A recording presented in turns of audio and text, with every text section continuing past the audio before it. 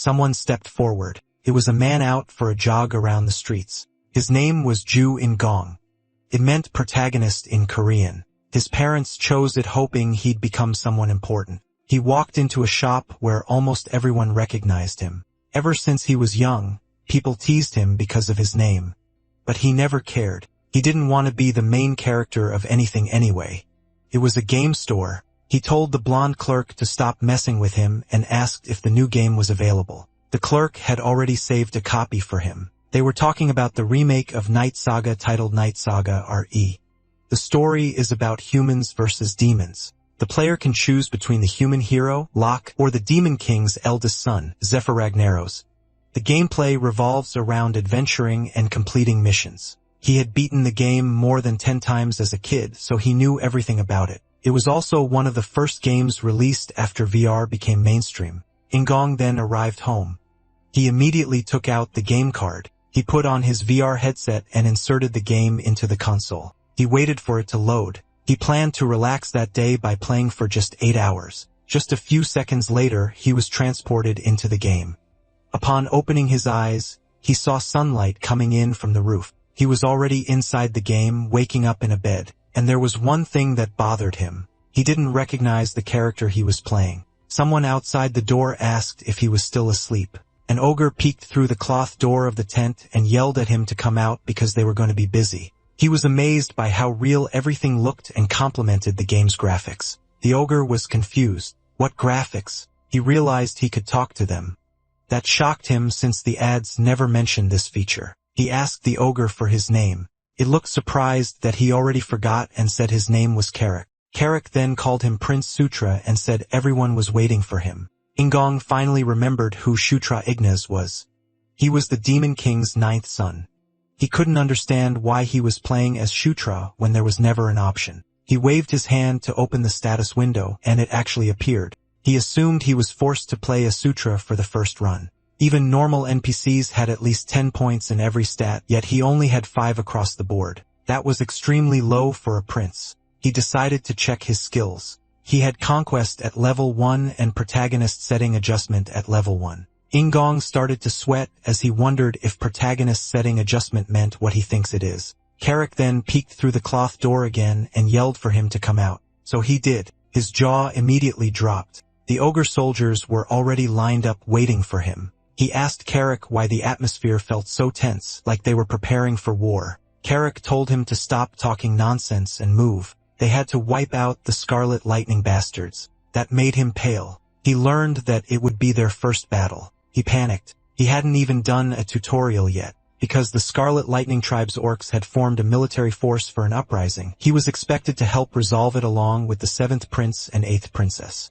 He was confused why they were only bringing 10 people to a war. Carrick told him he already explained yesterday and that it was just a patrol. Carrick then asked if he ate something weird because he was acting strange. Our MC opened a screen. Just as he expected, there was a mini-map. That made things much easier, so he decided to keep it open at all times. He then noticed a hidden path on the map and assumed it was some kind of event. Carrick checked his own map but said it would take too long if they used that route. He told Carrick to follow him since he knew a faster way, so everyone followed. They pushed through shrubs, then climbed a rocky mountain, as expected for a shortcut. Our MC already looked exhausted, but eventually, they reached a door hidden in the forest. It was made of stone with 2 handles. Still catching his breath, he heard Carrick ask how he even knew about this place and followed up with a question if he was a mage, but he just replied, as if. Then the ogre saw his pale face and asked if he's alright. Our MC didn't expect that a level 1 character would be that unfit. He told him to check if the doors would open first, but something made him stop and it made his body glow. His jaw dropped. Then the system informed him that he had just leveled up. He couldn't believe he leveled up just from walking. Plus, all his stats went up by 2, and he had 2 extra points. That was insane, he uttered. A noise then caught his attention. Carrick told him to hurry, so he went over, seeing that they had already opened the door. He had no idea what might be inside, but at least he wasn't going in alone. And more importantly, he had the protagonist's plot armor. The path ahead was dark. Carrick guessed the dwarves had dug the cave. In-gong was surprised. He thought they didn't have any. The ogre clarified that they didn't, but they used to exist. Our MC then asked if they moved out of the demonic realm or something, but Carrick had no clue. They all stopped when they saw a treasure chest and equipment scattered along the path. The ogres lit up with excitement at the sight of gold, then called the dwarves stupid for leaving their weapons behind. They picked everything up, even if it was heavy. Meanwhile, our MC fell into deep thought. The system told him his level, strength, and magic weren't enough to use any of those items. But Ingong decided to take them anyway. He'll look for a way to store them in his inventory. He tapped an item while thinking about taking it, then it vanished. Then it appeared in his inventory window. So he learned he only had to touch something and think about collecting it. Suddenly, he saw something on the map. He shouted for everyone to back away. When they turned toward him, they failed to notice the wall ahead cracking open. Then it exploded. One ogre was down, and an orc stepped out. These orcs were led by the Scarlet Lightning Tribe's general, Kai-chan. They had been waiting for them to come this way. The orcs immediately charged. The ogres were slaughtered. They fought back as hard as they could. Our MC, however, was frozen on the spot. He wondered what to do and started to consider stealing kills to gain experience. So he quietly approached an orc locked in combat with an ogre and struck it only for his sword to shatter. He was speechless. The orc turned and snarled at him. He ran for his life with the orc chasing after him. He then tripped and fell flat on the ground. His health dropped to 1/15 while his magic stayed at 5/5. No more moves to play at this point. He just screamed as the orc approached him, but an ogre blocked the attack. He was relieved to see Carrick, who asked what the F was he doing and told him to move immediately. Carrick and the orc continued clashing swords. Ingong's hands were still shaking. He then reminded himself that it was only a game. He decided he'd had enough for the day. It was too terrifying. He opened the system panel, which showed his stats. He kept checking. It also showed his skills, or rather, it showed nothing. Then he felt something was wrong. There was no option to end the game. That's when he realized he might actually be trapped. Everyone else was fighting when Kai-chan started moving toward him. Kai-chan lifted several stones into the air and shot them straight at RMC. Ingong, of course, didn't want to die here, but the stones struck him in multiple places. Pain shot through his body. Then an explosion followed. He was barely conscious, gasping for air. Through his blurry vision, he saw Kai-chan approaching. The last thing he saw was Kai-chan's blade coming down on him. His health dropped to 0/15. Shutra's consciousness entered an empty space. He had no idea where that was. The last thing he could remember was being taken down by the orcs. He became horrified when he thought that he died. Suddenly, a golden light appeared. Then someone spoke to him saying that he was the fated existence of that place. A woman appeared and told him to conquer, enslave, and then rule. He was confused, and then the woman disappeared. Meanwhile, on the battlefield, ogres were being overpowered by the orcs. Kai-chan struts back to the main force. He didn't expect them to come there with such a small number. They were either ignorant or just stupid. He told his army that there was no need to waste time and kill them all. He noticed something that seemed like an awakening. To his surprise, it was Shutra. Shutra's body was exuding a golden light. He was also informed that telekinesis level 1 has been acquired. He had no idea when he had learned it. Something caught his attention. He had a subclass called Knight of Conquest level 1. Kai-chan immediately commanded his army to kill the bastard. Karkin saw the prince, and he ordered everyone to protect the prince. He emphasized that the prince must not be harmed. Shutra watches them fight, and then he checked his screen. He knew that Knight of Conquest wasn't one of the classes available under Knights, so he was confused why he had it. He emits powerful energy from his body. Felt familiar to him, like he had known it all along. The spells kept echoing in his head. He looked determined now. He started the incantation by saying, "The power of conquest shall be the power of a king under the king's banner." He struck the ogres with a powerful golden light. Under the king's banner was a level 11 conquest skill that provides buff effects to allies within a designated area. The ogres cheered. They felt the strength overflowing. They got motivated to sweep up all those enemies. They used their fists to fight. They kept going and had taken down the orcs one after another. Kai-chan was rattled that they suddenly got stronger. He thinks it was absurd. Then he noticed Shutra and realized that he was the source. He attacked him to make him stop, but Shutra didn't budge from his position. Carrick destroyed the incoming stones that were about to hit him. They looked quite pleased with their teamwork. He buffed Carrick and made him charge towards Kai-chan. Kai-chan got terrified. He didn't have the chance to evade. Carrick beheaded him in one clean cut. The morale of the orc army went down, and they started to run away. The ogres didn't let any single one of them escape. The system notified Shutra that the general's merits were for the king. He also received several notifications that he leveled up. He was so happy. Carrick noticed him, and then he wondered what exactly was the strength that he received. It also made him happy. Then he turned his attention to the prince, and he thought that the prince was the cause. They went back to their camp. Putra was in his tent, and he was stressed out because the logout button wasn't on the menu.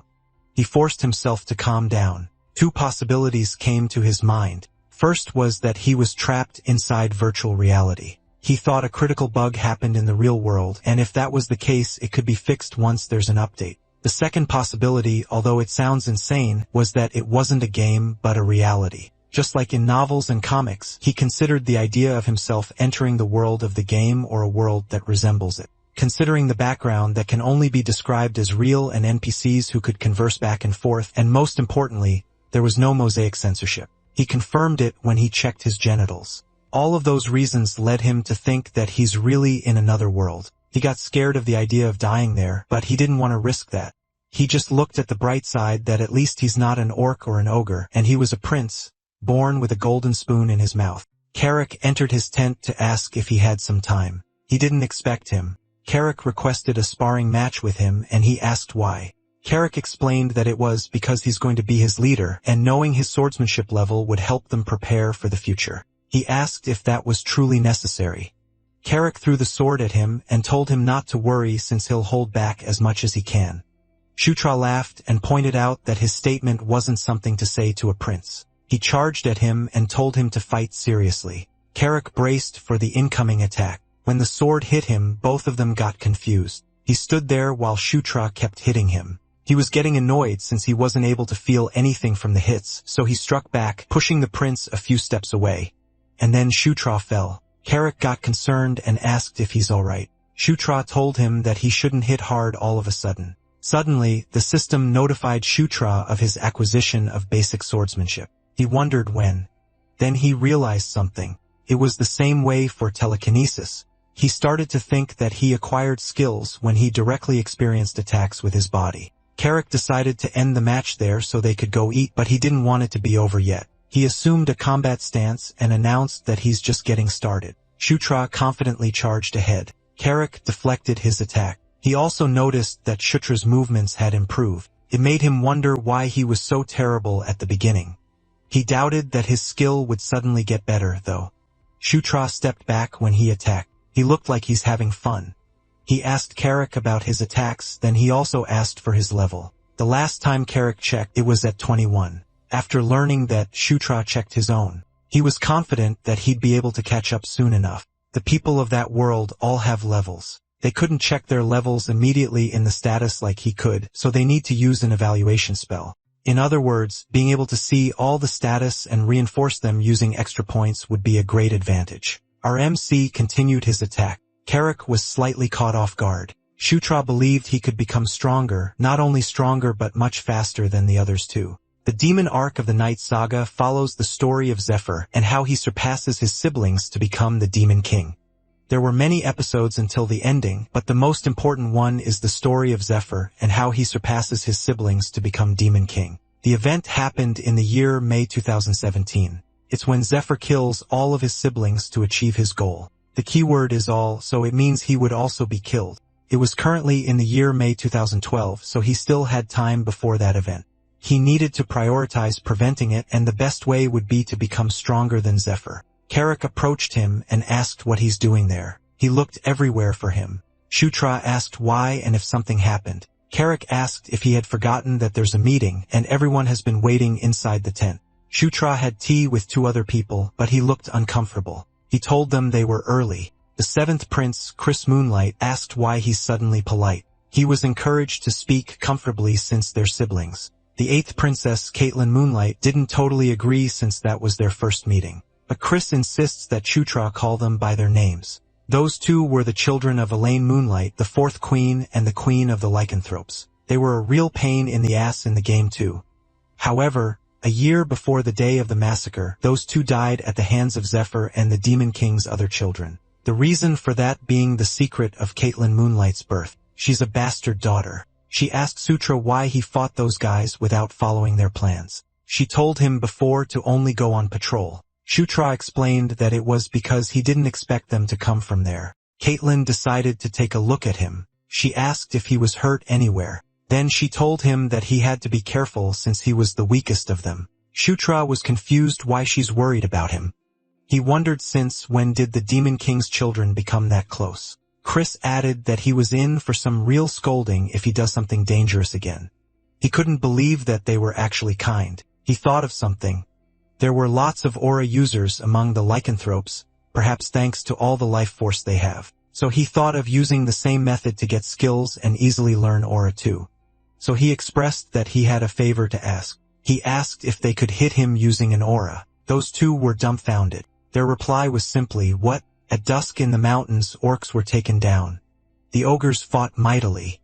Then a large ogre came charging. The small ogres behind him cheered. In one strike, several orcs were instantly killed. One enemy attempted to slash this large ogre, so he got a scratch on his arm. He glared at the enemy, making that enemy scared, and then he hit him. The enemy's body scattered. Then he yelled at his army to kill them all. He promised to reward the one who gets the most kills. That made everyone excited, so they fought as hard as they could. Meanwhile, Shutra's consciousness was transferred into a void. She saw the goddess-looking woman, and there were more people with her. He asked who they were since he doesn't seem to recall those characters in Night Saga.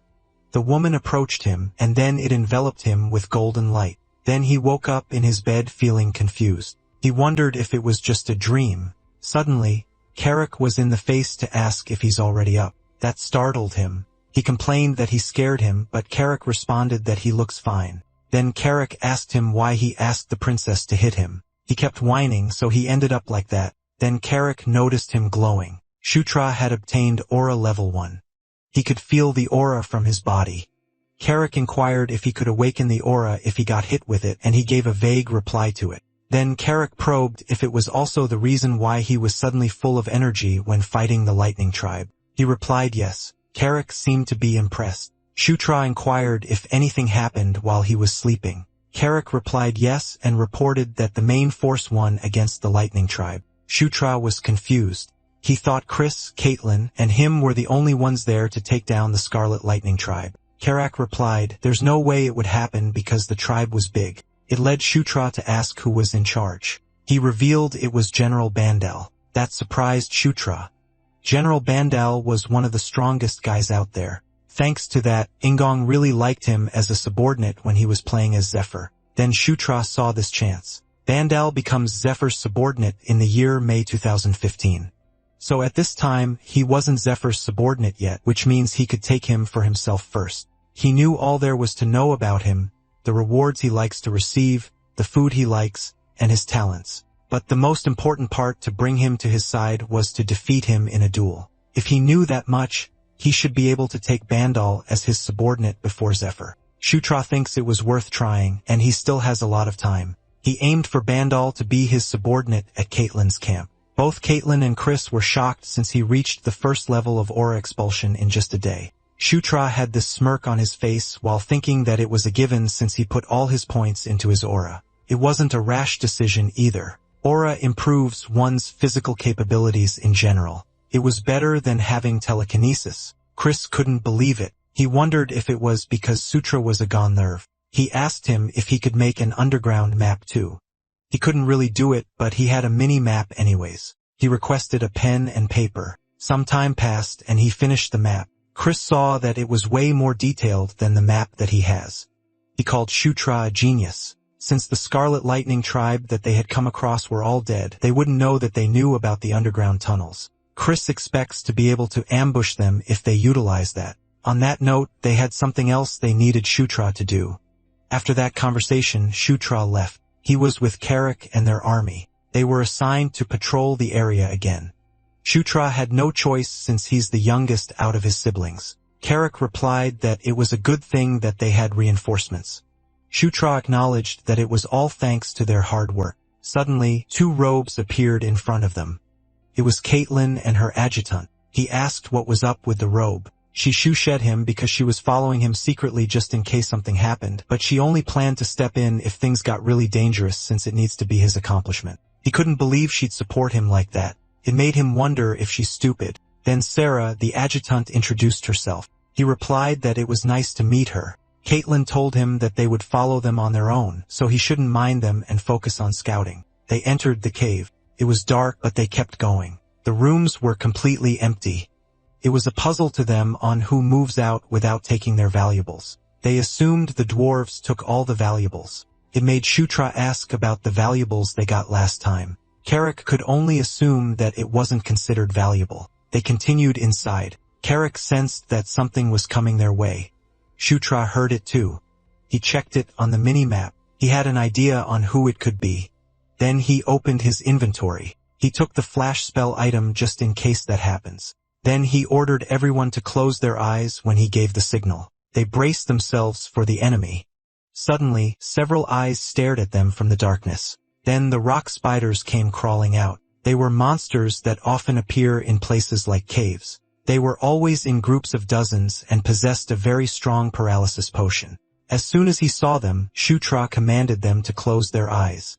He threw the potion in the air and the vial shattered. It illuminated the tunnel. The stone spiders were blinded. Stone spiders were rendered useless if they were exposed to light because they live in the dark. He commanded them to attack and kill all the spiders. The ogres charged. They punched the spiders and overpowered them.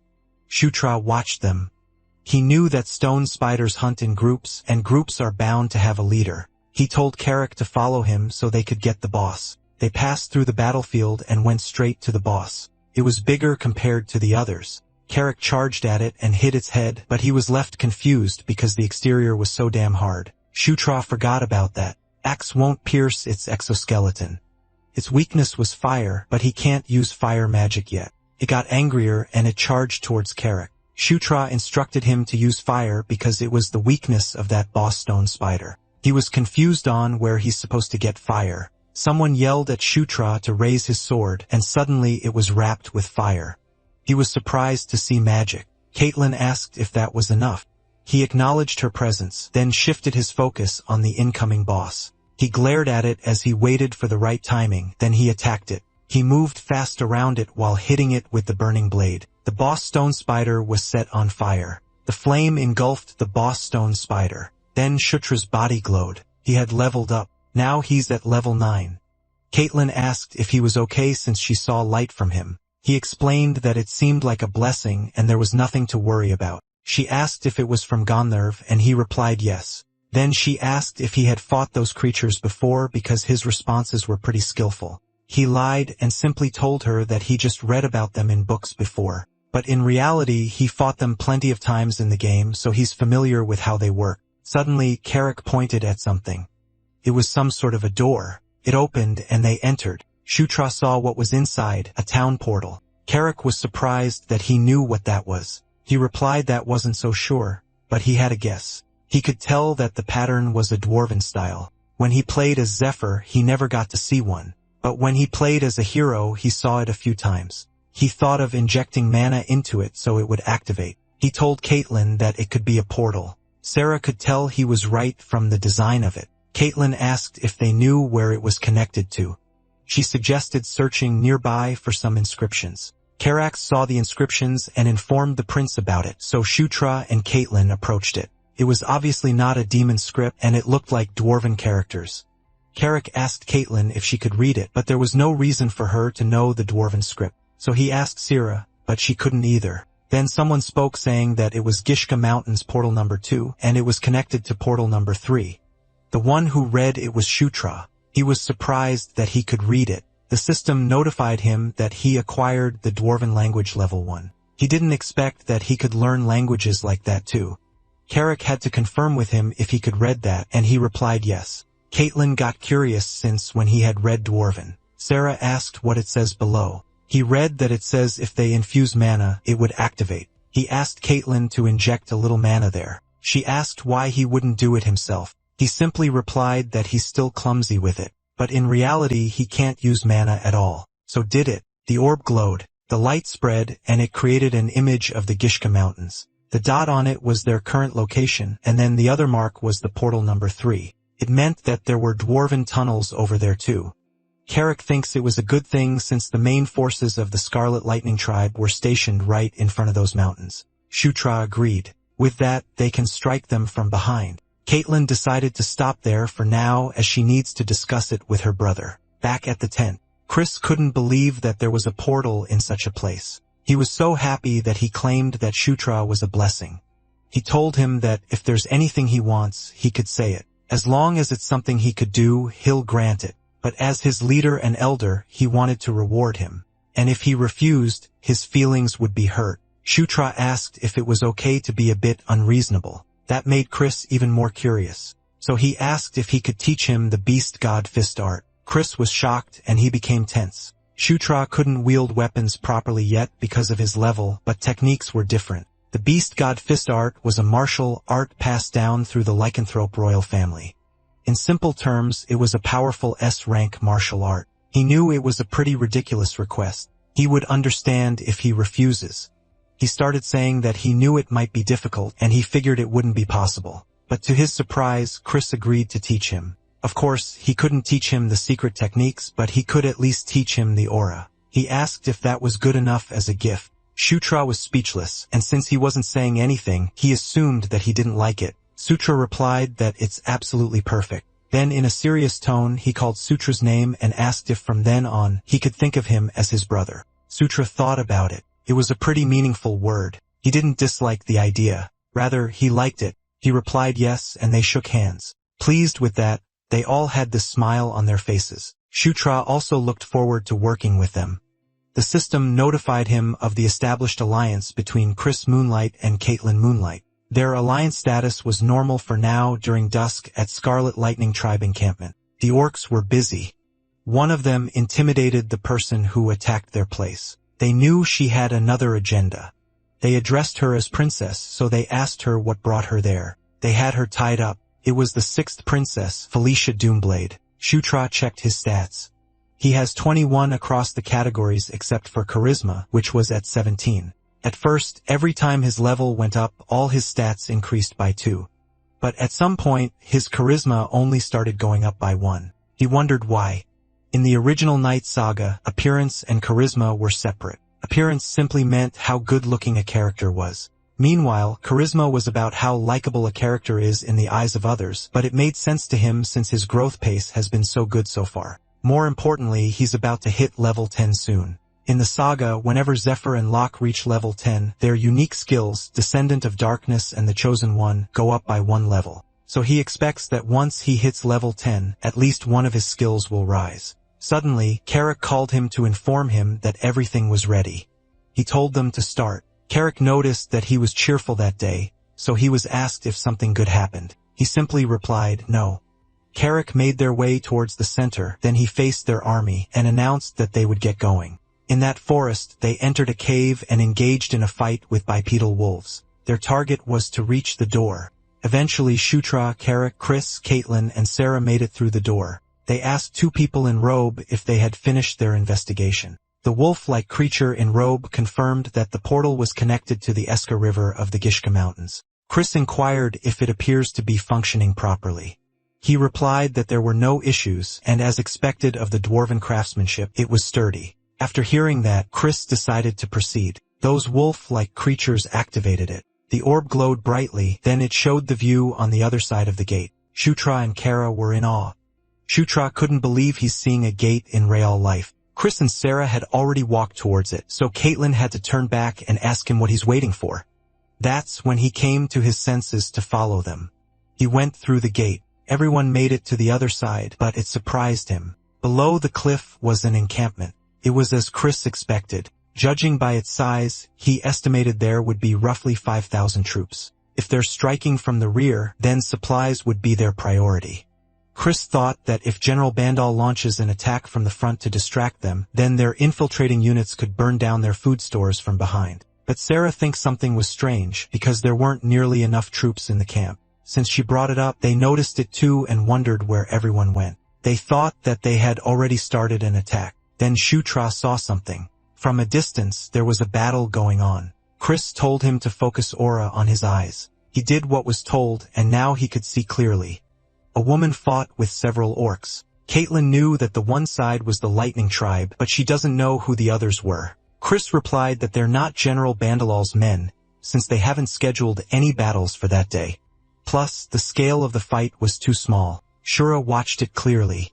She saw brown-skinned women with silver hair and long ears. He thought they were dark elves. Caitlin had to clarify what he said, so he explained that the other side had a smaller build and they were riding Dracos. Then Chris saw that they were retreating. He wondered if their commander fell since they're retreating at an incredible speed. Carrick asked what was going on. He wondered if the fight was over. Shutra was curious why the dark elves were there. At sunset, they went back to their camp and they talked to General Bandal through a screen. He had heard that they found the dwarves' portal. He had high expectations from Chris. He asked how they knew that a portal would be there. Chris replied that he wasn't the one who found it and clarified that it was the 9th prince, Shutra. Shutra responded that he was just lucky. Deep inside, Shutra felt good to have seen General Bandal again. General Bandal told him that it's time that he's finally rewarded properly at the Demon King's castle. But before that, Chris asked if he knew anything about the small skirmish in front of the Lightning Tribe's camp. He replied that it was likely the Dark Elves. It seemed like they joined the battle on their own accord. Chris probed as to why they would do that. He wanted to know if they were not reinforcements from the Demon King's castle. General Bandal wasn't really sure aside from the fact that they planned to scout before joining, but things went wrong. Then he brought up that they had a bigger issue. The leader of the Dark Elves' independent unit was captured by the Scarlet Lightning Tribe. Chris asked if the skirmish was because of that. Shutra asked who was the commander of that independent unit. General Bandal replied that it's someone he knew well and revealed that it was the 6th princess, Felicia Doomblade, their sister. They were surprised to hear that. The 6th princess, Felicia Doomblade. She was the daughter of Sylvia Doomblade, the 3rd queen and princess of the Dark Elves, and the twin sister of the 5th prince, Sylvan Doomblade. In the game, Felicia and Sylvian both belonged to the faction of the 4th princess, Anastasia Necreon. That's why Shutra's impression of her was always as an enemy. He wondered why Felicia was showing up there. One of his theories was that she's interfering in order to claim merit. Chris asked if those Scarlet Lightning bastards even realized that the Dark Elf was Felicia. General Bandal replied that they haven't been able to confirm that yet. Chris asked what they planned to do from there. General Bandal replied that if they could save her, then they'll do that. Chris asked if there would be no negotiations, and General Bandal replied that if they made the first move, they could at least talk, but he had no intention of bowing down first. General Bandal told them that he's going to gather more information from their side, and if anything happens, he'll contact him. And then he's gone. Chris expressed that their oh-so-brilliant older sister had become a prisoner. Caitlin replied that if she was still alive, then they'd have to save her. Chris responded that it would be nice, but he knew it wasn't going to be easy. If they try to rescue her, they could end up suffering losses themselves. But Caitlin insists that they have to save her because she's their sister. Chris pondered about it. He knew that, but he couldn't just readily agree. Shutra noticed his behavior at their camp. Chris discussed their simple plan. When General Bandal lures the Scarlet Lightning Tribe's main force, they'll strike their encampment from behind. After that, he'll charge straight into the center of their base and cause as much chaos as he could. He assigned Caitlin and Shutra to lead their own squad and carry out the mission. Shutra clarified if what he meant by mission was to rescue their sister. He replied yes, and after that, they'll burn their food storage and armory first, and then they'll rescue Felicia. But if it becomes too dangerous, he wants them to retreat immediately. They couldn't afford to lose more lives just for Felicia. Caitlin didn't like that. Chris told her to be quiet and reminded her that he was a commander of a unit too. She insists that Felicia was family, so she couldn't accept him saying things like that, but he was firm that they can't allow Felicia's reckless actions jeopardize the whole operation. Shutra noticed it. Chris doesn't seem very intent on rescuing Felicia. He wondered if something happened between them. They carried out their plan that night. The warriors charged forward to annihilate those Scarlet Lightning bastards. Chris and his squad watches from the cliff. The encampment was still peaceful, but there were guards everywhere. He waited until some parts of the camp exploded and several orcs were caught up in it. Then General Bandal and his squad charges. He commanded them to kill them all. Meanwhile, Shutra's forces were stationed at the back. Carrick asked why they hadn't begun moving when the attack had already begun. Shutra told him to wait for the signal. The ogres aggressively charged at the orcs who were caught off guard. They overpowered them. While General Bandal oversees the battlefield, he was just observing. Eventually, he ordered everyone to retreat. Chris watched the chaos from the cliff, and when the time was right, he told everyone to get ready to move, and they would carry out the mission exactly as planned. Him and Caitlin charged together with their own squad. The Scarlet Lightning tribe was shocked. They were overpowered. Caitlin told Shutra to be careful, and he told her to do the same. While running, Shutra checked his mini-map, then he commanded them to move left and dash straight to the food storage. Carrick yelled to kill them all. He led the charge. A large orc was about to punch him. He couldn't defend. Fortunately, Shutra came to his aid and threw a dagger to the orc's head. Then Shutra had the skill dagger throwing at level 1. He can now throw daggers to strike his target. He was quite pleased with what he did. Carrick got curious about when he had learned to throw daggers. He simply replied that it was nothing special. But in reality, last night he just tossed daggers last night and somehow gained the skill. Carrick saw a tent that looked like the food storage. He asked if they should set it on fire. Shutra replied yes so they could continue the plan, but he wondered about Felicia. If she was locked up inside, she could get caught in the flames and even die. So he told Carrick that they have to find her first. Carrick asked how he planned to do that. He opened his mini-map. Felicia should register as a neutral NPC, so she should either be marked blue or purple. Then he saw it. He told Carrick the way.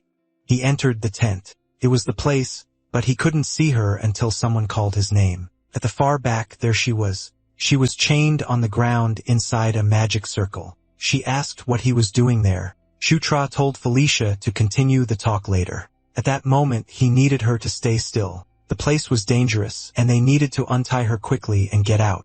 Deep inside, he was thinking that it would be useful if she gets indebted to her later. Felicia stayed quiet. They barely escaped. Shutra told her to hurry up so they could regroup with Chris and Caitlin. She was surprised that Chris and Caitlin came to rescue her. Shutra thinks it's obvious, so her question doesn't make sense. So he asked if they weren't supposed to come to rescue her. Since Shutra was removed from the power struggle, he might not have done something, and Felicia was about to reveal it to him. But Carrick informed them that the enemy had come swarming in.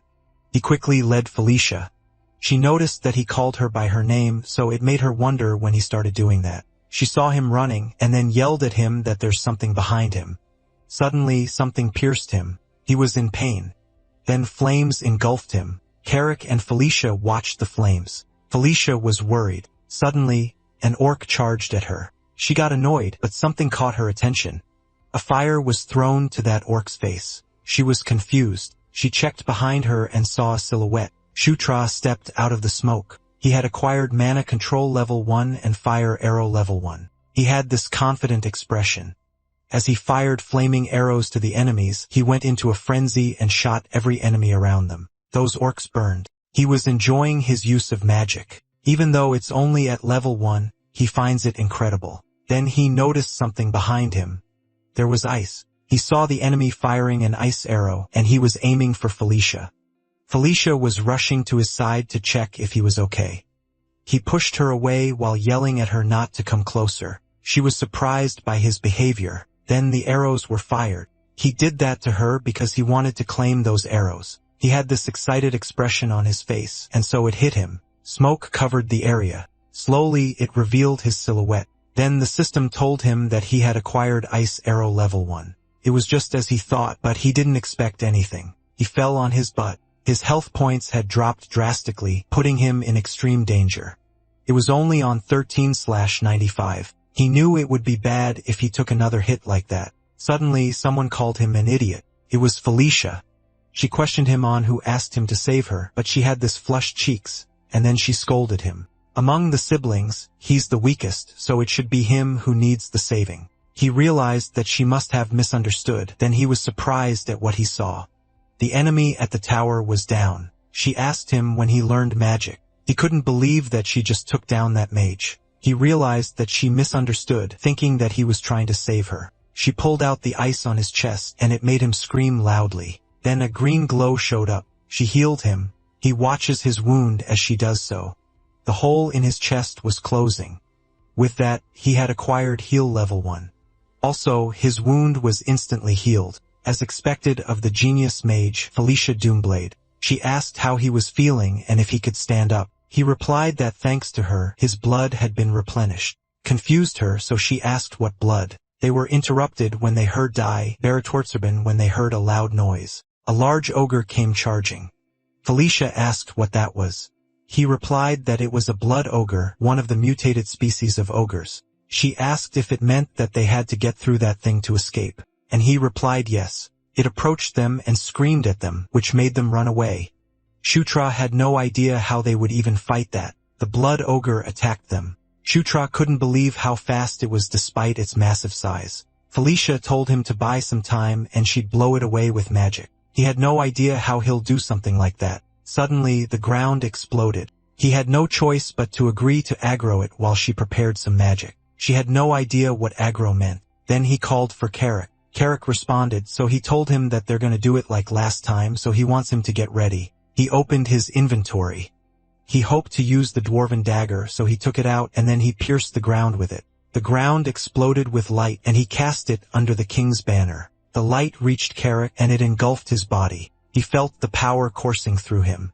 The blood ogre was caught off guard when Carrick charges towards it. The blood ogre was thrice Carrick's size, but he attacked it using his axe. His attacks were so heavy that the blood ogre got overwhelmed. He lifted his axe again and hit it on the stomach. The blood ogre groaned in pain. Meanwhile, a hologram of Felicia floats near the blood ogre, and then her main body ran towards it. Then she unleashed grease on the ground. The blood ogre slipped and fell hard. Carrick took this chance to attack. He knew it would be the end, so he unleashed all his power in his axe and hit it right at the center of its stomach. The blood ogre groaned loudly, and then it coughed blood. Shutra watched them defeat it. He was happy that they won. There were still other enemies left, but the most troublesome one had been taken care of. Suddenly, his body glowed, and the screen popped out. To notify him of his level increase, he reached level 10. The level of protagonist setting adjustment had also increased. He was amazed. Thanks to the effect of the protagonist setting adjustment level 2, a new passive skill has been added. He also looked forward to opening the gift box. He obtained Battlefield Protection Level 1, which brings the accuracy of projectile weapons aimed at the protagonist to decrease significantly. He called it the Stormtrooper effect. Everyone had seen it at least once. Bullets rain down in volleys, yet somehow every single one just barely misses the protagonist. With that skill, he could actually reproduce the protagonist's plot armor effect. The enemies came charging. Felicia asked what he was doing when the enemy was swarming at them. She got annoyed at those enemies, so she attacked them with wind whirl and rage. It blew the enemies away. Shutra watched it carefully. It looked like magic, but he knew it was not magic. He was certain that it was a spirit. He realized that, corrupted or not, a dark elf is still an elf. Felicia wasn't just a brilliant mage. She was born a spirit summoner. But then it made him curious if he could be hit with something like that too. He had this excited look on his face. The dark sky was illuminated. They all saw it. Carrick asked what that was. Shutra knew that yellow flare meant to retreat. Carrick wondered why. Shutra was curious what was happening. He wondered if it was because someone was in danger. Carrick asked him what he should do. He ordered him to take the troops and fall back because he had to go to Caitlin. Carrick wanted to come with him, but he told him to do just as he says since there might be a reason for the retreat order. Carrick wanted to insist, but Felicia volunteered to go with Shutra instead. She couldn't stand owing people, so she took this chance to repay her debt. Besides, she still had business with those pigs. Carrick had decided to follow the order and wait for the prince above. Shutra replied that he would see him in a bit. While Shutra and Felicia made their way to Caitlin, she asked why he needed to go to her. He just wanted to be safe since the sudden retreat order was suspicious. Felicia got worried that Caitlin got caught like her. He hoped not, so they could all go back together. She noticed how he's worried for Caitlin. He replied that it was only natural since she's his sister. But deep inside it was because of their alliance. She was suspicious, especially when he said only natural. Meanwhile, the orcs charged. Caitlin defeated some of them in just a single punch. Then behind her, she threw fireballs at those enemies. Then another group charged from the side. She stepped back to evade their attack. Then she took out her weapon, and with just one swing, she took them down. Felicia and Shutra watched from the side. It was as Felicia thought. Shutra realized there was nothing to be worried about after all. Caitlin saw Shutra, so she asked why he hasn't retreated yet. He replied that he came to save her, but it looked like there was no need. She got confused as to what he meant then. She saw Felicia. She jumped to hug her. She was so glad to see her safe. Felicia blushed too and replied that she just worried too much. Shutra noticed that they seemed close. Then he saw some movements on the minimap. The enemies were circling back, so they had to retreat at once. They let Shutra lead the way while they cover the rear at the portal. The army waited. Eventually, they made it out. All three of them, Shutra, Felicia, and Caitlin. Felicia asked Caitlin if it was true that it was Shutra who found the portal. Caitlin confirmed that and shared that he played a huge role in the operation. Felicia was amazed. It made her wonder when he had changed so much. While they were talking about him, he went to talk to Carrick. Chris saw that everyone made it back safely. Caitlin was happy to see his brother and happily presented Felicia, whom she brought back.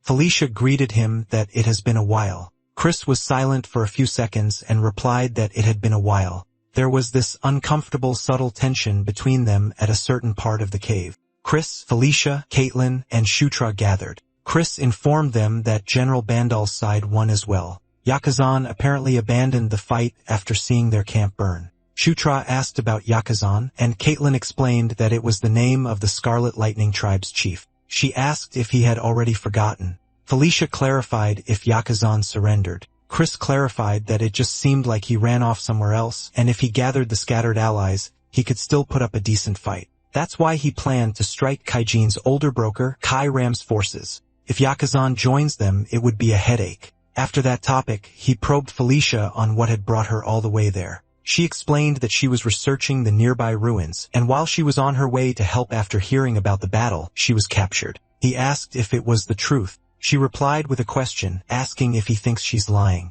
They glared at each other. Chris decided to drop the topic. Then he encouraged everyone to rest. The ogres had their meal while the others patched themselves up. Meanwhile, Sutra checked his own skills. Looking at it made him feel good, but the only one useful in combat was the aura. Suddenly, someone called him. It was Felicia. He saw that she changed clothes. She asked if she could come in. He asked what brought her there in that hour. She approached him and called his name. She grabbed his arm. It shocked him, even more so when she told him to take off his clothes.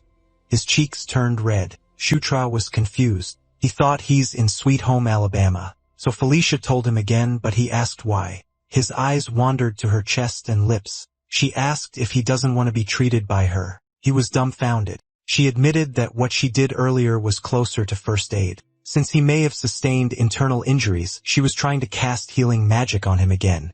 In his head, he was thinking how he got her there for a moment. She asked if there was a problem in his body since it gave off some light earlier. He replied that it was nothing since it just happened sometimes, and then he brought up that he had a request, and it was something only she could do.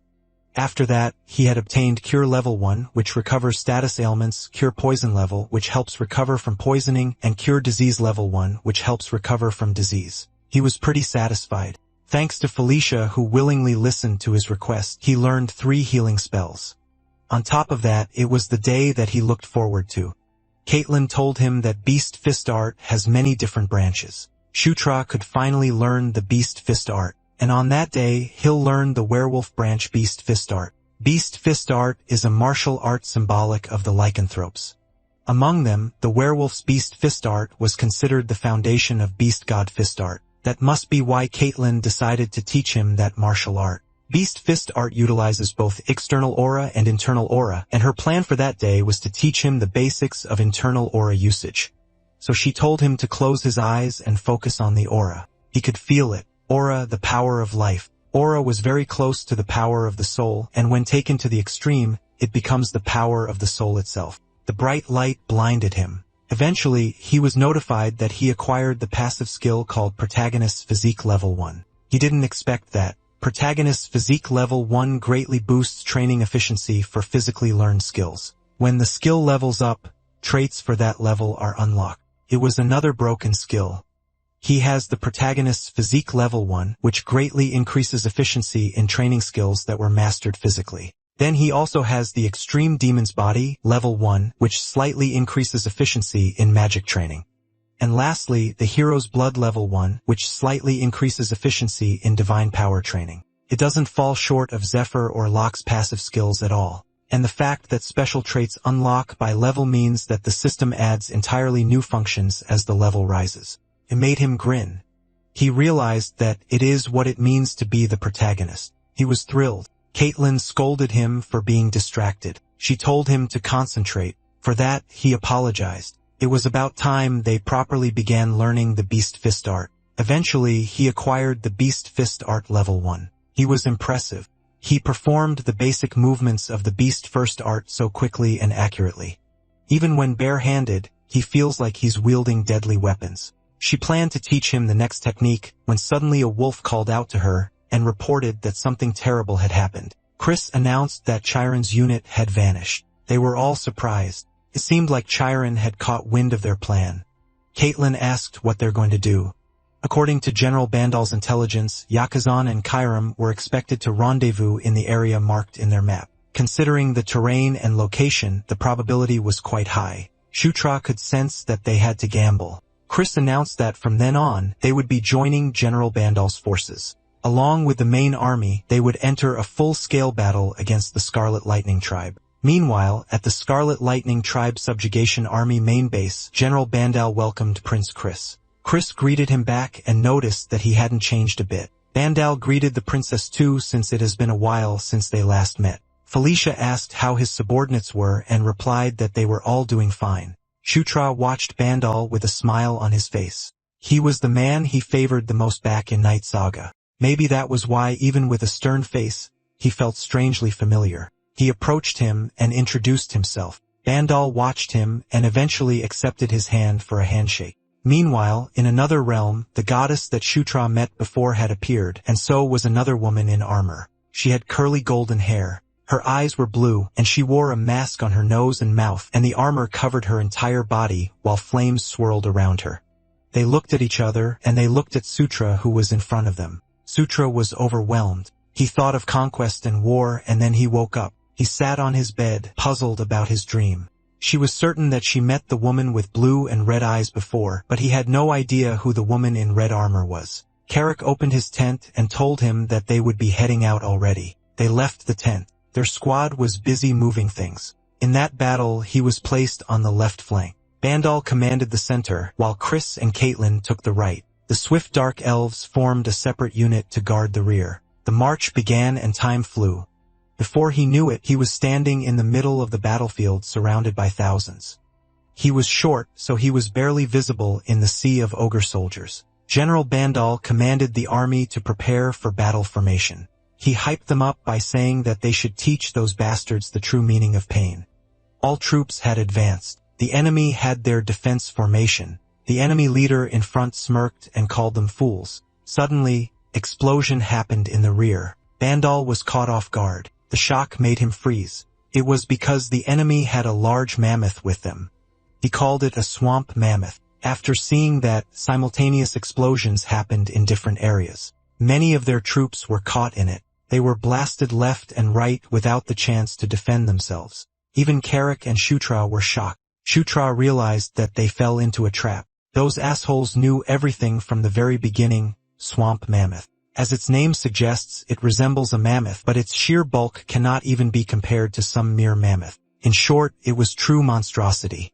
Aside from that, a crocodile foot had stepped out. Another set of troops appeared. They all glanced behind them and saw the lizard men. Chris was angry. They knew all this time and had been toying with them.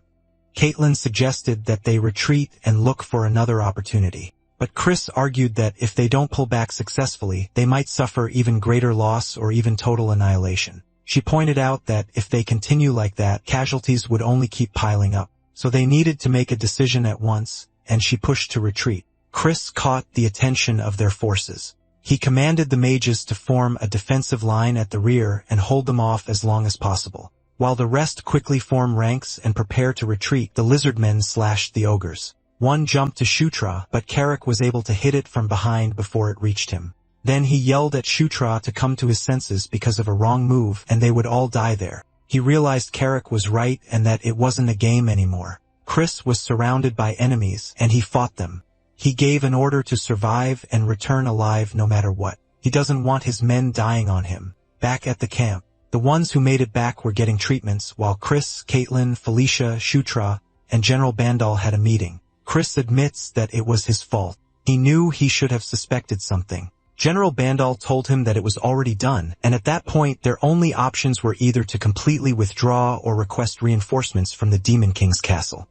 He agreed to that, especially when he could no longer let his subordinates be dragged towards death just because of his pointless pride. He was about to make a conclusion, but Felicia expressed that she had thought of something. She told them that the very reason she came to the area in the first place was because she was going to explore a ruin, and the destination of that exploration was at the end of the Gishka Mountains. Felicia may be an outstanding mage, but even in Night Saga, she wasn't a combat-oriented character.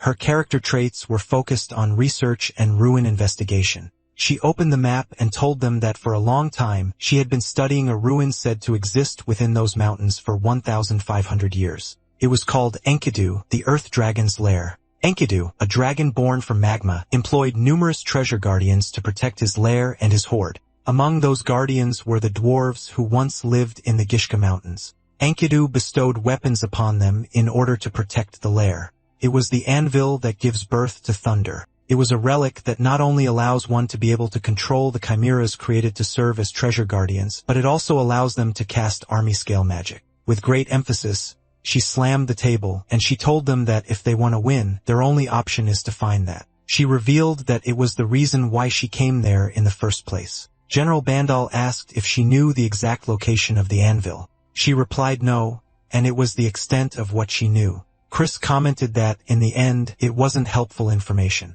They don't know when the enemy might attack again, so he couldn't risk everyone's lives on a foolish treasure hunt. The way he said it made her angry. But then, Sutra confirmed that the anvil that gives birth to the thunder was definitely there. Felicia was surprised with his statement. When he played as the hero Locke, he encountered it. But he just told them that he came across the related story while studying Dwarven runes. And also he put it out there that above all, he believes in Felicia. Her eyes widened when she heard that. She was touched. But to him, it was just an opportunity to earn some points.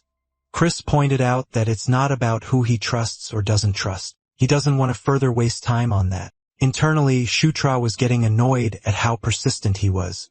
Shutra insists that even among the Gandharv tribe, there's a similar legend passed down about the place. He told them that there's a high chance that the entrance to the ruins was nearby. He was certain that, if he went to scout the area, he would be able to find it. He also promised to take responsibility for everything that happens if he fails. So with a firm tone, he told Chris to trust him even once. Since Chris was persistent, he decided to go full throttle too. That night, they rode Phantom Steed, a horse that Felicia summoned who could fly in the sky. Felicia, Caitlin, Shutra, Carrick, and 2 other soldiers went. Shutra was glad to have succeeded in setting out to find the anvil. He was thinking of what was left to do when Carrick screamed. He was scared of riding that Phantom Steed, so he told the prince to hold on tight or he might fall off. Shutra assured him that he would be fine. He was confident that he wouldn't fall because when he played Zephr, he rode it all the time. He checked the mini-map.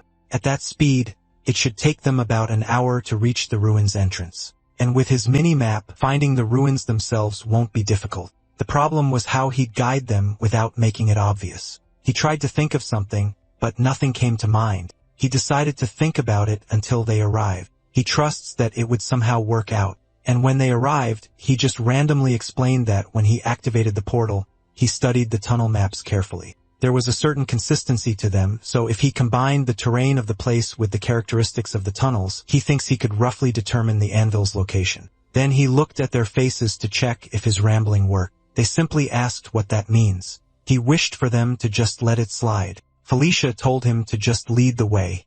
She told him that she understood all that so he could just take the lead. He didn't expect that his bluff would actually be convincing. He led the way.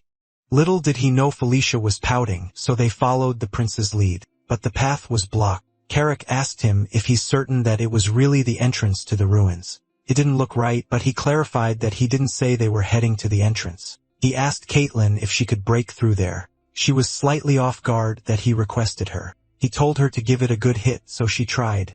Felicia had deduced that the anvil that gives birth to thunder could be inside the cliff. Zephr explained that in his calculations, if they broke through there, they wouldn't have to deal with the dungeon guardians. So he told Caitlin to break the wall. Felicia couldn't believe him. She called him an idiot for expecting her to smash that with her fist. She asked if he thinks Caitlin was some kind of siege weapon, but he couldn't think of a way to break through. Felicia created a swirl of wind in her hand. She shared that ruin explorers always have a sub-major in destruction and explosives. Then she threw the wind to the cliff. Part of the cliff caved in and it exploded, and there she created an entrance. She couldn't believe it. They found the relic quickly. She asked if the half-dome is where the anvil was. Zephr suspected that it's the final safeguard, and inside lies the anvil. Carrick asked if they just had to break it. He replied that they couldn't just recklessly break it. If they do, the anvil inside could be damaged. He looked for the mechanism to open it. Felicia observed him. Then the statues on the side caught her attention. She thinks it was strange. Out of the 9, 3 were holding weapons and 6 were not. Caitlin noticed that too and suggested that they give weapons to the remaining statues. Felicia doesn't think it's that simple. Since the weapons those statues were holding were dwarven-made, it means that the other statues likely need dwarven weapons too. They wondered where they would suddenly get 6 of those swords. Zephr told them that he happened to have 6 of them. He couldn't use them back then since his level wasn't high enough, so he stored it in his inventory. He never thought it would come handy like that.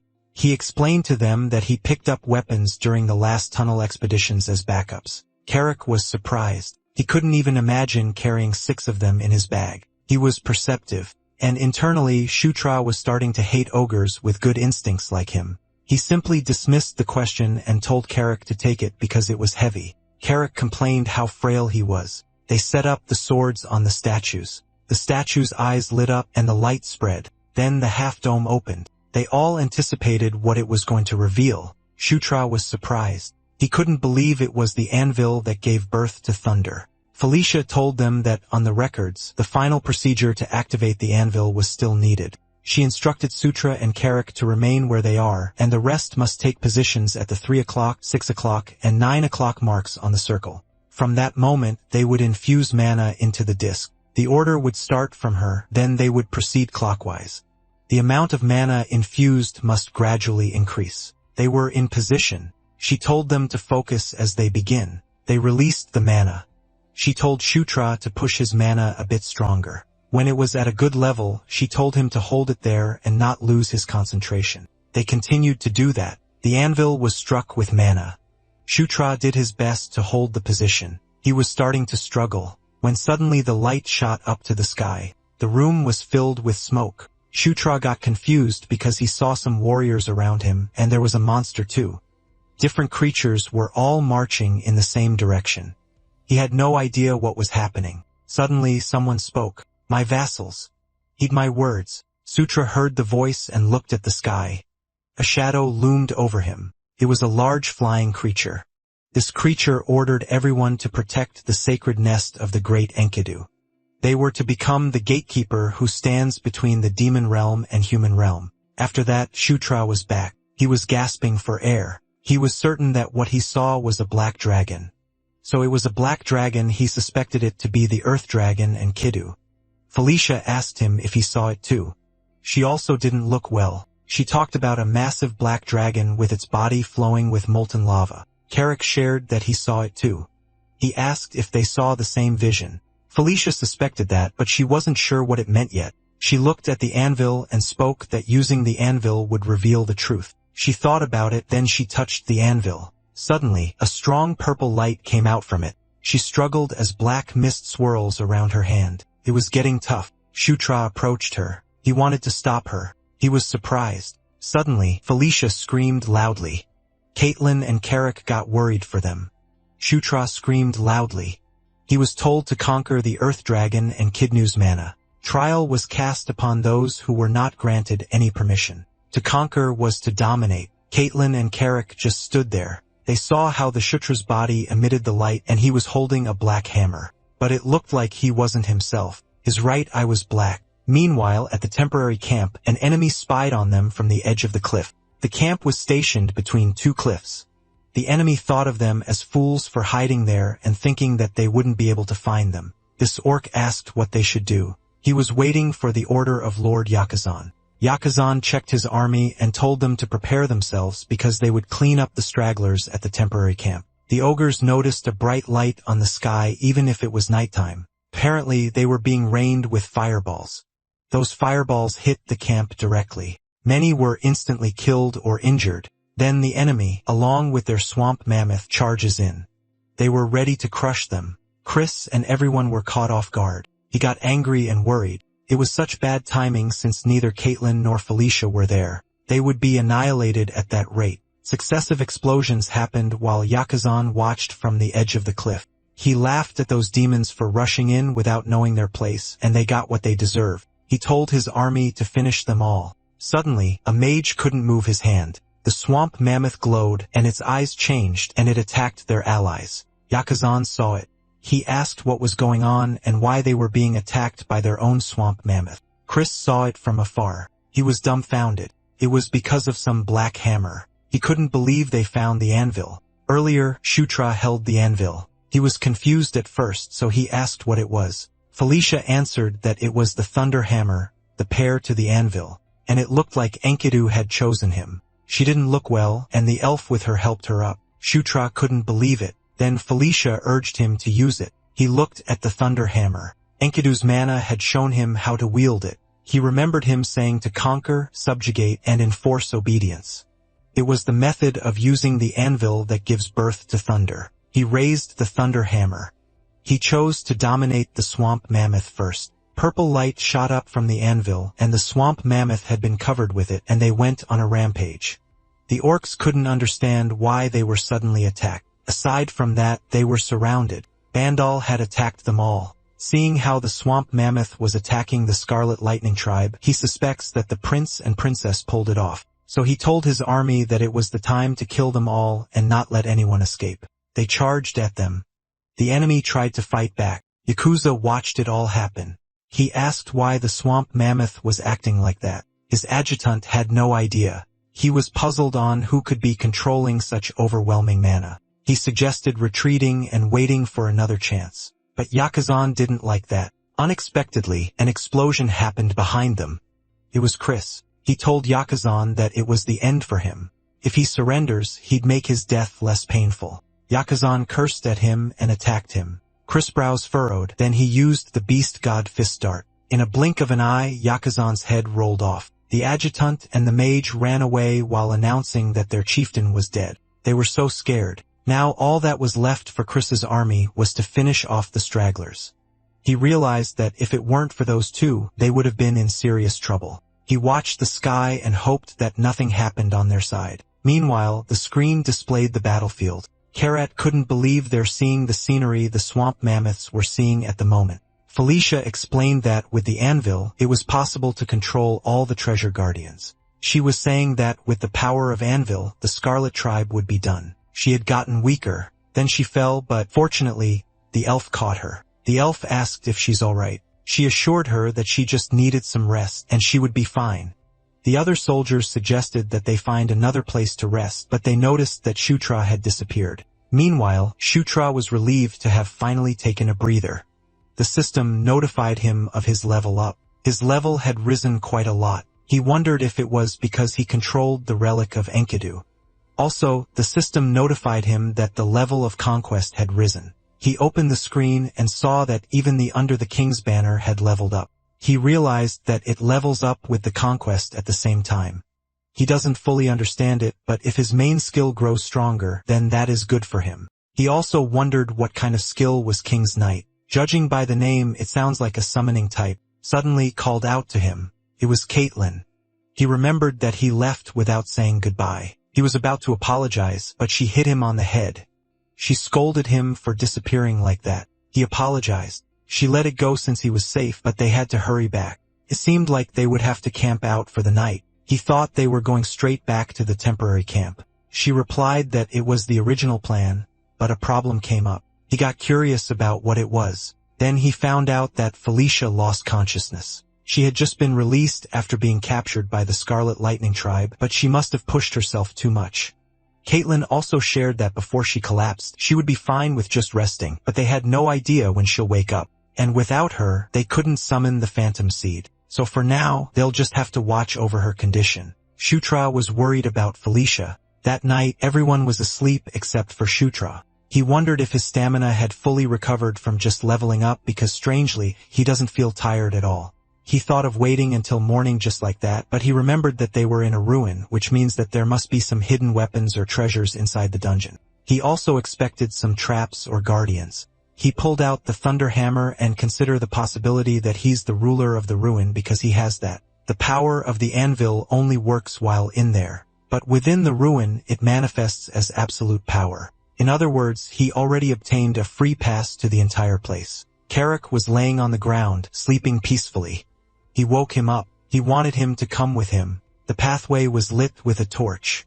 Carrick wondered if it was really okay to just barge in like that. He was worried that something would go wrong. Shutra stated that he's the ruler of the place, so there was nothing to worry about. He explained to Carrick that the place was a ruin, so there should have been good weapons there. Carrick agreed. He opened the door to a room. It made Carrick gasp. He saw an enormous monster. Shutra explained that it was just an arc golem and in the form of a griffin. Carrick had no idea, so he made him think of it as an extremely powerful monster. If they had just wandered in there blindly, they could have just died right there. Carrick told him to stop saying such unlucky things and hurry out. He was terrified of the presence of that giant thing. He would rather avoid fighting monsters like that if he could. Shutra teased him for being a coward. He clarified that he's not a coward, but instead, he's cautious. They reached another room. He got excited because it was full of treasure. He excitedly showed the prince an amazing piece of armor. Shutra replied that it looks good on him. He could feel a subtle mana from it, so he knew it was magic armor. He asked Carrick if he wanted it. Carrick got excited and asked if he could really have it. He replied yes, since it was way too big for him anyways. Carrick sincerely thanked him. Then he saw some gold coins. He wondered what those ancient gold coins were for. He decided to store all the useful things inside his inventory. He also instructed Carrick to grab everything he could. He noticed the treasure chest. He got curious and opened it, but he got alarmed. A door had opened. It was a hidden space. Totally made him excited. He was looking forward to what was in there. He stepped inside, and after going through the passage, a wide chamber appeared. And then someone called him. There was a mana at the center, and he was familiar with it. Even though it was his first time seeing it, the name just surfaces on his head. Enkidu. It was Enkidu's gauntlet named Earthquaker. Shutra watched the gauntlet. It addressed him as the valiant knight of conquest. He approached it since it was calling out to him, and then he took it.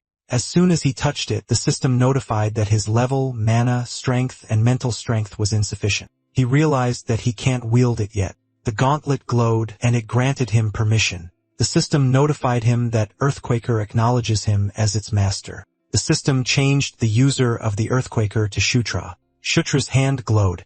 He felt pain when he wore it, but he was able to endure. He was glad that it acknowledged him as its master. His strength, mana, and endurance had increased by 10. He didn't expect his stats to go up that much just from equipping it. He could imagine what would happen once his level rises. He was quite pleased with it. It was a better item than he expected. Carrick then unexpectedly appeared behind him and asked what just happened. Our MC was startled. He asked him since when he had been there.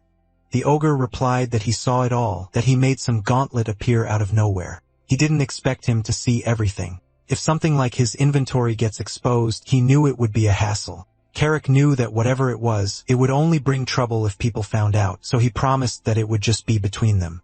He was confident to take the secret to his grave. Shutra was touched. Carrick told him that they should head back now that they had everything they needed. He expressed that the place feels eerie and gives him a bad feeling. He agreed that they should return. They passed through the room full of treasures, but something caught his eye, so he told Carrick to wait. The ogre asked what it was this time, then he pointed it at him, but Carrick had no idea what he's talking about. Shutra replied that the exact thing they needed was right over there. Later on, they made Felicia drink some potion.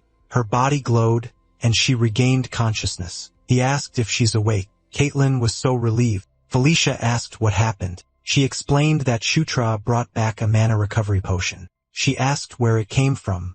So Shutra asked them if they had forgotten where they were. She knew they were in the ruins, and he reminded them that he's the ruler of the ruins. He encouraged her to rest, and once she woke up, her mana would be fully restored properly. Felicia thanked him. It seemed like he didn't hear her properly, so she said it again. But she looked embarrassed. At sunrise, Bandal exclaimed that they were finally back. He was happy to see them. He knew from the start that they would succeed. He acknowledged everyone's great work. Chris cleared his throat. Shutra noticed him. He started to say something. With flushed cheeks, he told Felicia that she had done an impressive job. Felicia arrogantly replied that it was nothing much. Shutra saw their heartwarming interaction and had this smirk on his face. Chris told them to get some rest while they handled the cleanup. Shutra was surprised to learn that it was not over yet. He explained that the remnants of the Scarlet Lightning tribe still remain. It would be completely settled within half a month at most. To Shutra, it means that they would get vacation for half a month. But Caitlin responded, "Vacation my ass." She whispered to him, and it made him blush. With flushed cheeks, she told him that he still has something to do with her. It was a bright sunny day, and Shutra was getting hit by Caitlin's fist. She reminded him that if he doesn't pull himself together, he'll suffer. So he should hurry up and get up, but at that point he could barely move from the pain. He was prepared for it, but it was seriously brutal training for the Beast Fist art. The something that Caitlin mentioned earlier was none other than Beast Fist art training. In the first 5 days, it felt like he did nothing but get beaten up. Only after a week did Caitlin's punches start to become visible to him, and so came the 11th day of training. He faced her. She noticed that he was starting to keep up quite well now. He replied that it was about time after all the beatings he had taken. He thinks that it was thanks to the daily special training that his Beast Fist art and aura levels had both reached level 5. At that point, Caitlin deemed that he should be ready to begin the Beast God Fist art. That got him excited. She expressed that she was impressed. She had never seen anyone learn that fast before. He had this big smile on his face after knowing that he could finally learn the secret techniques of the lycanthropes, the Beast God Fist art. From there on, she would teach him a new way to wield aura. She grabbed his hand and told him not to miss a thing and follow carefully. She asked if he got it. He replied yes. Their hands glowed, and instantly that blue light engulfed him. He could feel Caitlin's aura. It was guiding him. It was similar to Beast Fist art, but also different. He could feel the depth of aura more and more. Aura, the force of life itself. When pushed to the extreme, it becomes akin to the power of the soul. While his consciousness drifted, he thought about conquest, which was to conquer and force obedience, a ferocious domineering power. It was like he's underwater. He wondered if that was the true aura. The light engulfing them intensified. Then the system informed him that the level of Beast Fist art and aura had increased. She was amazed. He was able to do it. The aura covered his hands, and the system notified him that he acquired Beast God Fist art level 1. He thought about the Beast God Fist art and Earthquaker. He dispersed the aura from his hand, and the impact created a gush of wind and made a dent on the ground. His level had increased to level 14. He claimed that it was the time it truly began. He didn't notice that someone was spying on them. It was Bandal. He had this pleased expression on his face. The next morning, Shutra and Caitlin were eating breakfast together. He had something to ask about Felicia. He asked why things are like that between her and Chris. In his perspective, Felicia was supposed to be a key ally he needed to bring to his side just like Chris. But if their relationship was strained, it could be a problem. He noticed that they weren't on bad terms, but they were distant. She told him that it's not like there was some direct incident between them. She wasn't so certain, but she thinks it has something to do between Chris and Sylvan. Shutra said that name, and Caitlin scolded him that even if he wasn't there, he shouldn't throw his name around so lightly. He apologized and explained that he was just a little surprised. Felicia's twin brother, Sylvan Doomblade. He was a pretty troublesome opponent when he played as Zephr. He asked if there was some problem between Chris and Sylvan, but Chris suddenly entered the tent. They were startled. Caitlin asked him what was going on since he's early. He told them to pack their things because the matter wrapped up quicker than expected, so they were going to leave in the afternoon. Shutra asked where they were going. Chris couldn't believe he's seriously asking that. He told them that if the matters were done, they need to report it. Bandal shook the hand of Shutra while acknowledging the hard world of the prince and princess this time, and he told the 9th prince that he looks forward to meeting him again. Shutra replied that he'd be waiting too. Chris asked them if they're ready to head out, and he replied yes. They were off to the Demon King's castle. Meanwhile, at the castle, it looked eerie. There was someone on the throne. He was huge and was wearing full armor. The journey of returning to the Demon King's castle was fairly simple. First, they moved to the teleportation circle capable of long-distance spatial leaps, and then they used transfer magic to return directly to the Demon King's castle. The estimated time to reach the nearest teleportation circle was 3 days. It was a journey that did not consider stopping at inns at all. In other words, another night of camping under the open sky was confirmed. They would be arriving at the Demon King's castle tomorrow, and Shutra felt nervous about it. Currently, the Demon King's castle is divided into 3 main factions: the Second Prince, Zephr Ragnaros, the Demon King's second son and his worst enemy. Then there was the First Prince Baikal Raganros, and the Fourth Princess Anastasia Nekrion. In the struggle for the throne, the order of birth meant nothing. The one who accumulated greater achievements and demonstrated superior ability was always placed at the top. That was the structure. Among them, Baikal and Zephr were full-blooded brothers, and their abilities were nearly equal. They inherited the blood of their mother's side, the Draconian clan, and both held immense strength as a result. Still, if one had to be chosen as heir, the more moderate-natured eldest son, Baikal, would probably be the better choice. But Shutra knew that the choice had no meaning anyways, because after a certain day, everything will change. That's why he had to prepare for everything that he could. First, he planned to raise his level until he can fully wield the Earthquaker and make maximum use of the new strength he gained, the King's Knight. He activated the skill and a Knight Order was created. Shutra thought that it was just another summoning type skill, but the system showed more details. He's the Knight Commander, and he had 0/2 members. There was no Knight in training. He had the skills Knight Order level 1, and under that was the Knight's Blessing level, which increases the health points. On top of this was the special skill summon at level 1, wherein he could summon the Knight Commander. It was limited to once every 3 days. It was some sort of guild system. He was surprised at how broken the skill was. It was already good at level 1. He got excited on how good it would become later. Carrick finally found him. He scolded him for still being up instead of sleeping again. He nagged at him to sleep early if he wanted to leave early in the morning. Carrick wanted him to hurry up and come. He responded that he came at the perfect time. He invited him to try out an experiment with him. Carrick was startled. He asked what it was. Under the moonlight, he called him Mighty Ogre Warrior Carrick. He held his sword and then appointed Carrick as his knight. Carrick noticed his body glowed, and he felt strange. He felt that his loyalty towards him had risen. Carrick, at level 24, became a Knight Commander and a rank 1 soldier. Shutra's experiment worked, and he was so happy. Carrick couldn't understand why he's overflowing with strength, but he was pleased. Shutra asked him if he wanted to become the strongest ogre in the world. Out of excitement, Shutra mumbled on how he's going to raise him into the mightiest ogre emperor in Night Saga. Carrick looked at him with suspicious eyes and asked if he's feeling unwell or something. The next day, at a tower, Chris and the rest approached the teleportation device. He asked if they're ready. Shutra replied yes. They stepped inside the magic circle, and instantly, they were teleported. The light shot up to the sky, and when they reached the other side, Shutra felt like he was falling. He got scared. He was falling head first, but to this surprise, they arrived just fine. Caitlin asked if he's fine. He replied yes. Suddenly, someone called Felicia. They had been waiting for her. It was her attendants. She happily chatted with them.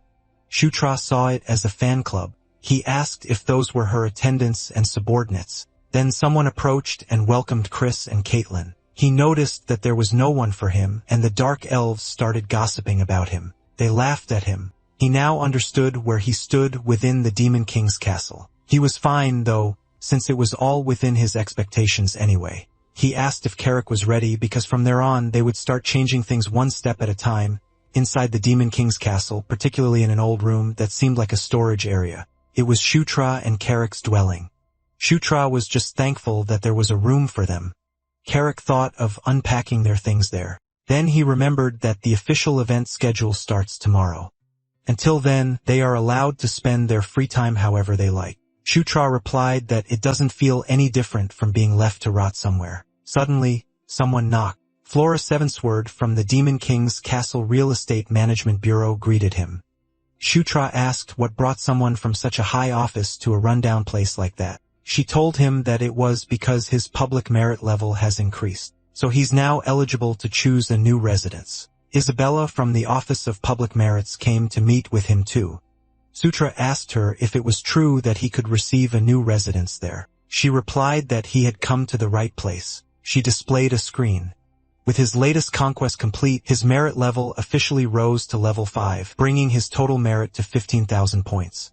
The system laid out his achievements one by one, uncovering the dwarves' hidden mine and its connected portal, crushing the Scarlet Lightning Tribe's chief and his elite unit, personally carrying out the execution, rescuing the 7th princess, Felicia Doomsblade, leading the frontal assault on the tribe's main stronghold, claiming the legendary Thunderbirth Envil, and finally placing the entire Scarlet Lightning Tribe under his rule. The rewards followed immediately. New sections of the Demon King's castle were now open to him, and his monthly stipend skyrocketed, jumping from a pitiful 5 gold to a staggering 500. He was the first prince to achieve that much on his very first mission. He asked her to show him the available residences right away later that day. Carrick's jaw dropped. He couldn't believe Shutra's new residence. Flora told them that they came earlier than expected. She told Shutra that it was an honor to serve him starting that day. Flora could be used as a butler and headmaid. She is a follower of Camilla, goddess of dreams and shadows.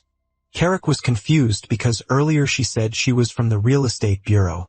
Shutra replied that he hired her using her merit points. It's something like a currency earned through accumulated achievements. He didn't explain further since there was no need for Carrick to learn all the details. Carrick commented that he had started talking nonsense lately. The next day they were dressed up. Carrick told Shutra that he kept getting the feeling of needing to pee. He wondered if it was just his nerves. It was gross, so Shutra told him to just go already.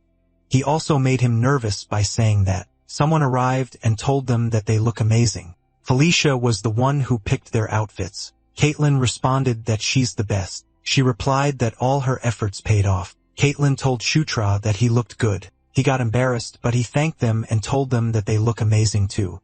It made those girls blush. Chris also arrived. He realized it was Shutra's first audience ceremony. He told him that he's the star for that day. He encouraged him to show himself to everyone in the Demon King's castle. He confidently replied yes. He knew that there were those people who would think that his achievements were simply luck. The vassals were in the room. Sutra was confident that everyone would soon have their eyes on him. The prince and princess entered the room. Sutra wanted everyone to look again at the worthless prince they once dismissed. They knelt in front of the Demon King who was sitting on the throne. Chris introduced himself and announced that he stood before the great ruler of the demon realm. Demon King Mitra watched them. He had golden eyes, brown hair, and beard. His facial features looked more human. His aide would now report the achievements of the prince and princess. Demon King Mitra was the father to all the children of the Demon Kings. Sutra had forgotten that he was the one being who must never be underestimated in the Demon King's castle. While he was kneeling in front, he felt immense pressure. Just standing before him was making his entire body crumble apart. The goddess reminded him to conquer. His heart glowed in a golden warm light. She told him that he's also a king, and she encouraged him to overcome the gaze, that suffocating pressure, and subdue it under his will. The golden light spread. He was told that it was the power of conquest. Sutra was able to look confidently and directly. Demon King Mitra saw him and called out his name.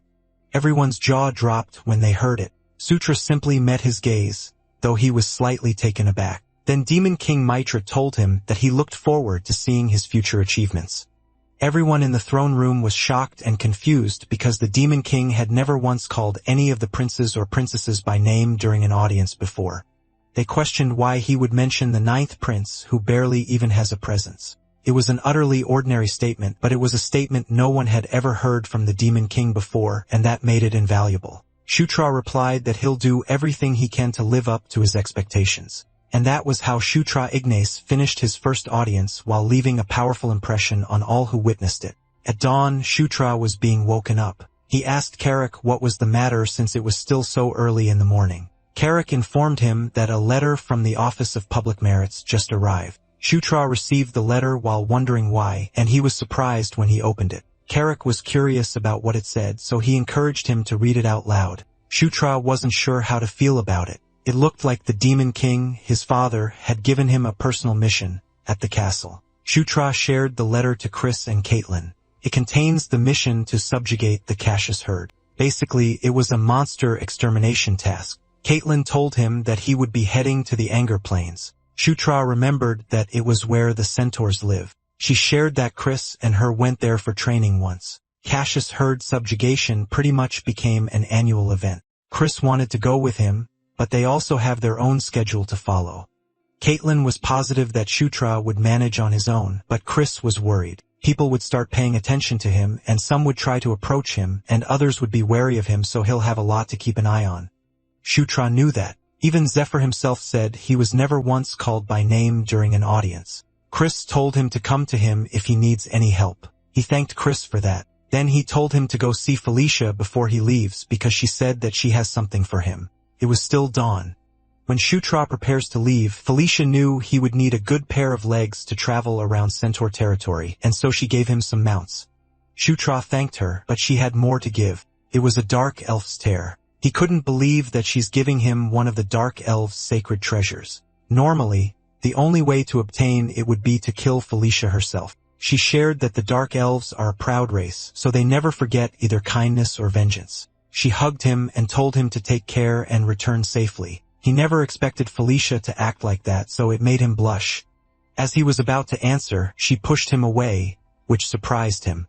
Apparently, she got embarrassed. She must have realized how awkward it looked. Shutra, Carrick, and the mounts hopped on the teleportation circle. He waved goodbye to Felicia and wished her good health until they saw each other again. And then he was gone. She simply replied okay as she watched him disappear. At Anger Plains, Shutra, Carrick, and the mounts appeared. Carrick had to confirm if they had arrived. Suddenly someone was behind them and greeted the ninth prince. She is Karma, the ranger assigned as his guide. He noticed that her upper body was of a human and the lower half was of a beast. He replied that it was nice to meet her. She answered that it was an honor for her. Given her appearance, he understood that she's from the satyr race, and they moved right away. They were moving fast. He and Carrick rode their mounts. She informed Shutra that it would take at least 2 days to reach the centaur settlement from there. She plans to travel with as few breaks as possible. Shutra had no problem with that. Then she inquired if there were no other soldiers. He explained that the mission came suddenly, so it was just the two of them for now. She replied that they have the centaurs on their side, so they won't be outnumbered. He figured that it would be a group fight, and in that case the real problem would be the weapons. Since it might end up like a mounted battle, he thought a spear would be best. A sound caught their attention. He asked what it was. Karma told him to wait while she checks it out. She dashed away. She stopped at the edge of the cliff and got nervous at what she saw. She wondered how the Cassius herd found them already. They looked ferocious as they chased a centaur. They growled loudly as they leapt towards him, and that spooked the centaur even more. But Shutra bumped into this Cassius to push it away, and it crashed. His mount eventually steadied its footing. The centaur was surprised to see him. The herd approaches him. It seemed like the welcome party came too early, but it didn't matter because he was itching for a fight too. His gauntlet glowed. Shutra dared those mutts to come at him. The centaur asked if he's the prince. One of those wolf-like creatures stepped forward and roared loudly, then it charged at them. Shutra realized that it was the boss. Karma and Carrick rushed towards him and asked if he's alright. Carrick scolded him for dashing like that since it's dangerous. He told them that he's fine and they just watch closely. He jumped away from his mount and towards the Cassius to do the beast god fist that he's been practicing all this time. His gauntlet exudes powerful energy. Again, the Cassius roared loudly.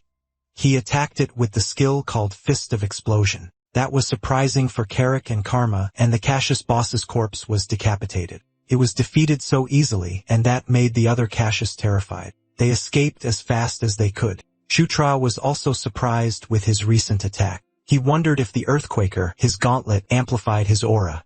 His attack was way more destructive than he expected. He was pleased when he realized that it was almost the same as Caitlin's strength. Karam praised him for blowing the head of a Cassius in one strike. He looked proud of himself. Then the centaur thanked him for saving him. He introduced himself as Swift Wind, a scout sent to escort him. From then on, he would guide him to the centaur settlement on the Engle Plains. Little did they know that the corpse they left behind started glowing. They reached the Engle Plains centaur settlement. There were 4 centaur tribes that dwell on the plains: the fierce wind, heavy rain, rough night, and raging flame. Among them, the Raging Flame tribe was the most powerful, and its chieftain also served as the High Chieftain, uniting the other tribes. Shutra was being welcomed. He met Savage Eyes, the High Chieftain of the Centaurs. To anyone who played Night Saga, the Demon Realm chapter, they would recognize that name since he's an unavoidable encounter, not as an ally, but as an enemy. Carrick whispered to Sutra about the deadly glare of the High Chieftain that lived up to his name. But Sutra knew his place as the 9th Prince. Savage Eyes glared at him, but he looked at him with fierce gaze as he demanded to hear the assessment of the current situation. They went inside the tent, and Savage Eyes revealed to him that the situation wasn't good. The Cassius herd, which should have been far north by then, had now come down south much earlier than usual for that year. So at the moment, the scouts were out observing the area, although some assumed that part of the Cassius herd may have just simply lost their way. In the game, Savage Eyes was an unrecruitable NPC, one that players could never ally with. Shutra was informed that in 3 days' time, the warriors of all 4 tribes would gather there, and once united, they could crush the beast no matter where they were. Shutra was hoping things would be different this time.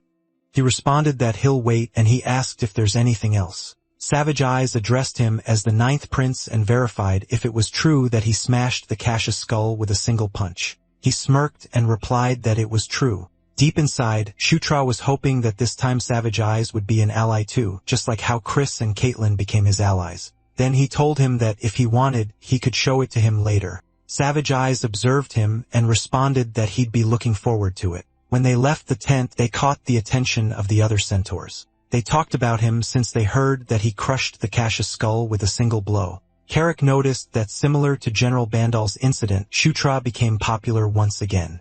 Shutra proudly replied that it was all thanks to his natural charm and virtue. Carrick was unimpressed and regretted saying that, and he encouraged him to get some rest. That night, Shutra was deep asleep.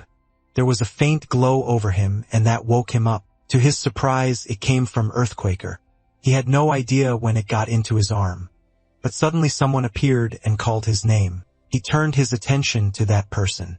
The green glow came from her. She expressed that she requires his assistance. He asked who she was. She explained that she's a fragment of the Watcher, Ankle, and she's called the Green Wind. Shutra was familiar with Green Wind. It's one of the nature spirits worshipped by centaurs and satyrs. In the lore of the Night Saga's world, the reason the Engle Plains stayed lush and green was because of the power of Green Wind. He was surprised when he was transported to the plains.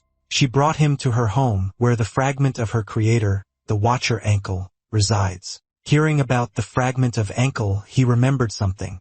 Watcher Ankle was one of the 6 Elder Dragons. Elder Dragons are divine beings that players could never encounter in Night Saga. He only recently obtained Enkidu's Earthquaker, and now there's this encounter with Watcher Ankle. He was suspicious of how coincidental it was. Greenwind told him that they have no time. Monsters from the north were approaching her home. Their goal was to steal the greenery of the Engle Plains. They would destroy her home and devour her spirit. She knew only him could protect the place. Shutra was doubtful of that because his level wasn't high enough. She pointed out that he already possesses the power of Enkidu. He had nothing to worry because the fragment of Ankle would also grant him greater strength. But first, he has to show the token to her children. After that, he was back in his room. His fist was still glowing. It was from the fragment that he's holding. She told him that her children would surely lend him their power. That night, he went directly to Savage Eyes. Upon hearing that, Savage Eyes raised his tone. He couldn't believe that Green Wind was in danger. Shutra explained that there's a small temple to the northeast, and if what Green Wind said was true, the Cassius would be attacking it soon. He told Savage Eyes that there's no time. They had to gather their troops and move out immediately. Savage Eyes cleared his throat and replied that it was quite a claim, and they couldn't just march out based on a single story. But he stopped mid-sentence when he saw a faint green glow. He immediately recognized what Shutra was holding, the Green Wind's divine relic. His stance had changed. He asked Sutra what he needed to do. The next day, the centaurs had gathered. They have spears and bows with them. Sutra, on his mount, walked among them. Sutra was guided by his mini-map, and nearby, he could already see their destination. It was the Temple of the Green Wind. If it weren't for the mini-map, he would have never found it with how deep it's hidden in the wilderness. But they saw the attackers coming closer. Sutra wondered how the Cassiuses found out where the Green Wind resides. He could tell that there was something that he's not aware of. Savage Eyes expressed that there were more Cassius than he expected. He asked the prince for his plan. Green Wind told Sutra to draw power from Ankle's fragments. He could tell there was something inside the temple. He told Savage Eyes that he would head there while they keep the enemy from getting close. He invited Carrick and Karma to come with him. Meanwhile, Savage Eyes ordered their army not to let a single one through to the temple. He told them to prepare for battle, and they charge. The archers got into position and fired the arrows. Many Cassius were hit. The swordsmen pushed forward and slashed the enemies on their way, while Sutra and his team hurried to the temple. Carrick confirmed with Sutra their goal, which was for Sutra to reach the temple. Sutra told him he's right, and that made Carrick more determined to clear the path no matter what. He went in front as the Cassius approached them. He prepared his axe and slashed those who were in the way. Karma fought too using her dagger. Sutra praised them and kept going. They were almost there, but a large bat had almost hit him. The attack threw him and his mount away, and they both fell. The large beast like centaur growled loudly, and it charged again towards him. Sutra felt bad for letting his guard down. Carrick rushed to his side and deflected the attack. He was relieved to see him. Carrick asked if he's alright. Carrick smiled at him and told him to get up since it wasn't time to rest yet. The large creature growled again. Carrick deflected its attack. It happened again, and it looked like he was having a hard time.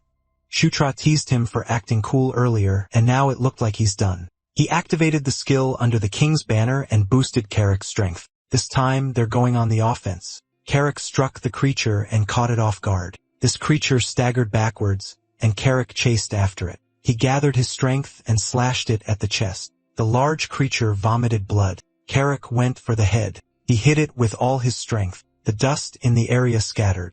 He told the prince to go now and leave that place to him. Sutra counted on him and left. Sutra ran as fast as he could towards the temple. He opened the door. Then he heard a voice telling him to hurry up. He recognized that it was Green Wind. Her gauntlet glowed. She told him that Enkidu's artifact would guide him. He sensed the energy was heading towards the interior of the temple. Continues to flow inside, towards a giant tree. He stopped in front of the giant tree.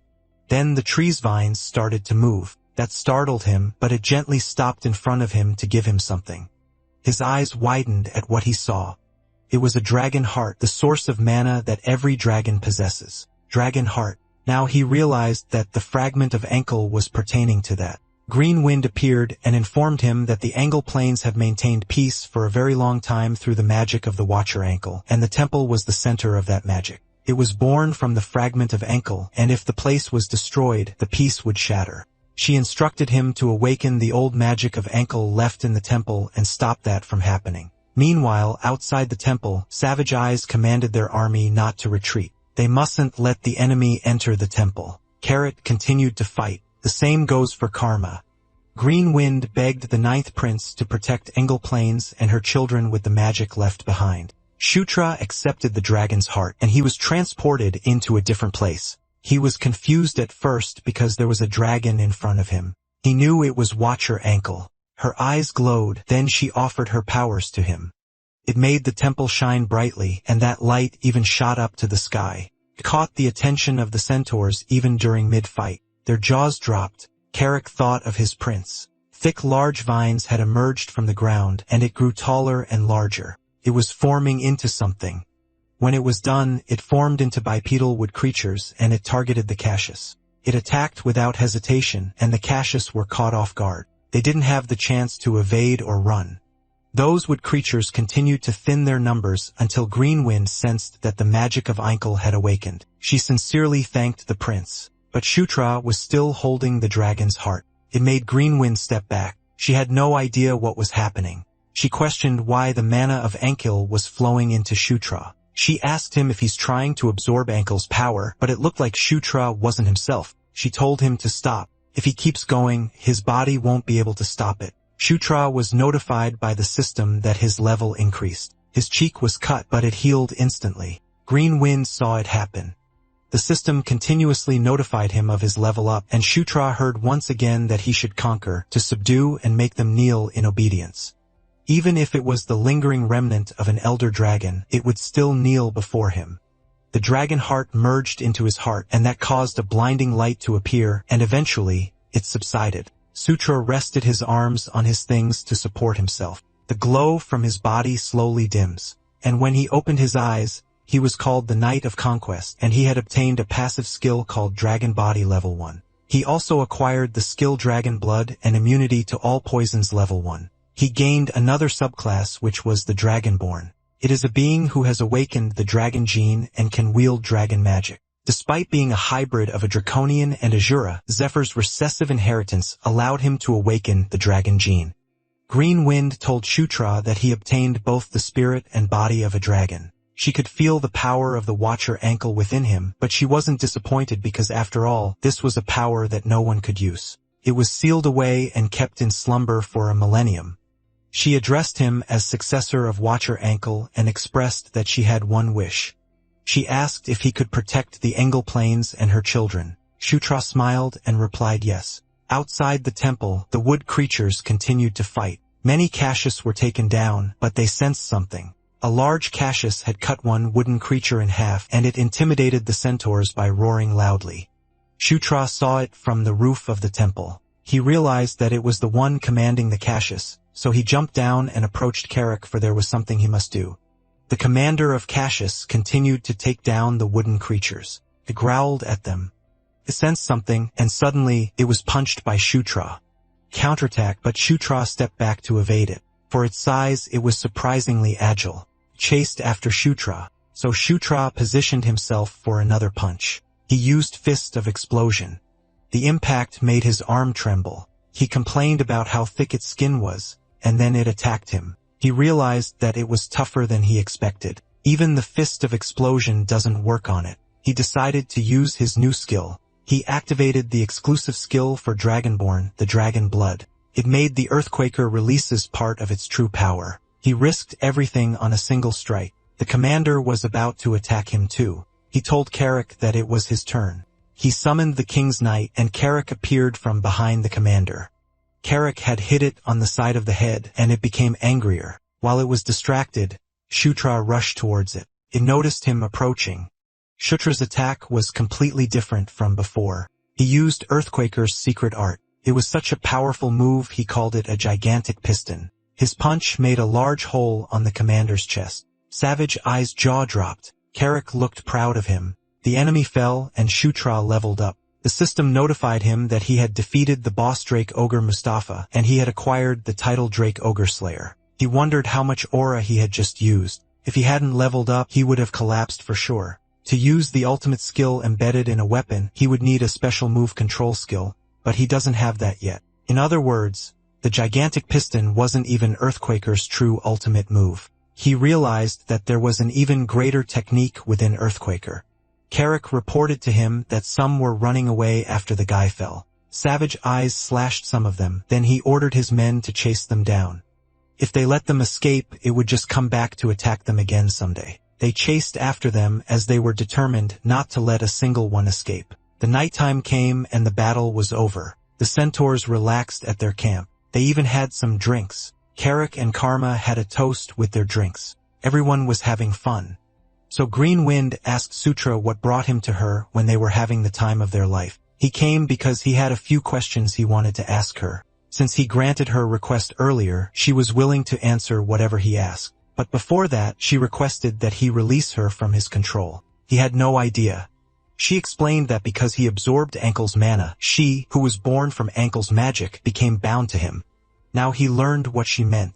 He told her to give him a moment to do that. She waited, and after a few moments they ended up looking at each other. Sutra had no idea how to undo it. His question made her pale. She had to verify again what he just said. She panicked and asked him if he seriously doesn't know how to do that. He replied no, since he was never taught how to do it. She was slightly annoyed that he acted like he did. He told her to calm down as he thought it through for a second. He asked her what her current condition was. She claimed that she was his, therefore she obeys him. But it wasn't what he meant. He asked if she's uncomfortable in any way or if she felt some changes. She replied that there was none in terms of her abilities or condition. However, if she were to disappear, the ankle planes would lose their vitality, for she was the living symbol of the life magic ankle cast upon the planes. Sutra thought about it again.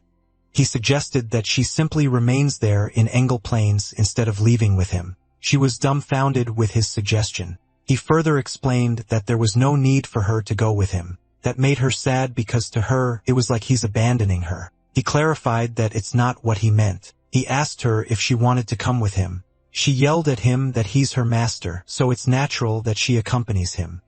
Deep inside him, he was caught off guard that he just accidentally formed a spirit contract. And then he clarified what she said earlier about how she's the symbolic embodiment of the grand spell over the angle planes. He asked if she could create something that could take her place. She replied that it would take some time, but it was possible. He instructed her that once she made something that could take her place, she could come with him. She wasn't pleased with that because she won't be able to be of much help to him for a while because he'd have to leave most of her power behind in the angled planes. He told her that it's not a problem at all. Internally, he felt like he hit a jackpot. Forming a contract with a high-ranking natural spirit like her was a great opportunity. Her eyes sparkled with what he said. Now that it had been settled, it was time for him to ask questions. He asked how and when Ankle died. She was taken aback with his question. She replied that she's only a fragment, and as a spirit born anew from nature, she does not possess many of Ankle's memories. However, she could remember that 1,000 years ago she was murdered. She does not recall who the killer was, but she's certain that it was not another elder dragon. Shutra wondered who could possibly kill an elder dragon, being said to have godlike powers. Green Wind told him to speak to her casually now since she's uncomfortable when her master addresses her formally. Now that he had become Inkle's successor, he asked if that meant that he could also contain the power of another elder dragon within him. Generally, it would be impossible, but she thinks that if it was him, it might be possible. He already wields the powers of Ankle, the Watcher of Polarity, and the Great Enkidu, the mighty one who opposes her. If he could balance those two opposing forces, then he might be able to wield the powers of other elder dragons as well. He was impressed. He thought it was the main character's plot armor. He had one last question. He asked her if she knew anything about the power that he possessed. She reiterated that she was simply a fragment, and she does not retain all of Ankle's memories. So her knowledge of his power was incomplete. Suddenly, she emitted a blinding light. Shutra squinted his eyes and asked what happened suddenly. It was like someone else was talking using Green Wind. She addressed Sutra as the Knight of Conquest born under the destiny of kings. He was told that he shall conquer and rule over all creation. That is the power of the king, and it shall be his. This was the message from Ankle. It was sunrise at the temple. Shutra was sleeping outside peacefully. When the sun rays hit his face, he started waking up. He asked what happened because the last thing he remembered was talking to Green Wind. Green Wind appeared to check if he regained consciousness. She had no idea why, but it seemed that the consciousness of Ankle that remained within her surface last night, and he probably lost consciousness because of that power. He remembered that conversation.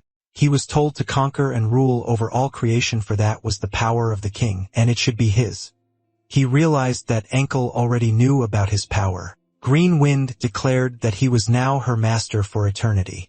With that said, she had something to reveal to him. She showed him a screen and informed him that at the northernmost end of the Angle Plains lies one of Watcher Ankle's relics. Just like his Earthquaker, it was an artifact imbued with the power of an elder dragon. It was called the Shield of Life. Over 1,000 years ago, the Watcher Ankle bestowed the Shield of Life upon the bravest and most righteous centaur warrior. The warrior led his people against the enemies of the north and achieved countless victories without suffering a single wound. However, he was not truly invincible. He did not take the shield to bed with him. One night, while sharing his bed with a woman sent by someone who coveted it, he was stabbed to death. The Shield of Life had been granted to a courageous warrior by Ankle himself. Thus, no one but its owner could wield or carry it. The warrior's followers buried the Shield of Life alongside him in his tomb in the north. Centuries passed, and the Shield of Life became a legend. The centaurs named it after the warrior himself. His new name was White Suri. Shutra was familiar with that. It was the legendary artifact that only appears in the Night Saga backstory. Even veteran players like him couldn't find it, the best shield of all. And it turns out to be an Elder Dragon's artifact. Greenwind asked if he knew about it. He got excited and inquired where this tomb was located. She told him that if they head toward the northernmost end of the Angle Plains, she should be able to find it. But first, she must create a replacement for herself. Once she finishes speaking with him, she'll begin immediately. He asked how long it would take her. She answered that thanks to his help activating the protection spell, it should take her 2 days. He was happy that in 2 days they could head out. It was a little far north, but he knew it wasn't impossible to reach. He was determined to go there no matter what happened. He was positive that with White Suri, things would become much easier. Shooter left the temple. While he was walking around, he thought of traveling to the north under the pretext of hunting down the remaining caches. The problem was that the protection spell that activated at the temple must have already been detected by the Demon King's castle. They would likely dispatch a specialist to inspect the ruins soon. If the report goes out today, the specialist would arrive in a week. In that case, it would be best to leave before they got there. But just as he thought of that, Savage Eyes informed him that someone from the Demon King's castle has arrived. He was surprised to hear that. They went inside the tent. Felicia saw his expression and asked why his face was like that. It seemed like he saw a ghost. He asked why she was there. She halted their talk and suggested they exchange greetings first. Confused him. Then a woman approached him and formally greeted him. She was Daphne, daughter of Echo, the 5th concubine. Shutra knew that she was the Dryad-born druid. He was determined to secure one of those 3 half-siblings at all costs. Felicia informed him that she's an exceptional druid. She would be helpful for the mission since the guardian spirit of the Angle Plains was involved. She expressed that it was a pleasure working with him. He didn't expect to meet her there. He aimed to make a good impression, but he remembered that Felicia was supposed to be heading to Gishka Mountains to study the anvil that gives birth to thunder. She had planned that, but Shutra finished his mission quickly. She whispered to him that he's attracting attention. She revealed that the Kasha subjugation wasn't a hard mission, but finishing it in just 2 days changes everything since it normally takes at least 2 weeks. And since so many irregular events happened during the mission, everyone was shocked. If someone else had come, they would have probably interrogated or spied on him. He asked if that was the reason she came there. She blushed and admitted that it wasn't only because of that. Because she was also curious about the magic of the temple and about why Kasha's behavior changed.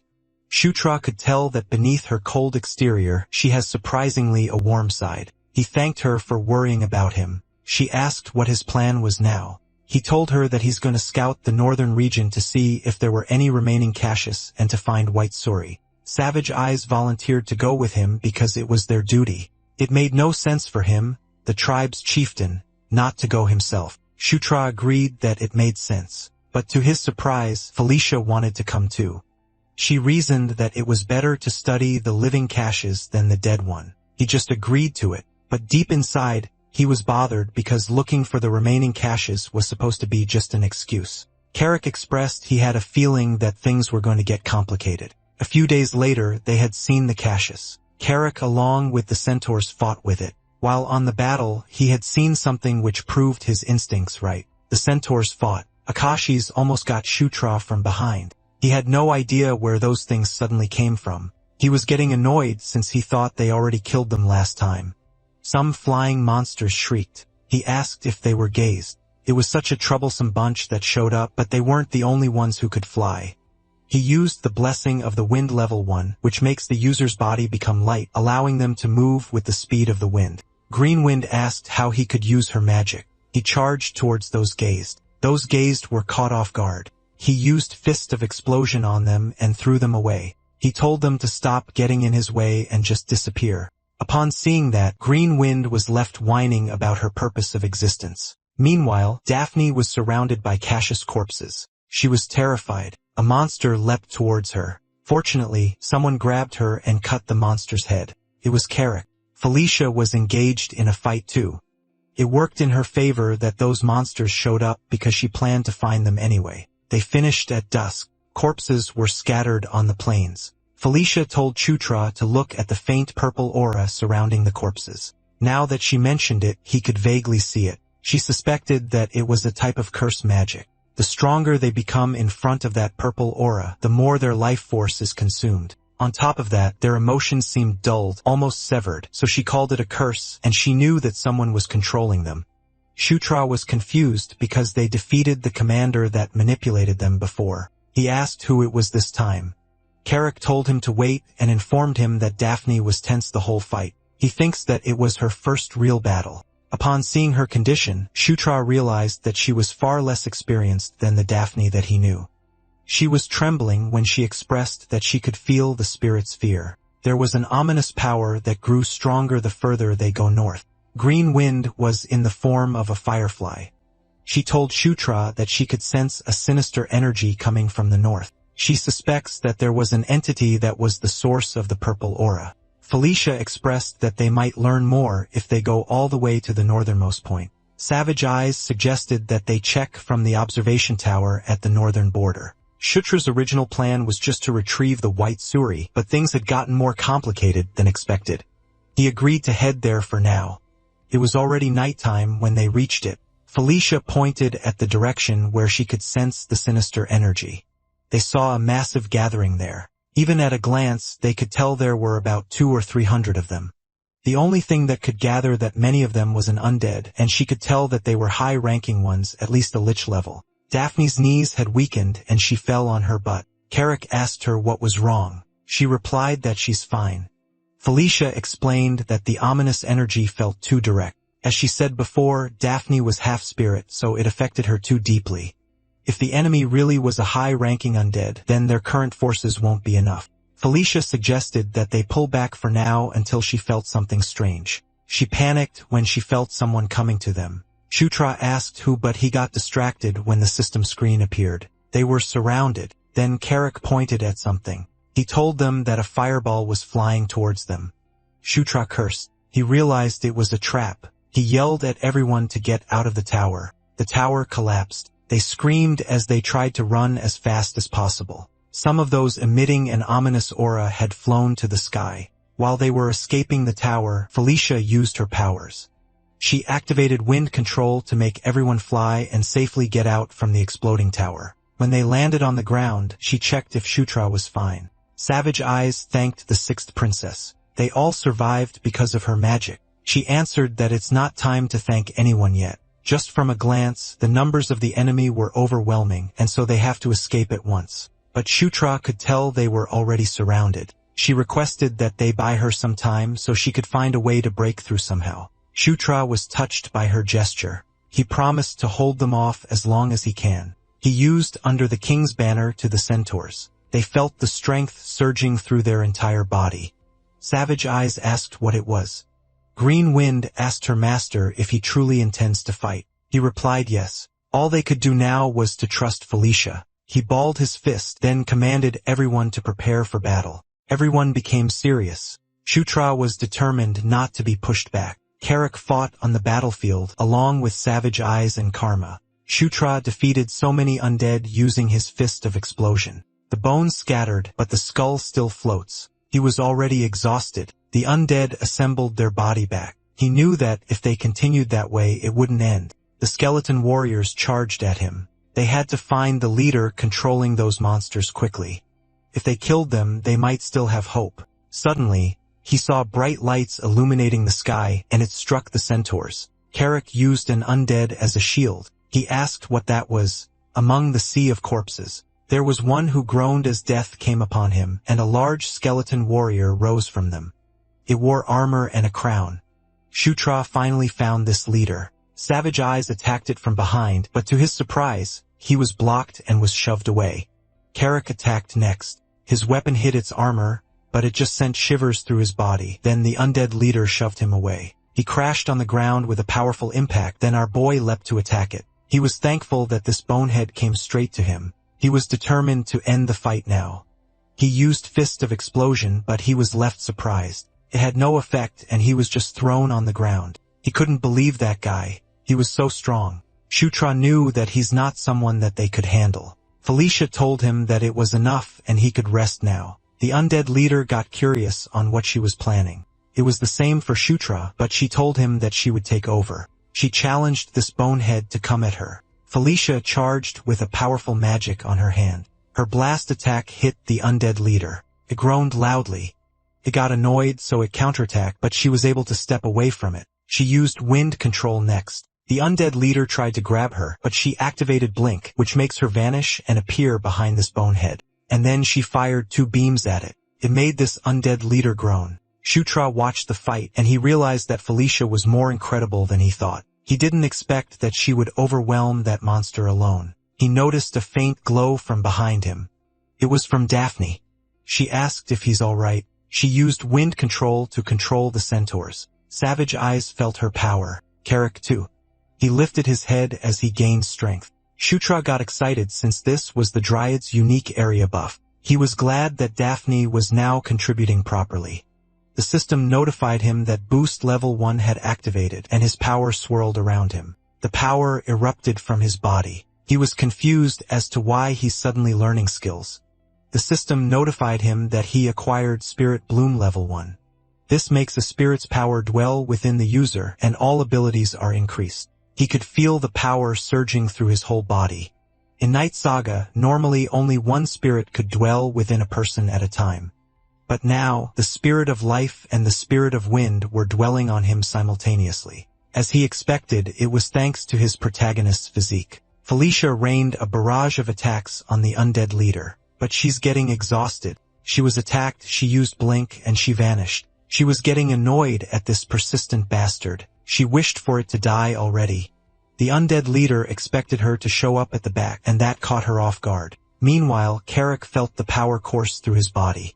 He attacked the undead leader and shifted its attention to him. Shutra showed up beside Felicia and praised her for her great work. She didn't expect to see him there. He told her to leave the finishing blow to him.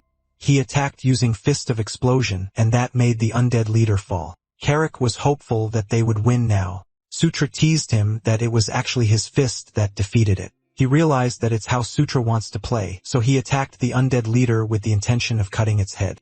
But when he approached it, a purple glow illuminated it, and he was engulfed by that light. Sutra got worried for him.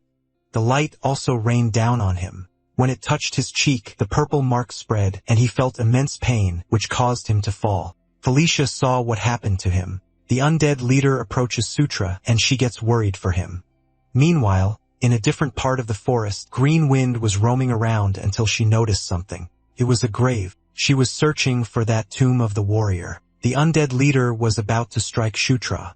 It was focused on him. Felicia took offense that it dared to look away when she's the opponent. She fired at him using the triple blast skill. The undead leader turned towards her, and it vanished. To her surprise, it appeared behind her just like how she used blink, and then it swung its sword. She was able to block it by creating a barrier around herself. She was getting annoyed at this damned bastard. It forced its attack and pushed her down to the ground. It roared loudly, and the Cassius and the undead surrounded Felicia. While Shutra laid there unconscious, Green Wind told him to wake up. It wasn't the time for him to be laying around. She urged him to hurry and awaken Ankle's power. He asked what she's talking about. He had no idea how he's supposed to awaken Knight's Ankle's power. Green Wind shone brighter. Then she told him to remember because he already knew the answer. He woke up and uttered dragon blood. A green light swept across the sky. Meanwhile, Felicia battled the monsters around her. She noticed the green light. It moved fast and defeated those monsters around her in one hit. She glanced at Shutra, who was still face down on the ground, but the light got stronger beside him. He lifted his head, and to his surprise, the white Suri was in front of him. He asked how it happened. Green Wind explained that at the start of the battle, she had been searching for the buried grave where the white Suri was laid. She knew that leaving his side and acting alone was reckless, but she managed to find white Suri and succeeded in making it recognize a new master. That made him smile, but she cut him off saying he'd accept the praise later. For now, they had to deal with the creature in front of them. The undead leader attacked, and the impact sent him flying. If this attack hit him, I'm sure he'd be dead. Shutra then stabilized himself in the air, and as soon as he did, he saw the undead leader getting ready to unleash an attack from its mouth. He was overwhelmed at how fast it was, then it fired at him. Felicia got worried. After that attack, the undead leader released smoke from its mouth. Shutra made a bright light in front of him. It came from his shield. He felt the energy. Green Wind explained that the fragment of ankle has transformed his body into a dragonborn. And at that very moment, another new power has been added to his transformed body. She asked if he could feel it, ankle's magic, preserved for 5,000 years within the white suri. His gauntlet reacted too. He replied yes and expressed that it was insane in the best way. The undead leader felt the presence. Shutra challenged his bonehead to keep acting tough because this time, he was going to destroy it completely. Shutra checked the white sway. He threw it in an attempt to test it out and hit the undead in front. It moved through them like a ping-pong ball. Felicia couldn't believe it. The undead leader got annoyed, so it growled loudly. It was targeted by the shield. White Suri was moving towards it when it revealed its wings and soared in the sky. While the undead leader was focused on that, Shutra attacked from behind. He used Fist of Explosion. The undead leader growled loudly.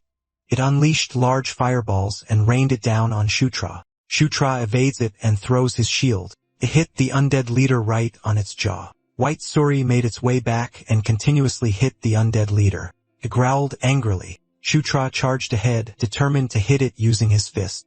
He unleashed his gigantic piston, and the undead leader groaned in pain from being hit in the stomach. Shutra was about to end the fight. He pointed his finger downwards, and the shield dropped to the undead leader's head. When its head was crushed, only a purple aura remained. The other undead also emitted the same purple aura. They froze as the aura came out from them, and they exploded. The system prompted Shutra that he had defeated the boss, Skeleton King Valkyroba, and with that, his level increased.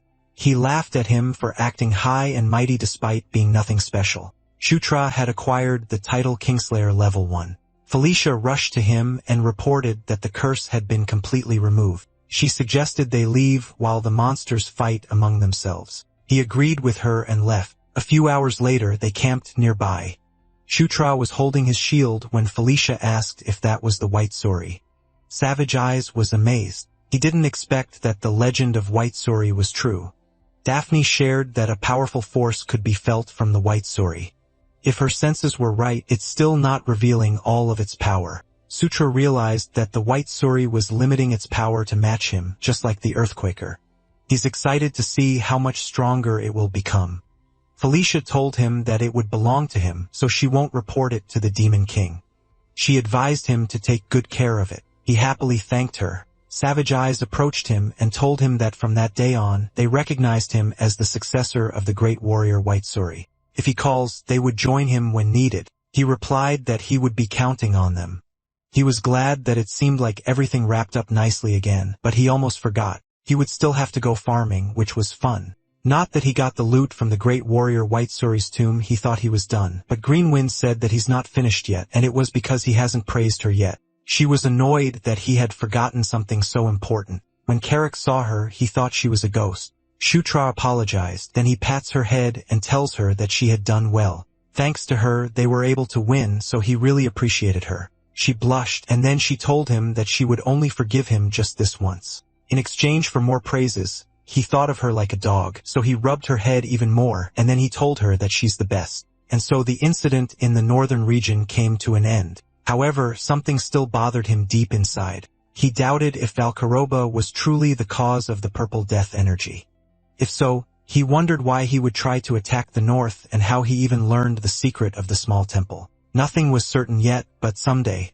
He believed that he'll learn the truth about the true identity of the purple death energy. After returning from the northern boundary line, everyone's daily life became quite busy and time passed quickly.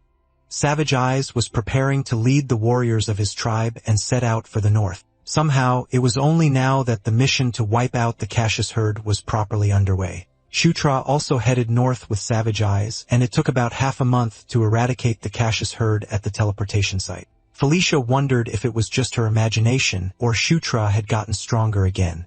He simply replied that he's on a growth spurt after all. He asked how her investigation of the temple went. She replied that it was all right. She even made an enormous discovery. She revealed that the magic placed on the temple belonged to none other than Ankle. She got particularly excited when she talked about Ankle, one of the 6 elder dragons, the Watcher. Ankle. Shutra forsake and tried to respond that it was great. She noticed a strange expression, so she asked if he already knew.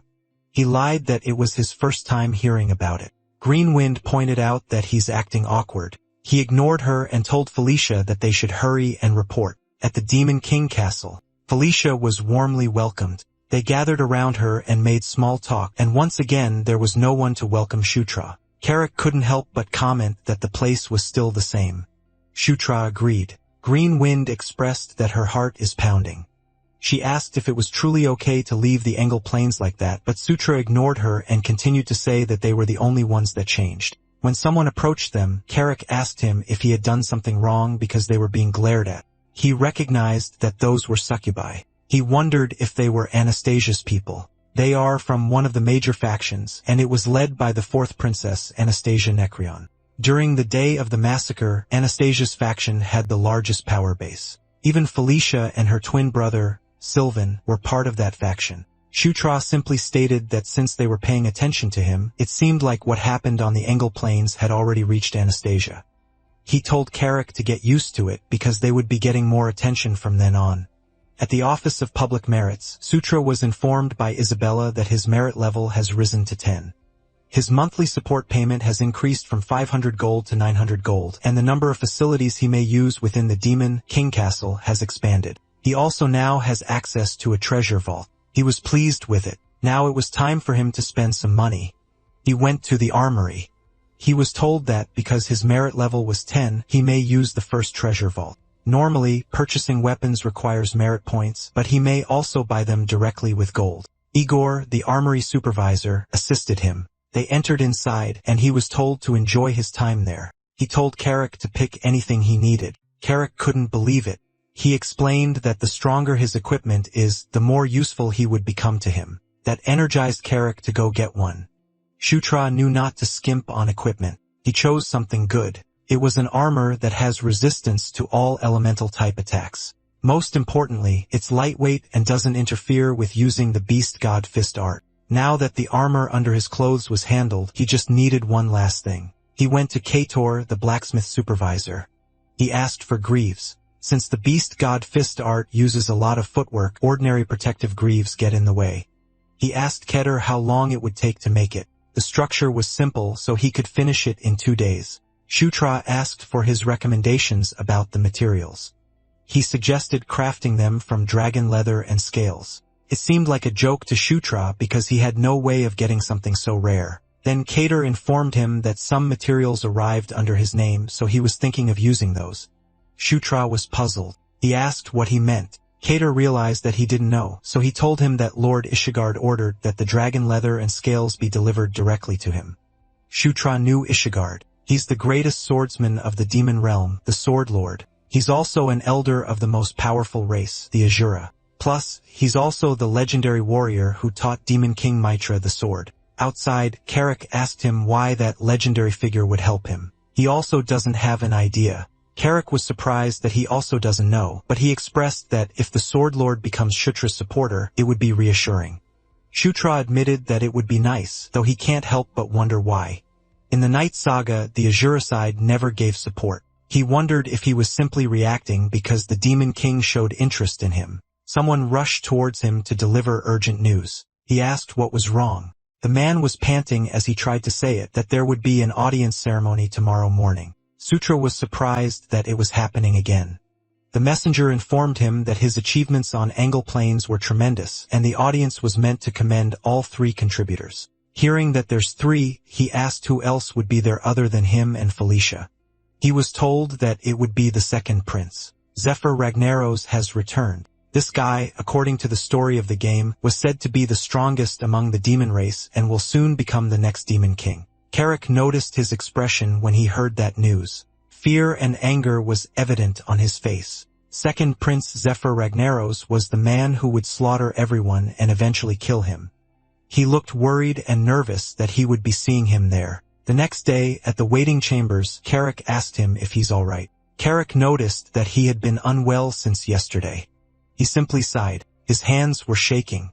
He knew he would meet him someday, but he never imagined that he would be that nervous. Carrick brought up the topic about another prince arriving. The attendant informed him that the second prince would enter directly without passing through the waiting chambers. Felicia entered and added that Zephr was special in many ways, but she pointed out that Shooter's accomplishments weren't small either. She looked stunning in her sparkling black halter dress. Shutra acknowledged her presence. She told him not to let it get to him, and they just have to show everyone their best. The audience ceremony had begun.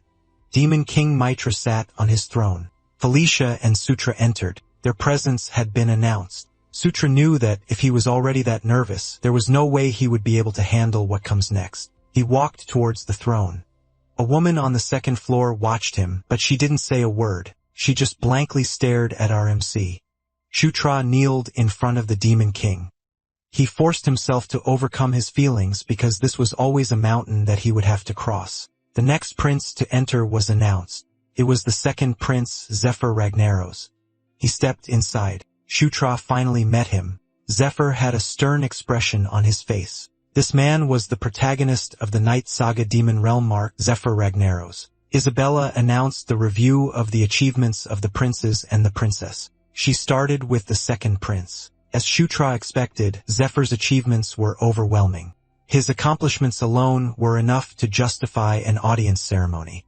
Next, his and Felicia's achievements were announced, and the matter regarding the northern border drew everyone's attention. But the highlight of the day was not the achievements. Demon King Mitra called Sutra's name and told him that he would grant him his mission. This caught the attention of the princess and prince. It was a situation with no precedent until now, and it left him bewildered. The Demon King had just personally assigned a mission during the audience ceremony. His mission was to explore the Thunderdome fortress of the Dwarven Kingdom. During mining development, a path leading to the Thunderdome fortress was discovered. He was to secure the passage and investigate the interior of the Thunderdome fortress. He would be departing in 7 days. He knew this place well because when he played Night Saga, was it one of the Dwarven Kingdom's key strongholds. The mission was originally assigned to the 27th Exploration Unit led by General Cashable, but he died during the investigation, causing the mission to fail. According to the reports, toxic gas poisoning was the primary cause. Therefore, he must prepare adequate countermeasures and ultimately secure the Thunderdome fortress. He sighed as he wondered what was going on. Cashable was a general of draconian descent, and yet they're giving him a mission that even someone like him failed. He wondered why they wouldn't give it to Zephr, whose maternal lineage was draconian. Felicia felt that something was wrong. She asked Sutra if he somehow angered their father. He had no idea what she's saying, so she elaborated that for a mission like that, Zephr would take full responsibility. Carrick knew it must be a difficult mission since even the general failed. Felicia was certain that this mission was far too dangerous for Shutra. She asked if he thinks so too. Before he could answer, she came up with a conclusion, and that was to go with him. She told him that they would go together. She made it seem like it's what he wants, so even if she's busy, she had to agree. Carrick pointed out that the prince didn't even answer her. She yelled at the orc to shut up. Shutra agreed that they should go together. He thanked her for that. Someone arrived and expressed that he also wants to accompany them on the mission. He asked the 9th prince if that's all right. Felicia was surprised to see Kadyrov. Shutra apologized since the members for the mission have already been decided. He understood and left. When he was gone, Felicia asked Shutra why he's being like that. She thought it would be good if he came with them. He's one of the very few male sirens, and he's competent, so he'd be useful. He knew she wasn't wrong. Kadyrov was one of the strongest magic-type sirens among them. He used a blink to be transported to his master. Shutra was aware that he's secretly a follower of Anastasia. He's one of the very few fanatical followers with abilities specialized in infiltration and espionage, he reported to her. Seeing that they sent him, Shutra could tell that they were really concerned. Anastasia realized that he's much more cautious than expected. Back at his dwelling, Shutra was asked if he knew anything about the Thunderdome fortress. He answered that he only knew that there used to be those hot-blooded dwarves who fought dragons. Carrick was confused because he thought dwarves serve as Enkidu's treasure keepers. Felicia explained that there wasn't just one dwarf nation. Among them, the dwarf high kingdom that the Thunderdome fortress belonged to fight dragons to protect their cities and their treasures. They even managed to bring down multiple actual dragons. A dragon and an elder dragon were practically different species altogether, so Carrick asked if the princess could slay a dragon too. She answered that if enough time and resources were provided, concluded that she can't, and that offended her, so she pointed out that dragons weren't just some run-of-the-mill monsters. Case in point, even the dwarf High Kingdom was eventually destroyed in the war against dragons. Carrick teased her, saying that she knew a lot. She confidently replied that it was natural that she does because Thunderdome Fortress was mentioned all the time in dwarf relic duties. So if they excavate it properly, they would hit a jackpot. Her eyes sparkled at the thought of that. Carrick could see her practically drooling about it. Meanwhile, Shutra was in deep thought because in the Night Saga, the Thunderdome Fortress was one of the famous honeypot dungeons. Because battles with dragons caused parts of the fortress to collapse, high-quality weapons and treasures are still buried inside untouched. But more importantly, that fortress contained something he desperately needed, a weapon specialized for killing dragons and a special anti-dragon weapon that was fatal to those with dragon lineage. It was called the Dragon Slayer Sword. To fight Zephr, who bears the blood of dragons, he must obtain it. The next day, they prepared to leave. Shutra wore a rank dragon scale greaves. It has fire resistance level 3 and fire absorption level 3, +5 strength, +% kick technique damage, and +10% agility. It also has a special skill called fire enhancement. He asked if everyone was ready. On his team was Felicia, Carrick, Karma, Daphne, and a black-haired elf. They all wore masks. They set off. They entered the cave. The elf held the map and they followed her. Carrick noticed that the fog got thicker. Felicia told him that it's not fog but a toxic gas from the mines, but it was worse than she expected. There was no time limit in their mission, so she suggested they advance slowly. Shutra thinks that was also better. Carrick noticed that the fog's color was kind of strange. It was supposed to be yellow. Shutra asked him what, but then he started groaning in pain. Him and Karma fell at the same time. Shutra asked what was happening. Felicia used her power since the type of gas suddenly changed. She used winds to clear the air. Her wind collided with something. It caused an explosion, and a gust of toxic gas blew towards them. Shutra was weakened. He called Felicia. The toxic gas continued. Everyone else was down too. Then some monsters were lurking in the dark. They stepped out and approached the unconscious bodies. The monsters growled loudly. Suddenly, someone spoke that they were the culprit. Sutra was actually conscious. He just pretended to fall. He realized that they were the ones who killed General Cashable. The monster's attention was on him, so they didn't notice that the white Suri was coming from behind, and it cut right through them, splitting their bodies in midsection. Green Wind commented that his act of fainting was quite convincing. He told her to shut up. The white Suri continued to slice the monsters in half. One even shrieked when it saw it approaching, but it wasn't able to escape and had its body sliced. After that, White Suri returned to Shutra's arms. He had taken down all of them. Those bastards had used a pretty potent poison. Shutra was almost in grave danger, fortunately. He has level 1 immunity to all poisons because of the level 2 protagonist's physique additional effect. A crack had formed on the ceiling. Suddenly, it gave in behind Shutra. He wondered what that was. Those guys had never run out of tricks. He requested Green Wind to protect the remaining party members. She complied with her master's order. He had no idea what was going on, but they needed to get out of there first. He activated Dragon Blood so he could carry the elf and Felicia at the same time. And then he rushed forward. He found his destination. It was the entrance to the Thunderdome Fortress. Green Wind tries her best to protect them using the White Suri. He was back, and she told him to hurry because the situation was abnormal. He carried Daphne and Karma next. He told Carrick to wait for him, and he'll be right back. He moved as fast as he could. The ground beneath his feet caved in from the impact. He reached the room and laid down Karma and Daphne next to Felicia and the elf. He started planning on what to do once he rescued Carrick, but a loud noise made him pale. The door had been blocked by rubbles. He desperately called out Carrick's name. Green Wind told him to calm down. He panicked because Carrick was still there. She reminded him of the spell he used last time on the Engel Plains. He remembered he had that, so he used it at once. He summoned the King's Knight, and a spatial appeared above him.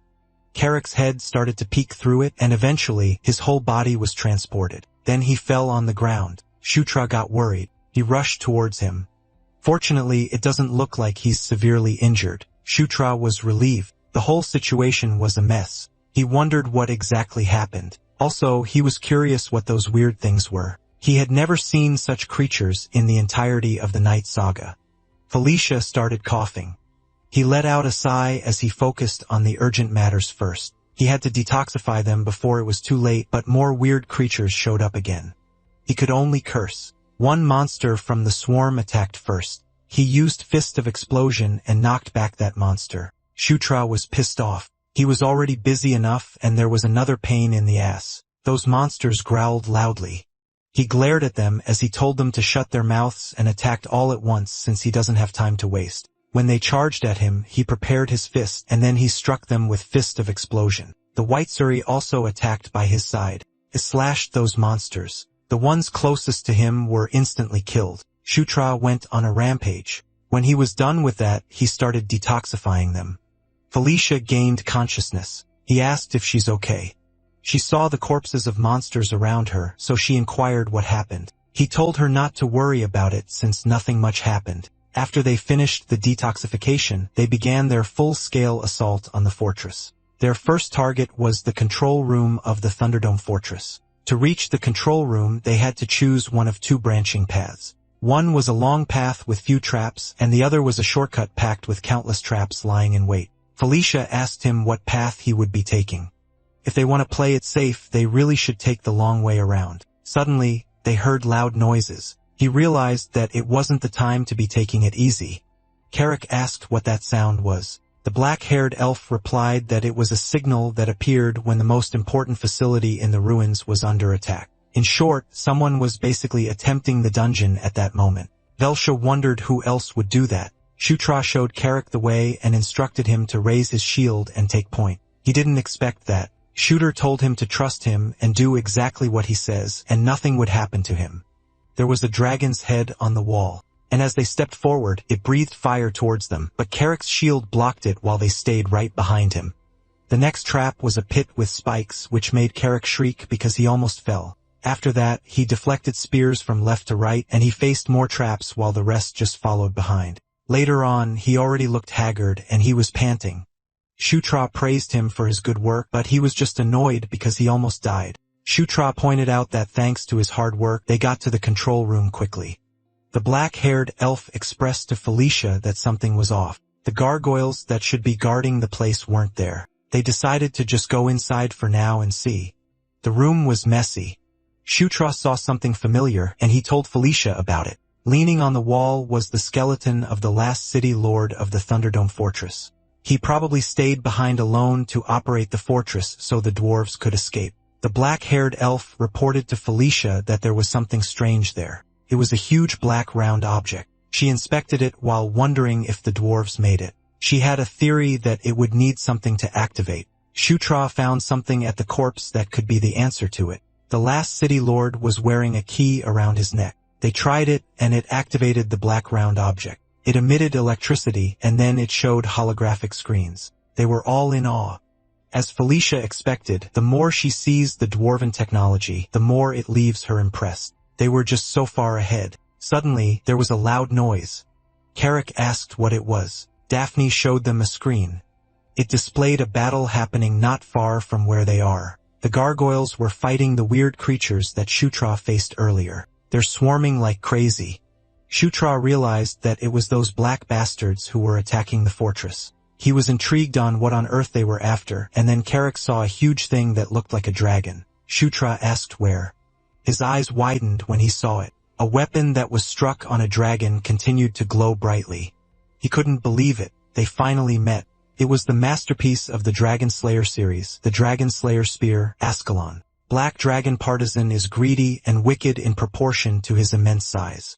He was the dragon who took the most active stance in the war against the Dwarf Kingdom. Partisan and his legion relentlessly targeted the Thunderdome fortress, and at last they succeeded in breaking through the outer wall. Having infiltrated the fortress, Partisan charged at the front and unleashed his power to the fullest, and that was his fatal mistake, a single moment of carelessness born from overwhelming arrogance.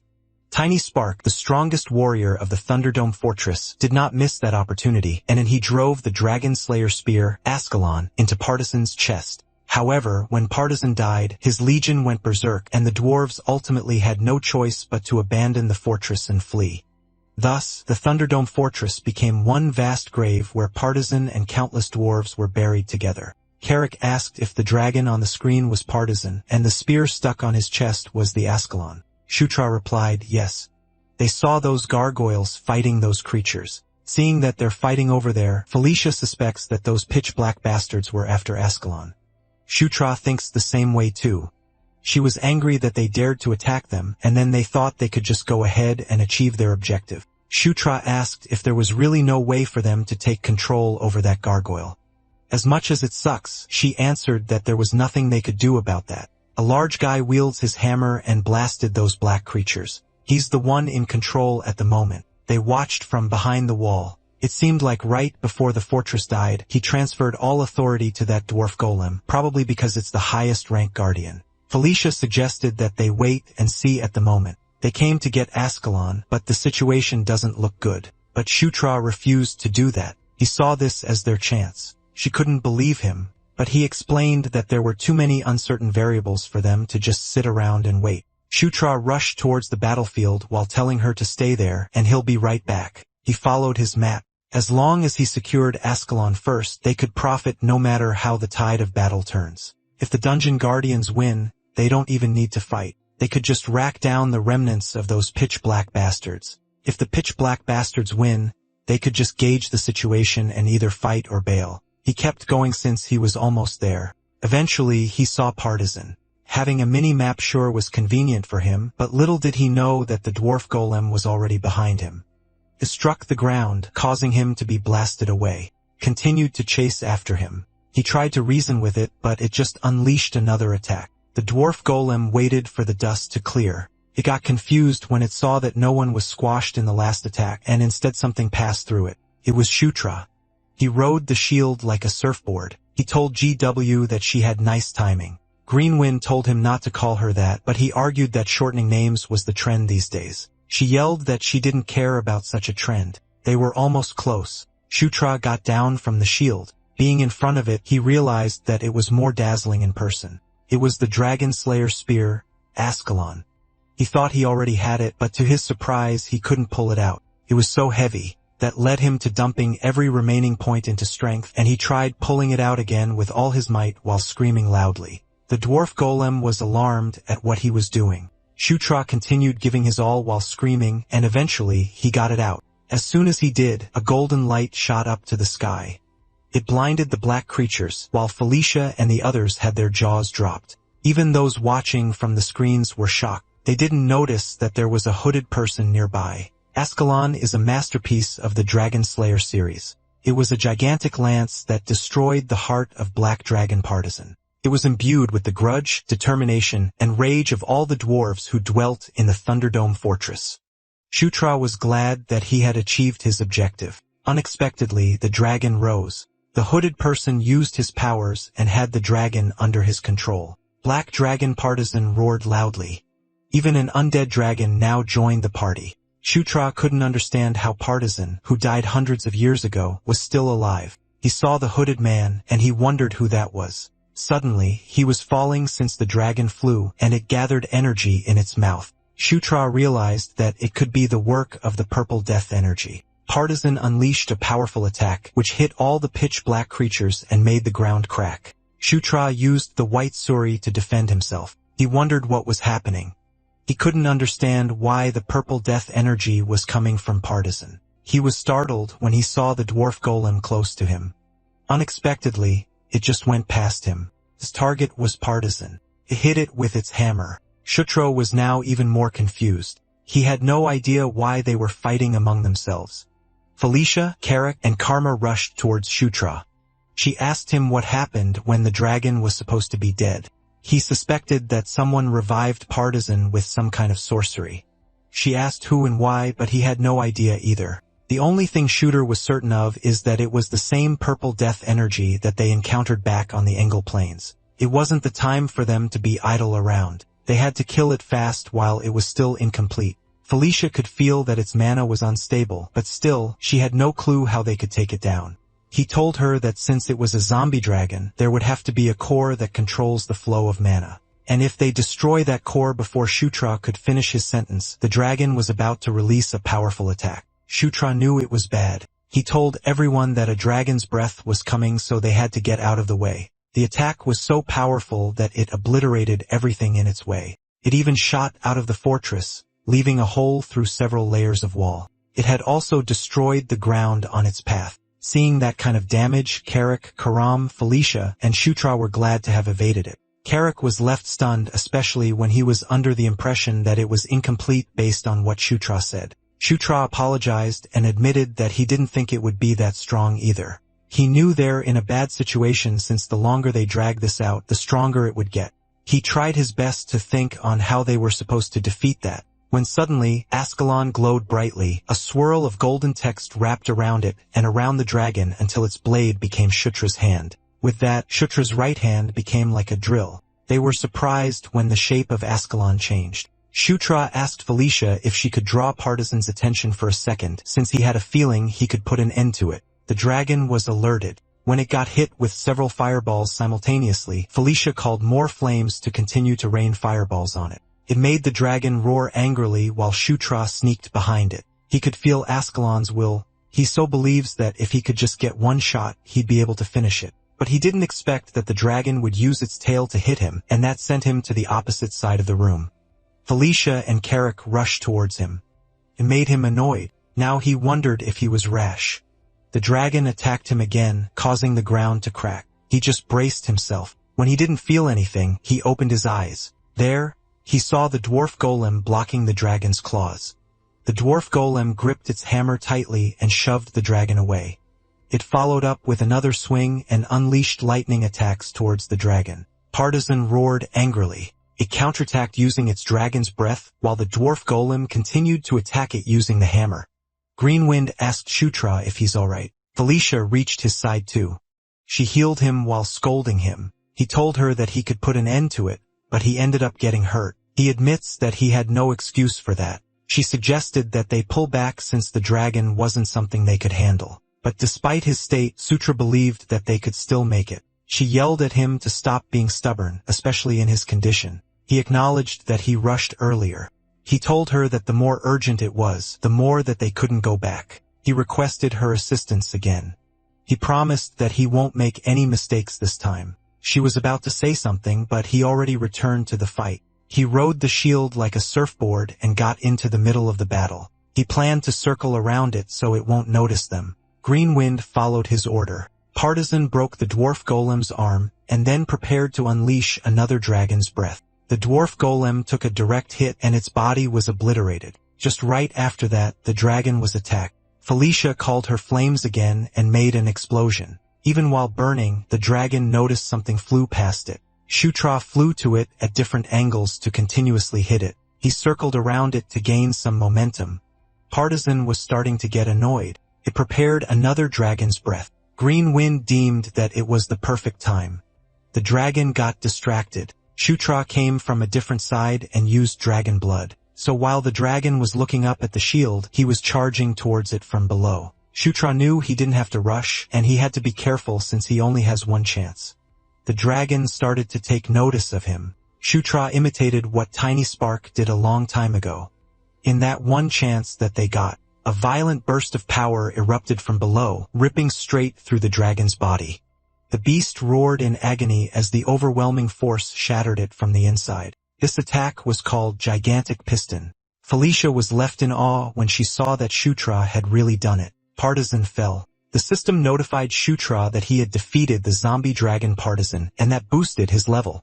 He was happy to have wielded the Dragon Slayer Spear Ascalon's power. He also earned the title Dragon Slayer. The mysterious man spoke to him and expressed that he couldn't believe Shutra actually took that thing down. Startled him. This mysterious person wondered if it was his miscalculation since it wasn't the second prince who came. Shutra knew that he's the one who revived Partisan earlier. This mysterious guy told him that it didn't matter. He raised his spear covered in blue flames and unleashed that flame towards Shutra to clean up whatever was left. Shutra was caught off guard. Blue flames surged like a raging tide, slamming into the fortress and tearing its walls apart. Stone and steel were swallowed whole as the structure collapsed under the overwhelming power. Despite this, Sutra stood calmly in the ruins. With the dust around, he could only open his left eye to check what just happened. When the smoke and dust settled, He could now see clearly, but he was still left confused because the attack suddenly vanished. Then it was revealed that the mysterious man was cut in half.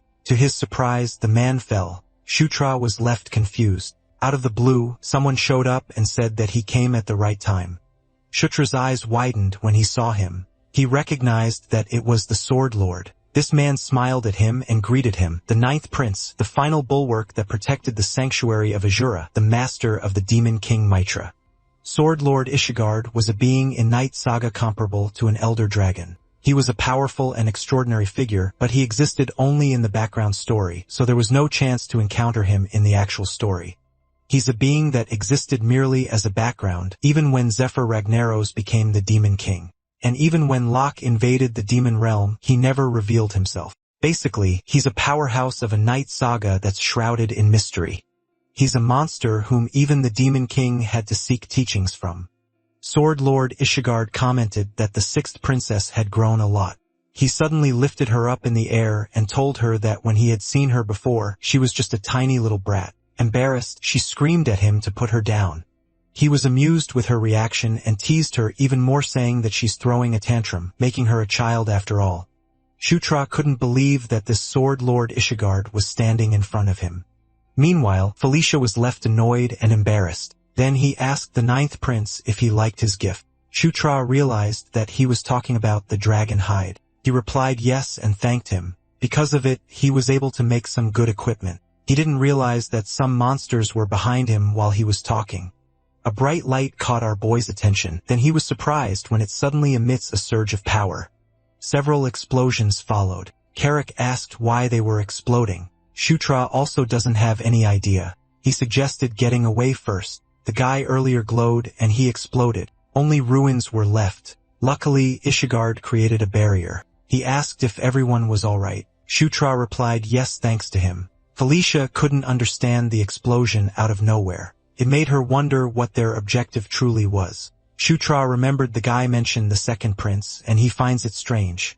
Ascalon wasn't the objective since the guy didn't even seem interested in it, so it made him wonder what they were after. Then it clicked. Our MC's expression became serious. He revealed to Felicia that their target could be the second prince. That shocked and confused her. She asked why he suddenly said that. He shared that the guy holding the spear said that they watched because the second prince didn't come. Plus, those guys showed up now of all times, when it has been half a month since General Kashabal failed his mission. So Shutra could say that it's like they were waiting for someone. Her expression turned grim when she realized it. They killed General Kashabal from the start to lure out the second prince. Felicia supplemented that it was Zephr who was always assigned to missions like those. So those guys probably thought that it would be the same. It made her curious why and who targeted Zephr. Shutra answered that whoever it was, they seemed extremely meticulous. They even self-destructed to cut off any information about themselves. Ishigard commented that their story was quite interesting. Felicia got annoyed and yelled that they were being serious. He answered that he's being serious too. She could only sigh in response. Then she probed what brought him there. He answered that the Demon King is deeply interested in the ninth prince, so he got curious and came to personally check. Sutra was dumbfounded that he came to take a look at him. He continued that the Demon King never acts without reason. So if he did something unexpected at the audience ceremony, then there was a reason worthy of it. And now that he's facing Sutra directly, he could now roughly tell what the Demon King is thinking. Sutra felt the mood suddenly change. Then Ishigard asked him if he would like to learn from him. That surprised both Shutra and Felicia. Ishigard clarified that he's not telling him to become his student. He was also not in a position to raise a student either. And more than anything, Shutra already learned the Beast God Fist art. Felicia was surprised to hear that. It made her ask Shutra on when he had learned it. Shutra asked Ishigard how he knew about it. Ishigard told him that his body has so many kinds of energies mixed together besides the Beast God Fist art. He couldn't exactly see what each and every one of them was, but he could tell that those powers weren't repelling one another. Instead, they're embracing one another to the point where the phrase mutual coexistence fits for them. He expressed that he had taken an interest in the ninth prince, and he'd like to pass on a few of his insights to him.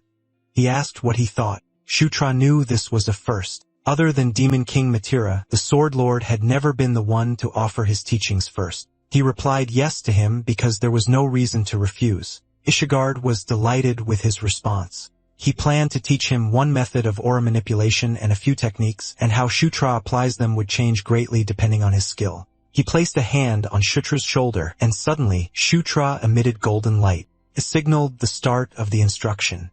Shutra's golden glow was Ishigard's aura. He closed his eyes to feel it even more. It was different from when he learned the Beast God Fist art. The aura of the Sword Lord feels like it was filling every corner of his body. The system notified him that he acquired Azura Cultivation Technique Level 11. Azura Cultivation Technique Wine God Level 11, Ashura Cultivation Technique Great Mountain Level 11, and Ashura Cultivation Technique Lightning. Ishigard commented that he was remarkable. The speed at which he's acquiring techniques was faster than he expected. Golden and blue energy slammed into each other, exploding in a burst of blinding light. Shutra was swallowed by the blinding light, leaving Ishigard frozen in shock.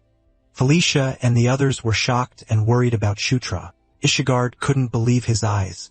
He didn't think something like that would be possible. Blue and gold energy slowly merged together, forming a single shining core. Then some notifications came out. First, Azura Cultivation Technique and Beast God Fist Art were working in harmony. Second, the level of the protagonist's physique has increased, plus the level of immunity to 100 poisons level 1 has increased. When immunity to a 100 poisons level reaches level 3, it could evolve into immunity to 1000 poisons. He acquired Harmony level 1, and the S-rank Martial Beast God Fist art evolved. A pillar of golden light shot up towards the sky, striking the fortress and shaking the land around it. Shutra emerged from the light, floating calmly as the combined energy flowed around him. His eyes were closed, his body steady as if the power had fully accepted him. When Shutra opened his eyes, he had already acquired the SS rank martial art, Azura Divine Fist. When the light was gone, he fell on his butt. Carrick and Felicia rushed to his side and asked the Sword Lord what happened to Shutra. Ishigard replied that he only intended to teach him the Azura Cultivation Technique, but Shutra merged the Beast God Fist art and the Azura Cultivation Technique into one, and he did it unconsciously. Originally, the only SS rank martial art that appears in Night Saga is the martial art of the hero, Locke, which was the hero's swords art. But now the Beast God Fist art has evolved into the Azura Divine Fist Strike at the same SS rank grade as the hero's sword art. Ishigard expressed that he was a far greater figure than he imagined. He decided not to pry and told him that he doesn't need an explanation. What interested him was Sutra himself. He asked if he had named the technique. Sutra replied yes and revealed its name, Azura Divine Fist Strike. He replied that it was a simple name but a good one. But for what happened, he suggested keeping it secret whenever possible. Because Shutra had already drawn plenty of attention, there was no need to increase the gaze and wariness of the royal court. Shutra replied that it would be for the best too. Now that they were mostly finished with what he came to do, all that was left was to pack those up and then rest. Felicia asked what they had to pack. He asked her if it's her first time exploring the ruins. He's suggesting to gulp the dragon all down before the expedition team arrives. That shocked the siblings. He told them that if they split into thirds and share, it would be perfect. He asked them what they planned to do with those. They only thought of leaving them with the forge at the Demon King's castle. He agreed that it was not a bad idea, but since they obtained such fine materials, he suggested to entrust it to his acquaintance. He personally vouched for their skill. He asked if they knew someone named Amida.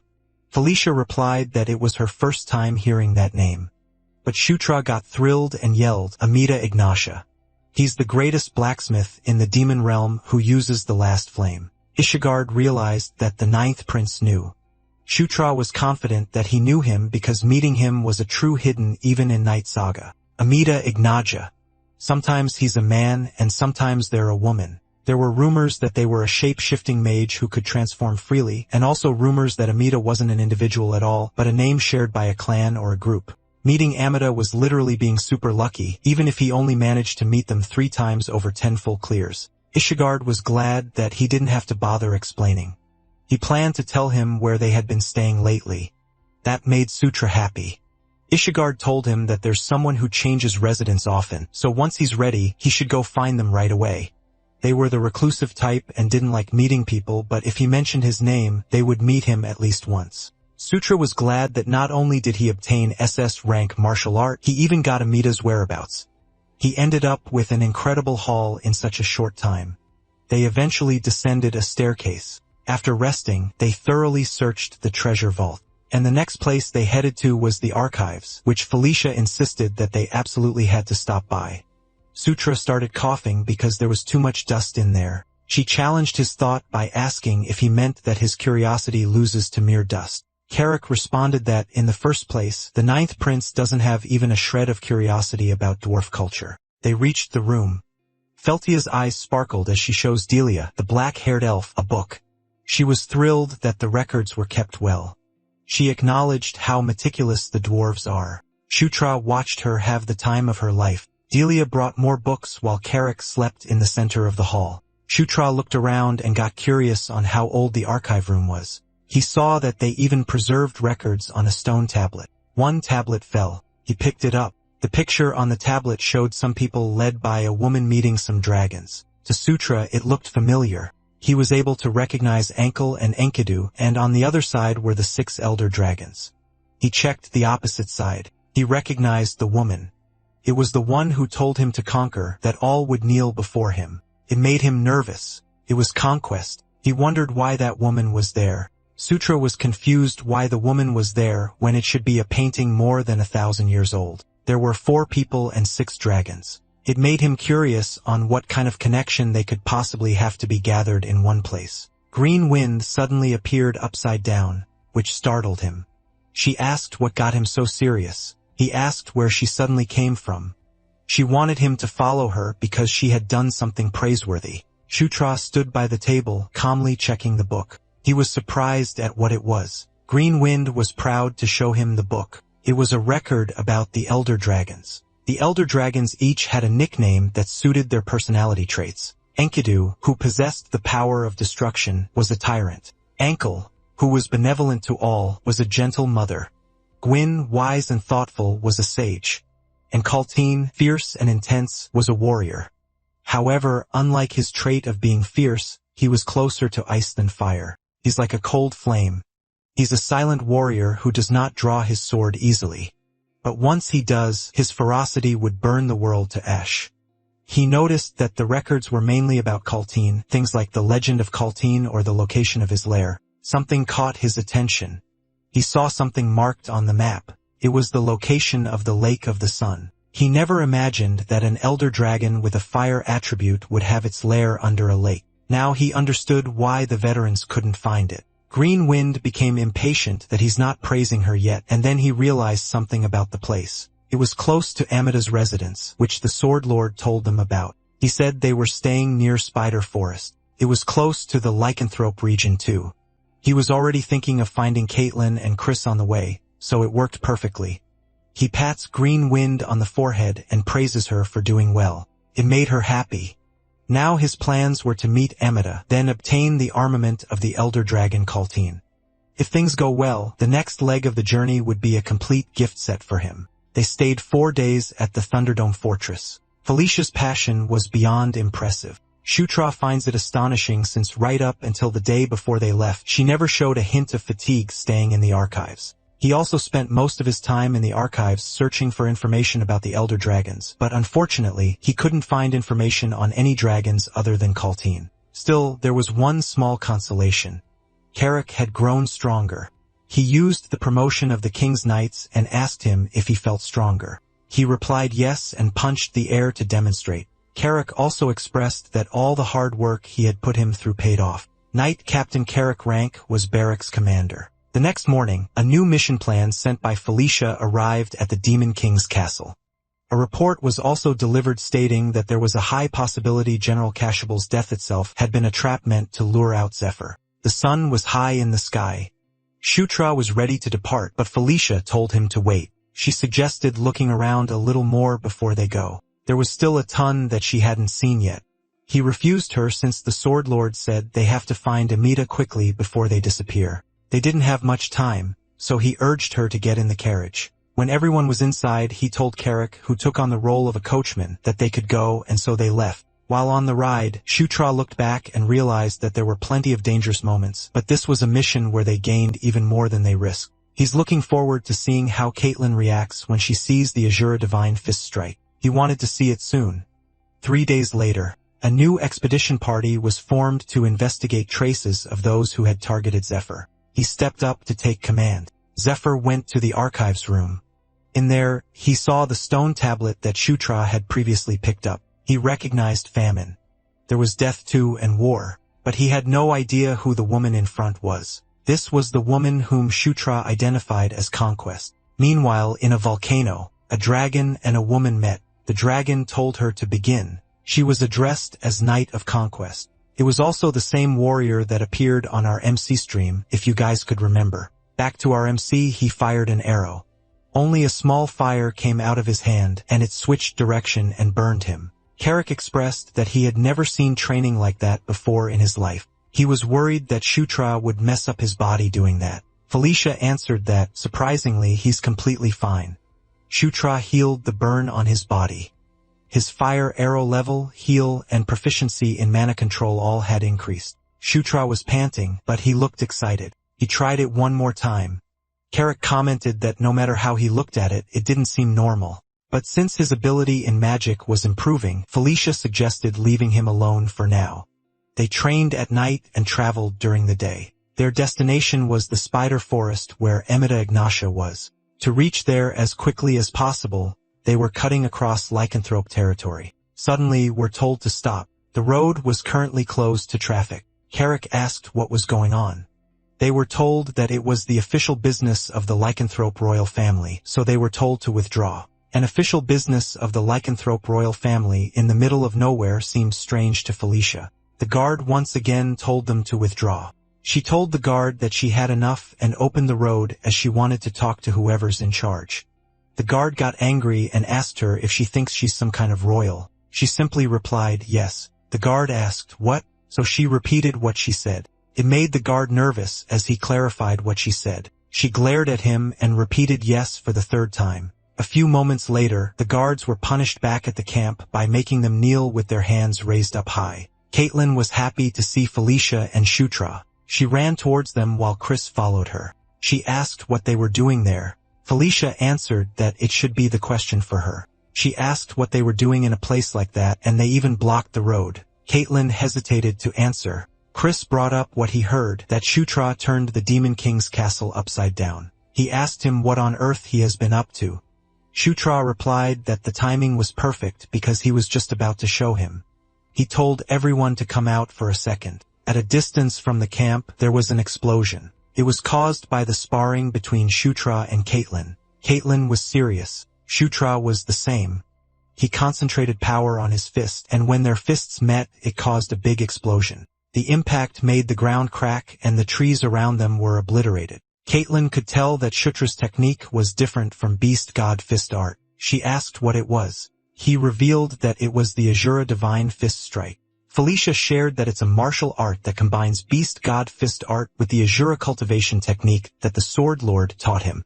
Christ was surprised both at the merge and the Sword Lord teaching him. He asked why would the Sword Lord teach him, and Felicia simply replied that it was because he's a genius. Caitlin was amazed. She wondered if she could learn it too.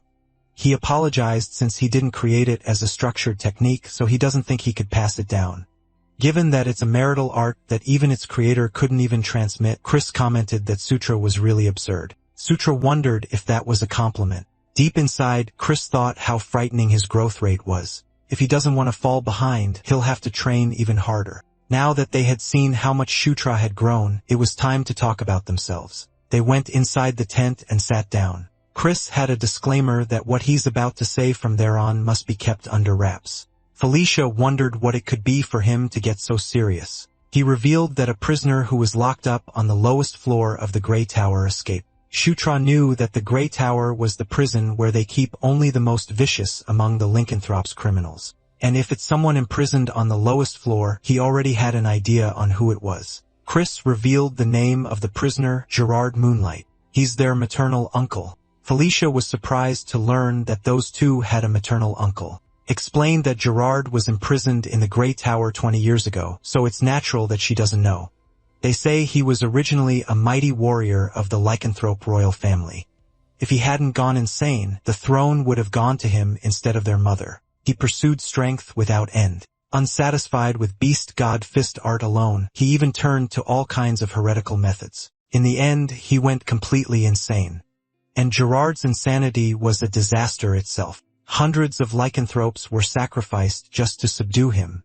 Still, it was fortunate that everything ended within the palace, so they were able to bury the incident internally. Felicia clarified if what is saying is that a dangerous person was wandering around. Caitlin shared that according to the report, Gerard seemed to have headed east. Chris assured them that he already lost half of his aura in the last battle, so there was no need to worry that much.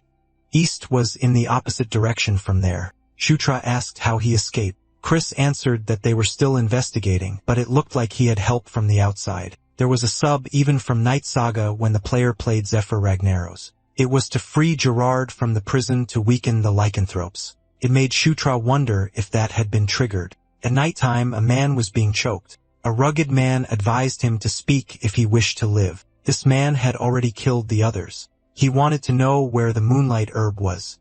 Ashutra was confused. He didn't know where he was. Conquest appeared before him. He asked her what was going on. She pointed toward a black hole behind him. When he looked closer, he saw someone inside it. He immediately recognized the figure. It was Famine.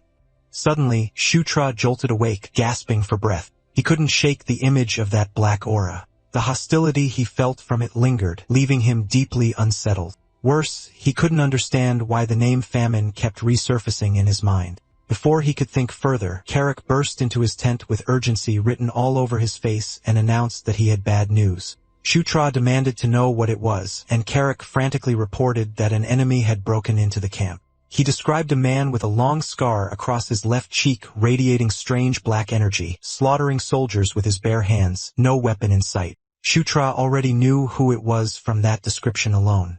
It was Gerard Moonlight. Chris and Caitlin had already seen the devastation left behind in the camp. Shutra and Carrick rushed over to join them. Shutra was confused. Gerard was supposed to have fled east, yet here he was. He couldn't understand why Gerard had come back. He demanded the truth. He pressed them for the real reason they had come here. Caitlin finally revealed it was because of the moonlight herb. Chris was surprised that she spoke up so openly. She explained everything. Their true objective had always been the moonlight herb. They had only learned about Gerard's prison break afterward. The herb was a rare medicinal treasure that bloomed once every 100 years, one of the lycanthrope's most prized relics. It was a consumable item with an absurd effect, powerful enough to pull someone back from the brink of death. In Night Saga, it was an item obtained by defeating either Chris or Caitlin. Now it made sense why Gerard was here. He was after the moonlight herb to restore the aura he had lost, nearly half of it. Suddenly, a golden light illuminated the sky. It was Felicia's magic. The opposite side of the camp had already turned into a battlefield. Felicia raised her staff and unleashed a towering wall of fire. She was clearly exhausted. Even so, Gerard forced his way through the flames. Felicia's heart sank. She thought this was the end. But at the last moment, Shutra arrived and hurled his shield straight at Gerard. He asked her if she was all right. The impact forced Gerard backward. Chris and Caitlin immediately followed up, leaping toward him. Gerard recognized them at once, Elaine Moonlight's children. He steadied himself and raised his arm. Caitlin ordered him to surrender quietly. Instead, he sneered and said he had inherited their mother's will. She hesitated for just a moment, and that was enough. His punch sent her flying. Chris rushed toward his sister in panic. At the same time, a wolf soldier crept up behind Gerard. Gerard caught it by the throat. He drained it dry. Thick black mist was ripped from the wolf's body. Shutra felt a chill run down his spine. The wolf's eyes turned pitch black as the dark energy continued to pour out. That's when Shutra understood what that black energy truly was. It was famine.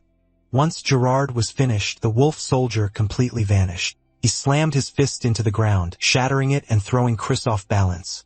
The black mist surged forward and struck Chris directly. Shutra couldn't believe what he was seeing. In Night Saga, Gerard was never this powerful. After such a long imprisonment, his body should have been completely ruined. Gerard noticed Shutra's moment of distraction and mocked him for it, saying he had some nerve. He grabbed Shutra by the throat. Shutra struggled desperately, using every ounce of strength to break free. Gerard smothered him in black mist and whispered for him to dry up. There was sudden movement. It was Chris. He struck Gerard from behind, forcing him to release Shutra. Shutra screamed as pain tore through his body. Gerard turned, ready to counterattack. Chris stopped him, reminding him that he was his opponent. Chris lunged forward, his body engulfed in raging blue energy. He slammed into Gerard with crushing force, driving him into the ground as the impact shook the area. Gerard blocked the barrage and mocked him, saying he didn't even greet his uncle first. Chris roared at him to shut up. To him, Gerard Moonlight of the lycanthrope royal family had died 20 years ago. What stood before him now was nothing more than an escaped convict. Shutra summoned a golden dagger. He activated under the king's banner on Chris, catching him completely off guard. Chris felt a surge of exhilaration. Power flooded his body, and he wondered if this overwhelming strength truly came from Shutra's magic. Energy overflowed through him. Gerard immediately noticed the change in Chris's movements. At the same time, Caitlin, also empowered by under the king's banner, slipped behind him and landed a solid punch. Gerard groaned as the blow connected. Chris followed up instantly with another strike. Felicia and Shutra watched from a distance. The battle moved so fast that only streaks of light remained. Felicia admitted she couldn't see anything and asked Shutra what was happening. He calmly replied that Chris and Caitlin were winning. They attacked in perfect sync, forcing Gerard to block with his forearms. For the first time, he acknowledged it. They truly were Elaine's children. With that realization, he decided there was no reason to hold back anymore. He released his wolf form. With massive wolf-like hands, he grabbed Caitlin by the head. He dodged Chris's incoming punch while dragging her along. Then he slammed her into the ground. Chris's face drained of color. Caitlin was badly injured. Rage boiled over, and he swore to kill Gerard. Gerard answered by slapping him aside. The blow sent Chris crashing through several trees before he finally hit the ground. The moment he landed, Gerard leapt after him. The white suri flared with brilliant light. Shutra blocked the attack with it, then he called out to Carrick, summoning the king's knights. Jared instantly turned and intercepted Carrick's axe. Shutra focused power into his fist. He pulled it back, golden energy compressing tightly as he prepared to strike. Then he unleashed his technique, Gigantic Piston. Jared endured the hit. He retaliated with Beast God Fist Secret Art, Wild Wolf Fist Strike. The collision sent Shutra flying. The sheer force made it hard for Carrick to stay on his feet, panic setting in as he looked toward the prince. Eventually, Gerard's aura settled. He looked pleased. He hadn't expected Shutra to stand again after taking a Wild Wolf Fist Strike. Suddenly, Shutra coughed up blood. Gerard stepped toward him, killing intent clear in his eyes. But Shutra stopped him. This time it was his turn. He unleashed the same technique, Beast God Fist Secret Art. Gerard froze in shock. The attack struck him head-on. Shutra saw the notification appear. He had learned Beast God Fist Secret Art, Wild Wolf skill. It was finally time for Gerard to taste his own power. Gerard groaned in pain. He couldn't understand how that bastard knew the wolf fist strike. Shutra drew his fist back once more. He struck again, this time with Fist of Explosion. The searing heat made Gerard growl. He retaliated immediately. Shutra was sent flying backward. He clicked his tongue in frustration. He had been aiming to blow Gerard's head off. Gerard released a surge of black mist. The mist locked onto Shutra. Shutra summoned the white suri just before the black mist detonated. His only reaction was, what the hell? When the smoke cleared, Gerard was gone. Shutra wondered if he had escaped. The system notified him that his level had increased. He let out a breath of relief. At least the immediate threat was over. He asked Felicia how Caitlin was doing. Felicia's expression darkened as she told him the situation was bad. The injuries were far too severe. At this rate, she didn't think magic alone would be enough to save her. Suddenly, Shutra groaned and clutched his chest. Felicia rushed to his side, alarmed. Despite the pain tearing through him, his thoughts stayed on Caitlin. Even though her external wounds had healed, the inside of her body was completely ruined. He suspected she had pushed herself too far, drawing out aura. Seeing his condition worsen, Felicia asked what was wrong. He brushed it off, telling her he would recover with some rest, and urged her to focus on Caitlin instead. Chris appeared, holding a box, and told Felicia to use it on both Shutra and Caitlin. She asked what it was. When she opened the box, she froze. Inside was a single flower. It was the moonlight herb. Felicia laid them side by side, placing the box between them. She began her work while Chris and Karak stood guard. She carefully took the moonlight herb from the box and split it in half. She placed one portion above each of them. The fragments dissolved and entered their mouths. Caitlyn's body began to glow brilliantly. Felicia frowned in confusion. That confusion instantly turned to panic when Shutra's body started to levitate. Chris had never witnessed anything like this, but he remembered the legend surrounding the moonlight herb. Long ago, the one known as the primordial Wolf King gathered the scattered lycanthrope clans and united them into a single nation. One day, a ferocious red dragon named Castion invaded their territory. The battle raged for 7 days, ending only when the Wolf King slew the dragon and claimed victory. But the endless fighting had taken its toll. His entire herd was destroyed, and death soon followed. In that desperate moment, the Wolf King encountered a pure white flower. Trusting his instincts, he consumed it. The flower, which held moonlight itself, became his new heart. With a heart forged from moon essence, the Wolf King declared that his life was bound to moonlight and took the surname Moonlight. It was said he protected the kingdom for an unfathomable number of generations. However, that miracle happened only once. For generations afterward, lycanthropes consumed the same flower, yet none could withstand the moonlight as the Wolf King had. No one else ever obtained a new heart. That was the legend of the moonlight herb. And now, that legend was unfolding right before Chris's eyes. It was happening to Shutra, a being of an entirely different race. Shutra's chest glowed intensely, and a pillar of light shot into the night sky. The system notified him that protagonist setting adjustment had strengthened the enchanted encounter. His protagonist's physique reacted to the moonlight herb. He now possessed 2 hearts, which meant 2 starting points. Eventually, Shutra opened his eyes, greeted by a radiant golden light. Caitlyn was lying beside him. Startled and embarrassed, he immediately sat up. Still disoriented, he scanned his surroundings and realized they were in an elegant bedroom. Then there was a knock at the door. Several soldiers entered. They escorted an imposing woman forward. She asked Sutra if he had slept comfortably. She addressed him as the 9th prince, Sutra Ignas. He recognized her face instantly. He had seen it countless times in the game. She was the 4th queen, Elaine Moonlight, queen of the lycanthropes and the biological mother of Chris and Caitlyn. She told him she had heard her children survived because of him and asked how she should repay such a debt. Sutra answered honestly that it was nothing. He had only done what he should. She told him not to be modest. What he had done deserved recognition. He thanked her. Then, without further pleasantries, she went straight to the point. She asked him directly whether he intended to become the Demon King. Shutra was confused by her question.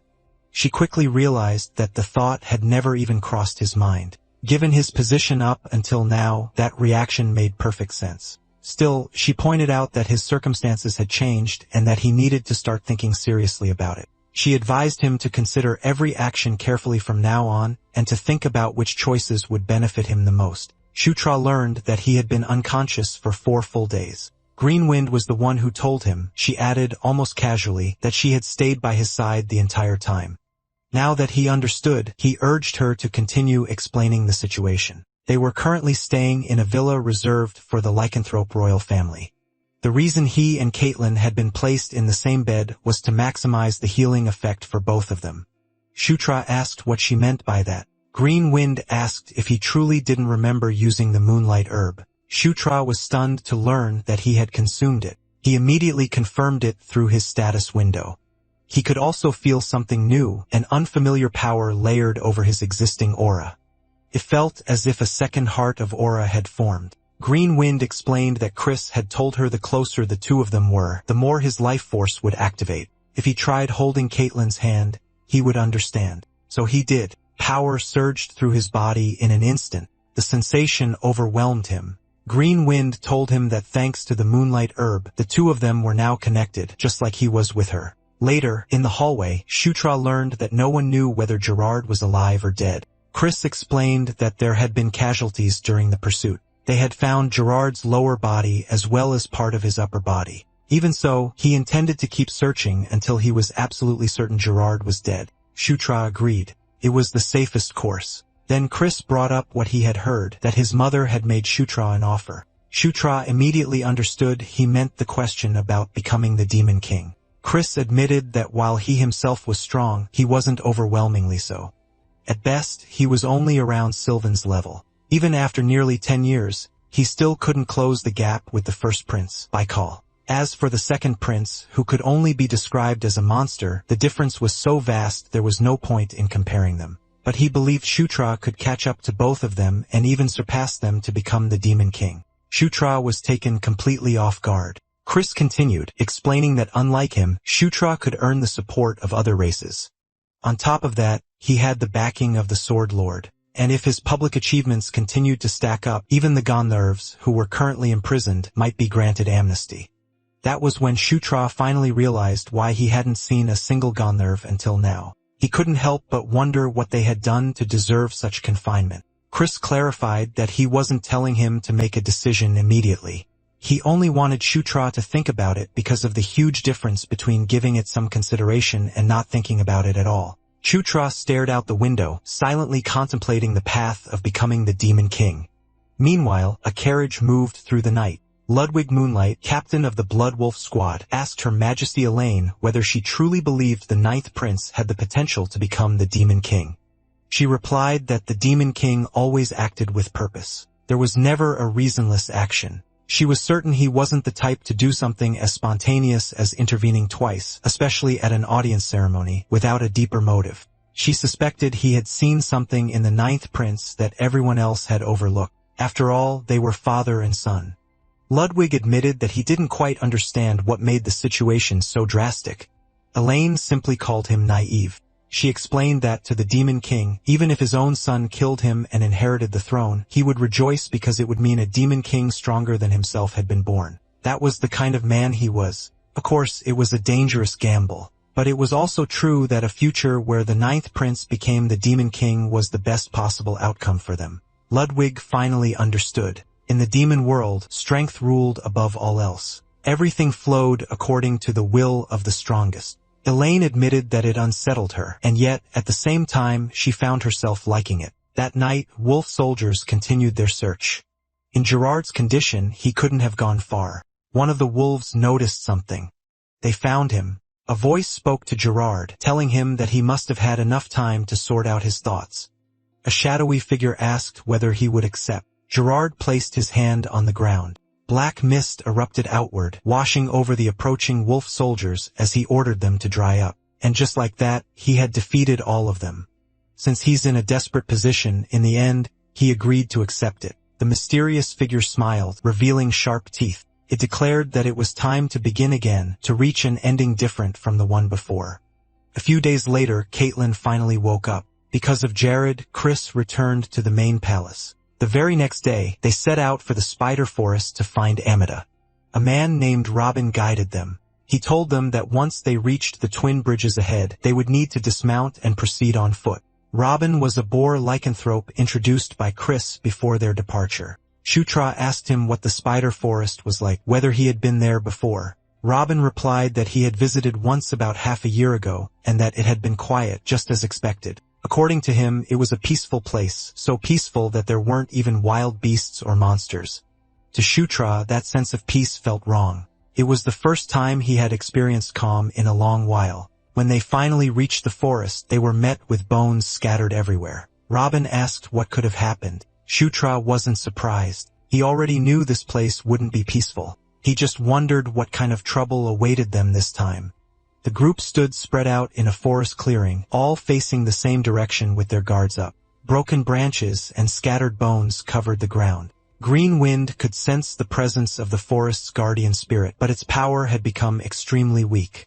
Because of that, the spirits were afraid the guardian spirit of the spider forest might soon disappear. Shutra asked Robin if the spider forest had a guardian spirit. Robin replied that old stories spoke of one, a legend about a gigantic spider living at the heart of the forest. Shutra fell into thought. Then he instructed Karam to inform the lycanthropes about what was happening. She immediately hurried off. Green Wind sensed powerful magic at the center of the forest, and that magic had been destroyed. She knew something terrible was about to happen to the forest. Night fell and they set up camp.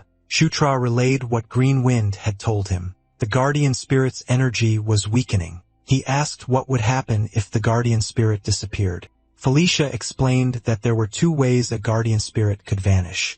One was if the guardian spirit itself was destroyed. The other was if the source it existed to protect disappeared. In other words, when the origin that manifested the guardian spirit was lost. Even though Green Wind looked small, she was a guardian spirit of fairly high rank. Even if her source disappeared, she would weaken, but she likely wouldn't be destroyed. Most guardian spirits, however, vanished alongside their source once it was destroyed. That was usually the case with the artificial guardian spirits he encountered in dungeons or ruins. Simply put, the reason the Spider Forest's guardian spirit had weakened was because its source had taken damage.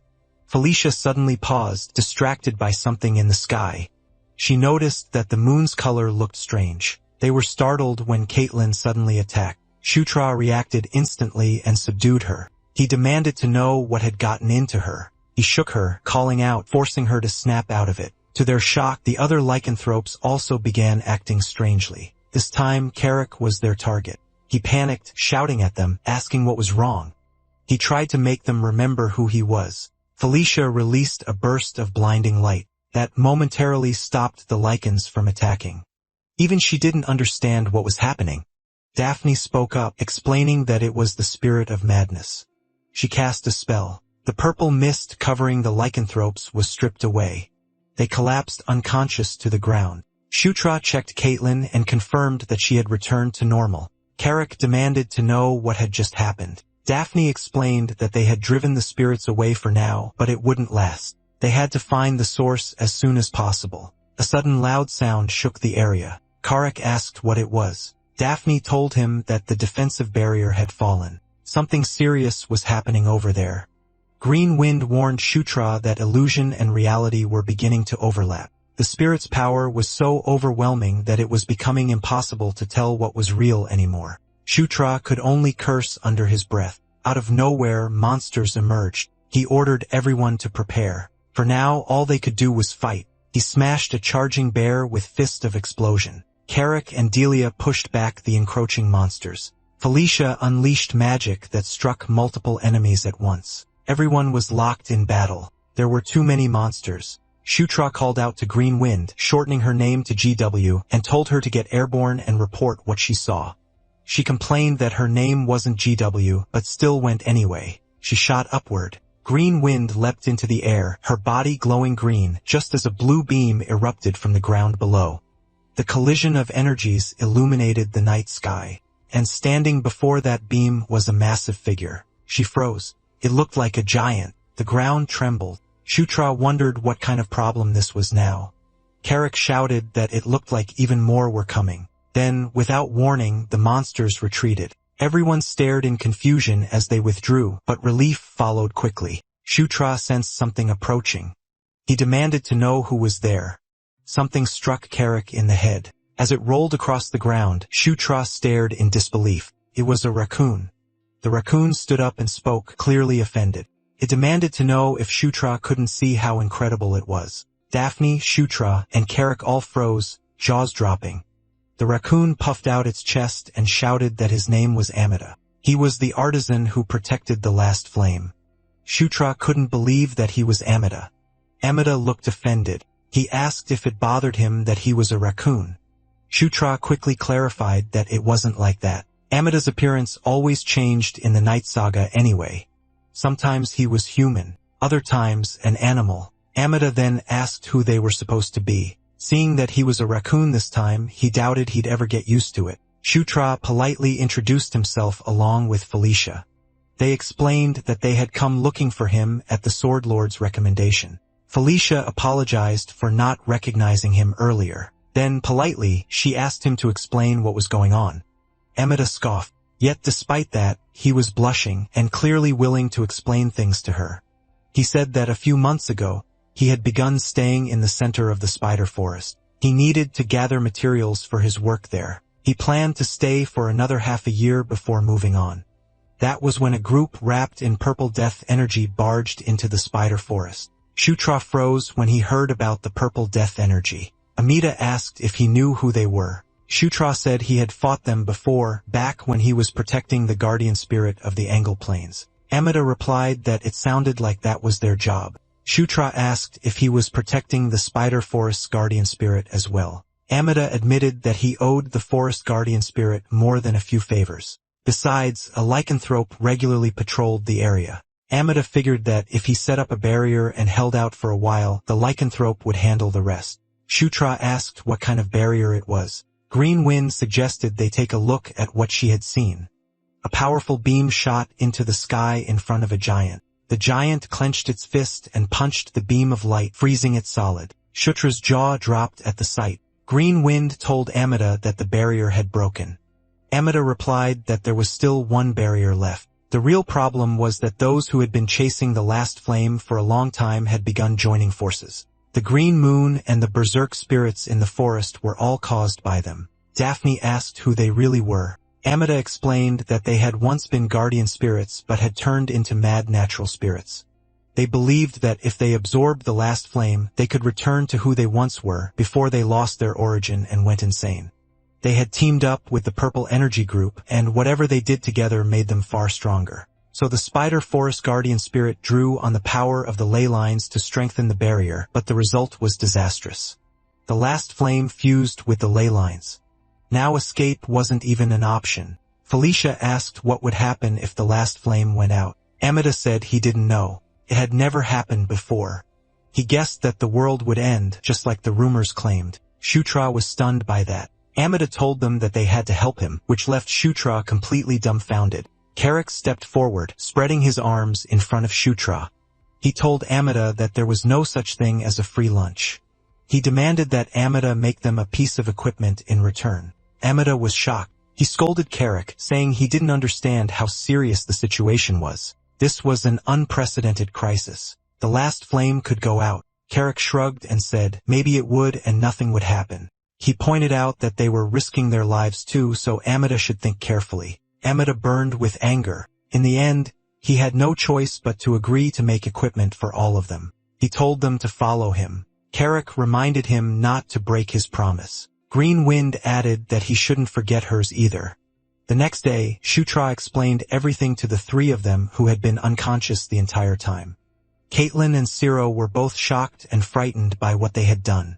Since the situation had grown worse than when he sent Karma, Shutra also sent Robin back to the base. His mission was to inform the lycanthrope of the current situation and request reinforcements. They formed a circle and held a quick huddle. Amida explained that the enemy's pattern could be broken into two main phases. In the first phase, crazed monsters and beasts, driven mad by the spirit of madness, slam themselves into the barrier. Just as it sounds, it's nothing but mindless brute force attacks meant to weaken it. And because lycanthropes possess strong latent ferocity, they're easily tempted by the spirit of madness. That meant they needed countermeasures. Delia nodded and said she understood. The second phase begins once the barrier weakens. That's when a white giant appears and destroys it. That monster is formed when the mad guardian spirits merge into one. On top of that, those wrapped in purple death energy join in, making it far more dangerous. Amida planned to deliberately open a hole in the barrier and funnel the first wave attackers into a single point. Shutra and the others would wipe them out there. If they eliminated the phase where the barrier weakened, the white giant wouldn't be able to break it. Amida said this with confidence. He had been measuring its strength for days as the barrier kept getting destroyed. If morning came while the barrier was still intact, the enemy would retreat. During the day, they would repair the weakened sections and repeat the process at night. He was still explaining that if they held out for 2 days, they would win. When Caitlin suddenly grabbed him and pulled him into a cuddle, she said he was adorable. Carrick leaned over and whispered to Shutra that Amida seemed to enjoy it for some reason. That made Shutra suspect that Amida had a weakness for beautiful women. Felicia asked if the 2-day plan was meant to include reinforcements. Amida shook his head and said no for reasons of self-reliance. Then he revealed the real trump card. The core of the last flame was actually a weapon he had created, and it was charging. Once it finished, they would be able to use it to defeat the white giant. That night, they ascended to the altar. Carrick took hold of the axe Amida had created, grinning as he said he was really looking forward to using it. Daphne handed Delia and Caitlin headbands that could repel the spirit of madness as long as they wore them. Suddenly, a loud noise echoed through the forest. The bushes began to rustle. Shutra knew it. They were coming. A horde of monsters emerged from the darkness. Shutra ordered everyone to hold their positions and not let a single one break through the barricade. They just had to hold out for 2 days. A strange purple artifact spun to life. Rings locked into place as the bright crystal at its center flared, releasing a surge of mysterious power. Felicia called down purple lightning from above as she hovered mid-air. The bolt crashed into the ground below, blasting everything apart in a violent surge of energy. She lowered her staff and let out a small sigh of relief, purple sparks still crackling around her as she caught her breath. Amida told her that once she truly understood the power of all things, she should try using the staff he had lent her. Then she would be able to cast magic far stronger than what she could manage now. Felicia focused. Her staff glowed gold. She unleashed a massive burst of fire. The monsters were swallowed by the flames. A huge explosion erupted and shot straight into the sky. Shutra praised her for the great work. He and Caitlin charged forward. From here on out, it was their turn. Shutra activated Fist of Explosion. Caitlin fought beside him, smashing monsters with her punches. A monster tried to sneak up behind her. Syra transformed and struck it down. Carrick charged in as well. He came crashing down from above like a meteor, slamming into the ground as a golden explosion burst outward and sent debris flying everywhere. Carrick commented that the weapon the raccoon had lent them was no joke. Amida and Daphne stayed back, watching the fight. Amida remarked that they were doing pretty well. He recalled that the prince's name was Shutra. He noticed that the boys' equipment still needed work, but that would only matter if they survived this. He decided that he would like to make at least one piece of equipment for him. Suddenly, Amida shouted that the white giant was about to appear and that they needed to get back inside the barrier. Sutra replied that he understood, and everyone ran. The barrier began to close. They all made it inside. A beam of white light shot straight into the sky, connecting with the glowing blue moon as violent energy surged between them. The ground trembled beneath their feet. The giant appeared. It was their first time seeing the white giant. Seeing it in person, it was truly enormous. Punched the barrier. Carrick felt overwhelmed by its size. A single blow like that could easily kill someone. Amida assured him that the barrier would never break. All they had to do was wait until it disappeared. The giant kept punching the barrier. They watched closely. Sutra felt something was wrong. It wasn't the same as yesterday. Felicia asked what he meant. He answered that yesterday it didn't have that blue aura. Its attacks were growing stronger. They saw cracks forming in the barrier. Amida couldn't believe it. He realized the power behind it was death. The barrier shattered completely. Shutra shouted for everyone to get out of the way. The giant's punch hit him head-on, blasting him backward. He crashed down the staircase. Carrick and Felicia shouted his name in panic. Shutra groaned in pain. He knew how bad this was. If he took another hit like that, it would be over. Then Carrick pointed at something. A ship was floating in the sky. The flying sailing ship made Shutra think of someone, the one and only captain who sailed the skies, the dark elf whose sword could cleave the heavens. Felicia's face lit up when she recognized him. It was her brother, the fifth prince, Sylvan Doomblade. Sylvan raised his voice and ordered the charge. The ship slammed into the white giant. The giant reeled, shocked that something had struck it from behind. The flying ship pierced straight through its back, passing cleanly through its massive body. Felicia was surprised to see Sylvan. The ship landed near them. Shutra noticed fragments of the white giant falling apart. They were liquid, and they began rising again and started forming into something new.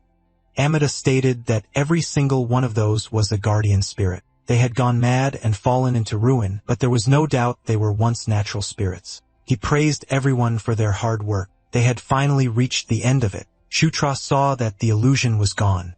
The moon had returned to normal. The giant broke apart into the individual guardian spirits it had been made from. Amida was dumbfounded. The attack should have finished everything, but they sensed another energy coming from it. Those guardian spirits were engulfed in purple energy.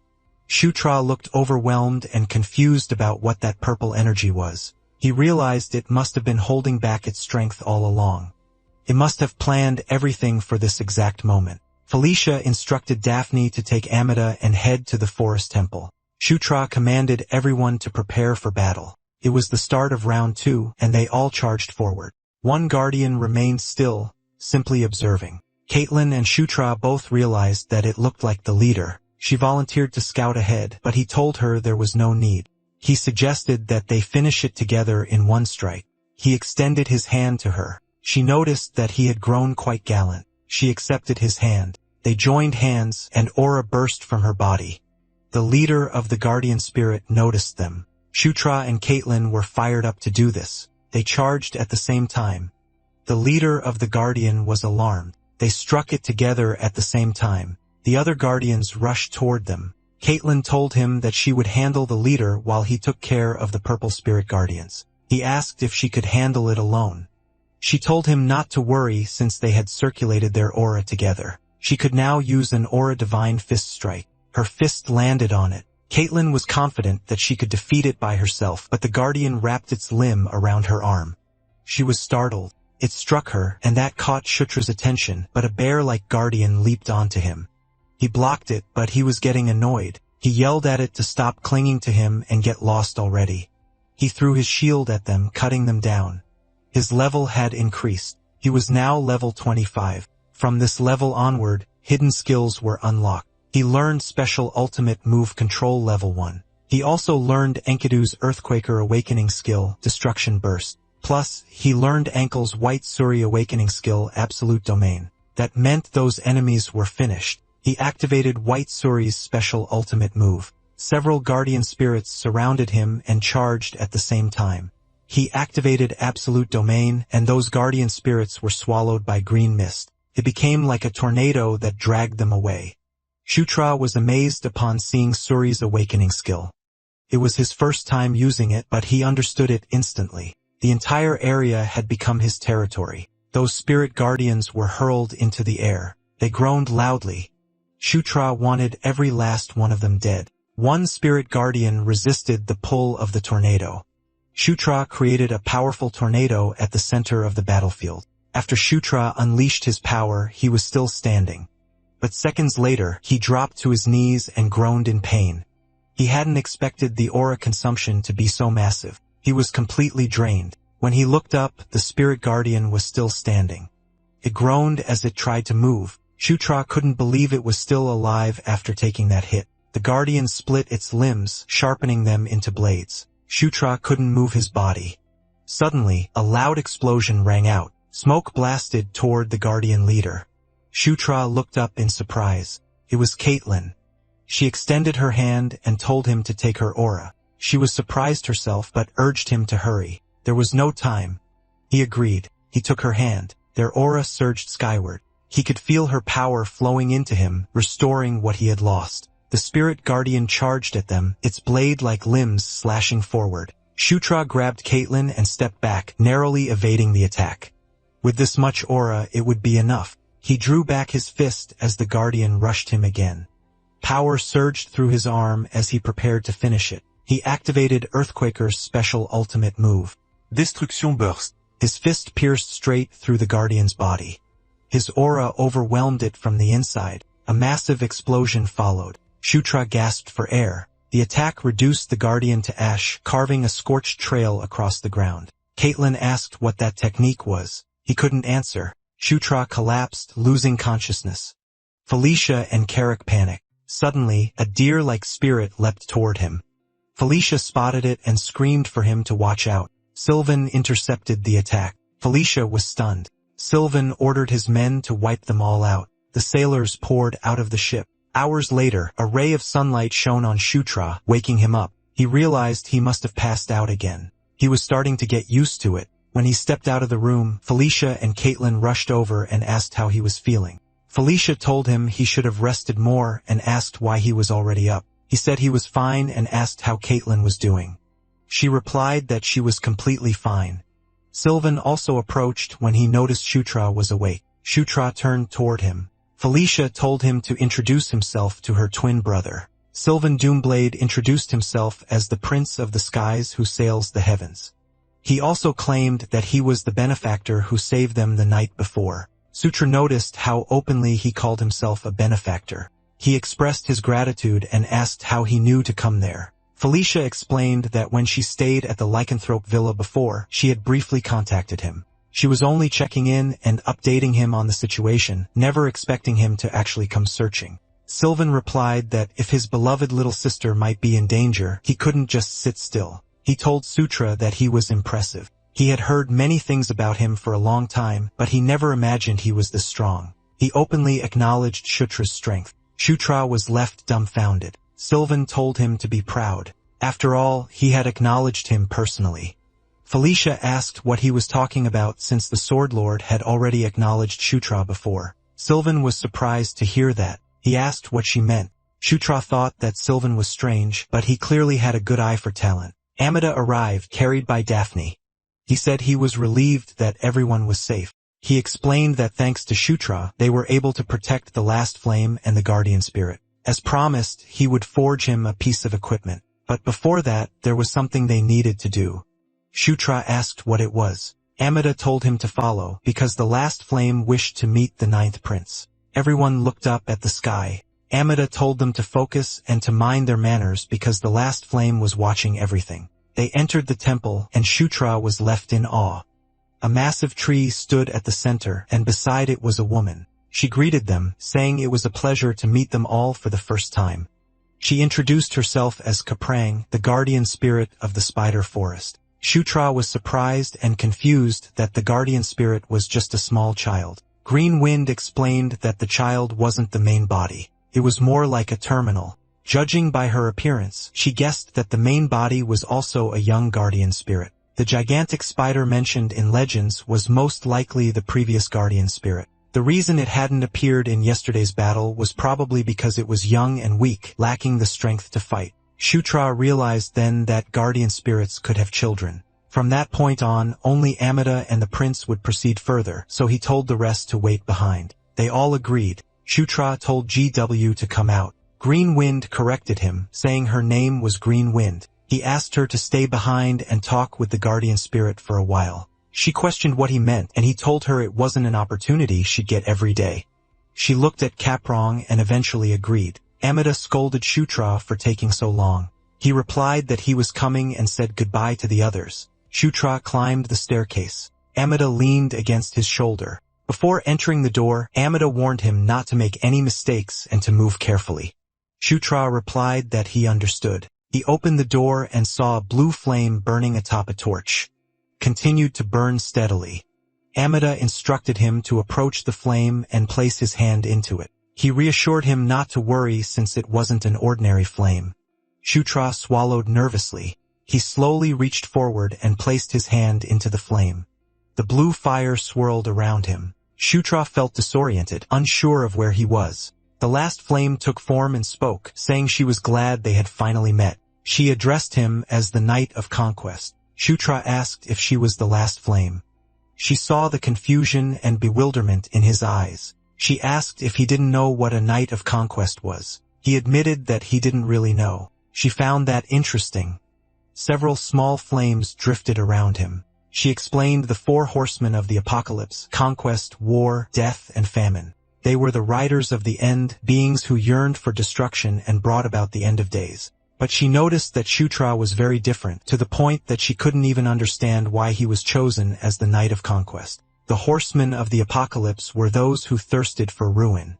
It wasn't that they became horsemen and then desired destruction. Rather, they were chosen because they already sought it. But Sutra didn't wish for ruin. And more than that, he wasn't being influenced much at all. Normally, the horsemen were strongly affected by the beings who chose them. Acting as vessels of their power and will, they were driven to bring about the end of days. But conquest wasn't trying to dominate him. If anything, she wondered whether it wanted to be conquered by him instead. She asked him what he wanted to do. With the Night of Death still pursuing the end of days, she asked what he desired. The question made him pause. At first, he thought about returning to his original world, but when he truly considered what he wanted most, he thought of Caitlin, who had held his hand and told him to stay close. He thought of Felicia, who hugged him and told him to come back without getting hurt. He thought of Carrick, who promised to protect his secret no matter what. So he realized what he truly wanted was to stop the lycanthrope subjugation, to stop the day of the massacre. He thought about holding someone's hand. He looked forward. Caitlin was guiding him toward the people he cared about, and he understood. He wanted to change the future where everyone with him was wiped out by Zephr Ragnaros. He declared that what he wanted was to protect everyone. The last flame smiled at his answer. She explained that a knight of conquest was one born with a king's fate to conquer all things and bring them into submission, which meant that he already knew the simplest and most perfect way to make his wish come true. So she asked him a final question. Would he become the demon king? She waited for his answer as he remained silent, staring straight at her. Shutra realized he only wanted one thing, and that was to change the ending of the game. He made up his mind. He decided to become the demon king. This made the last flame smile. A blue flame wrapped around Shutra. She described him as a knight of conquest who seeks a life beyond the end of days. But she corrected herself and called him the king of conquest instead. She moved closer to him and wished for his will to come true. Sutra was notified that he learned Divine Power Level 1 and Incarnation of Flame Level 1. An alliance was also formed with the last flame. The alliance status was a firm alliance. Shutra had leveled up. He was stunned that she just kissed him. After that, Amida approached him and asked what was lovable about a guy like him. He told Shutra to follow him because the last flame ordered him to gear him up with a full set. Inside the Spider Forest secret fruit orchard, Amida, with a lazy look, told him they were short on materials. He told Shutra that if he went north from there, there was a place called the Lake of the Sun. Metal-bodied monsters lived there, so he was told to catch a few. Shutra asked if black dragon hides and bones weren't enough lot. Amida shouted at him saying those were just the main ingredients, but to make the equipment, he needed a wide range of materials. He said that if he was going to replace all of Shutra's gear, he would need a lot, so Shutra had to bring back whatever he could. In his head, Shutra wondered why Amida didn't have materials when he was supposed to be the greatest blacksmith. Amida saw his expression and asked if he didn't want to do it. Then he yelled at him for just standing there. He told him to get moving at once. The flying ship soared through the sky. Carrick asked if monsters like that really existed at the Lake of the Sun. Sylvan said yes, and that the most famous one was Caltus. His weakness was divine power. It was made entirely of metal, and that metal was a rare material used as a natural waterproof agent. Carrick said Sylvan really knew everything. That made Sylvan happy, and he said he was the prince of the skies who rules the heavens. It was also perfect timing for Felicia because she needed to go there too. Caitlin asked why. She explained that the ruined survey map she sent to the Demon King's castle was for the Lake of the Sun. She had to go there sooner or later, so this worked out well and saved her time. Caitlin said she was looking forward to seeing the ruins map. Meanwhile, Shutra was thinking about something. He was looking at his status panel. He decided to save a few points and spread the rest evenly. Then he remembered that when he reached level 25, the King's Knights leveled up too. The system informed him that the number of knights he could accept had increased. The summon's performance had also improved. He could now summon a King's Knight once every 3 days. King's Knights was now level 2, and he had 2 out of 3 knight slots filled. The knight skill was Knight's Blessing level 1, which increased a knight's health by 5%. His special skill was Summon level 2. He could summon a knight every 3 days. Shutra was glad he could add a new member. Ideally, it would be great if Caitlin or Felicia joined, but he knew that would be difficult. Out of nowhere, Green Wind sniffed him. She said there was a different scent on him. He was confused about what she meant. She pointed out that it didn't smell like Kaprang. She suspected it was the scent of the last flame. She shouted that a master who smells like another spirit is disgusting. This made her blow a strong gust of wind into his face. Karak saw him and asked what was wrong. He said he had no idea either. Sylvan told them they were almost there. It was a beautiful lake. The sunset reflected on its clear waters. But Sylvan noticed something. Suddenly, something rose from the water. A large blue water serpent let out a loud shriek. Sylvan was shocked to see a sea serpent. He was confused why a creature that only lived in the ocean was there. He knew it was dangerous to stay, so they had to move away. The sailors quickly took their positions, but someone told him to wait. He stopped. Shutra told him there was no need to move because he would handle the sea serpent himself. Caitlin was confused. He apologized to her, which only made her more confused. He told her he would be back. Then he jumped. She shouted his name. The sea serpent opened its mouth as if waiting for him to fall inside. He activated Dragon's Blood. Strange scripts appeared on his weapon. The timing of the sea serpent was perfect because he needed a target to test this skill. It was Ascalon's special ultimate move. It was called Dragonbane, and our boy easily pierced through the sea serpent's body like a bullet. Sylvan and all the others were shocked by what they had just witnessed. Our boy used white suri to float on the water, and around him was the body of the sea serpent he had just killed.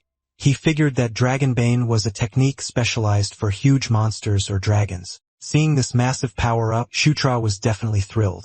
On top of that, he had also gained a new title, the one who killed a dragon in one blow. At the shore of the Lake of the Sun, Caitlin scolded Shutra, saying she wasn't his aura battery. He apologized to her. She admitted she understood, but she wanted him to tell her first before taking her aura. He promised that he would. Felicia hushed everyone, because a pack of Caltus was right ahead. Sylvan got excited for the fight. He unsheathed his weapon, but Shutra told him to wait. He noticed that Caltus looked like it was made entirely of metal, but it actually wasn't. The metal only covered its surface. So he decided it was best to focus attacks around its mouth. Also, it was weak to cold, so ice magic was a good way to defeat it. Sylvan said he already knew that. He said he had a more effective method, and that was an aura blade that could cut through anything. He claimed that no matter how hard their shells were, they meant nothing to him. His carefree attitude annoyed Felicia. She acted sweet and flattered him to manipulate him into hunting the cultists. It worked. He accepted the task. He rushed forward saying he could cut them all down on his own. Shutra wondered if it was really okay to send him alone. She assured him that he could handle it. She suggested they go back, eat dinner, and rest because they would be busy again tomorrow. Carrick felt sorry for the fifth prince, who was the only one working. Meanwhile, Sylvan went on a rampage, slaughtering every cultist. He kept going through the whole night. The sun was already up when he finished. He felt proud as Calthus corpses were scattered everywhere. Sylvan had dark circles under his eyes, but he still bragged that even if those monsters came at him in a full herd, they were no match for the Prince of the Skies. Felicia ignored him and told everyone to collect the dropped materials. Felicia was glad they had gathered all the materials Amida requested. They were ready to move on to the next stage. Carrick, Shutra, and Caitlin were surprised when bubble helmets appeared on their heads. They asked what it was. She explained that it was a spell that would let them breathe underwater during exploration. Carrick was impressed. While tying her hair, she asked if they were ready. She declared that it was time for a fun ruins exploration. Underwater, Sutra checked his map. He waved for them to follow him. Our boy led them towards this place that looked like a cave. They rose out of the water. Carrick was amazed that a place like that existed inside the lake. Felicia asked how he found the entrance. Shutra gave a vague answer and said he just sensed it. Sylvan stepped forward to lead, letting Felicia guide the directions. But she said Shutra was better at finding the path, so she suggested he go in front while Sylvan guarded the rear. He was surprised that he would be in the back. She tried to convince him by saying he was the strongest, so he should protect them from behind. He was convinced. Just as he expected from his little sister, it was a smart plan. He proudly said he would take responsibility for their safety from the rear. Felicia wasn't impressed and told them to move out. The cave was lit up. Shutra realized the place was in worse condition than the Thunderdome fortress, which had been abandoned for hundreds of years. Felicia agreed and said it looked like the lair had been unused for at least 1,000 years. Green Wind pointed something out to Shutra. There was writing on the wall. He asked what it said, but Felicia had never seen those letters before. Suddenly, the system notified Shutra that he had learned a script of the ruined precursor race level 1. He muttered to himself. Then he read the writing on the wall. It said that 10,000 years ago, the end of days came and the 6 pillars collapsed after failing to protect them. He said it seemed like nothing but negative words, but he wasn't sure. Felicia asked how he could understand it. Suddenly, Sutra's gauntlet began to glow. It reacted to a light ahead. He followed the glow. Felicia asked where he was going. He was amazed by what he saw.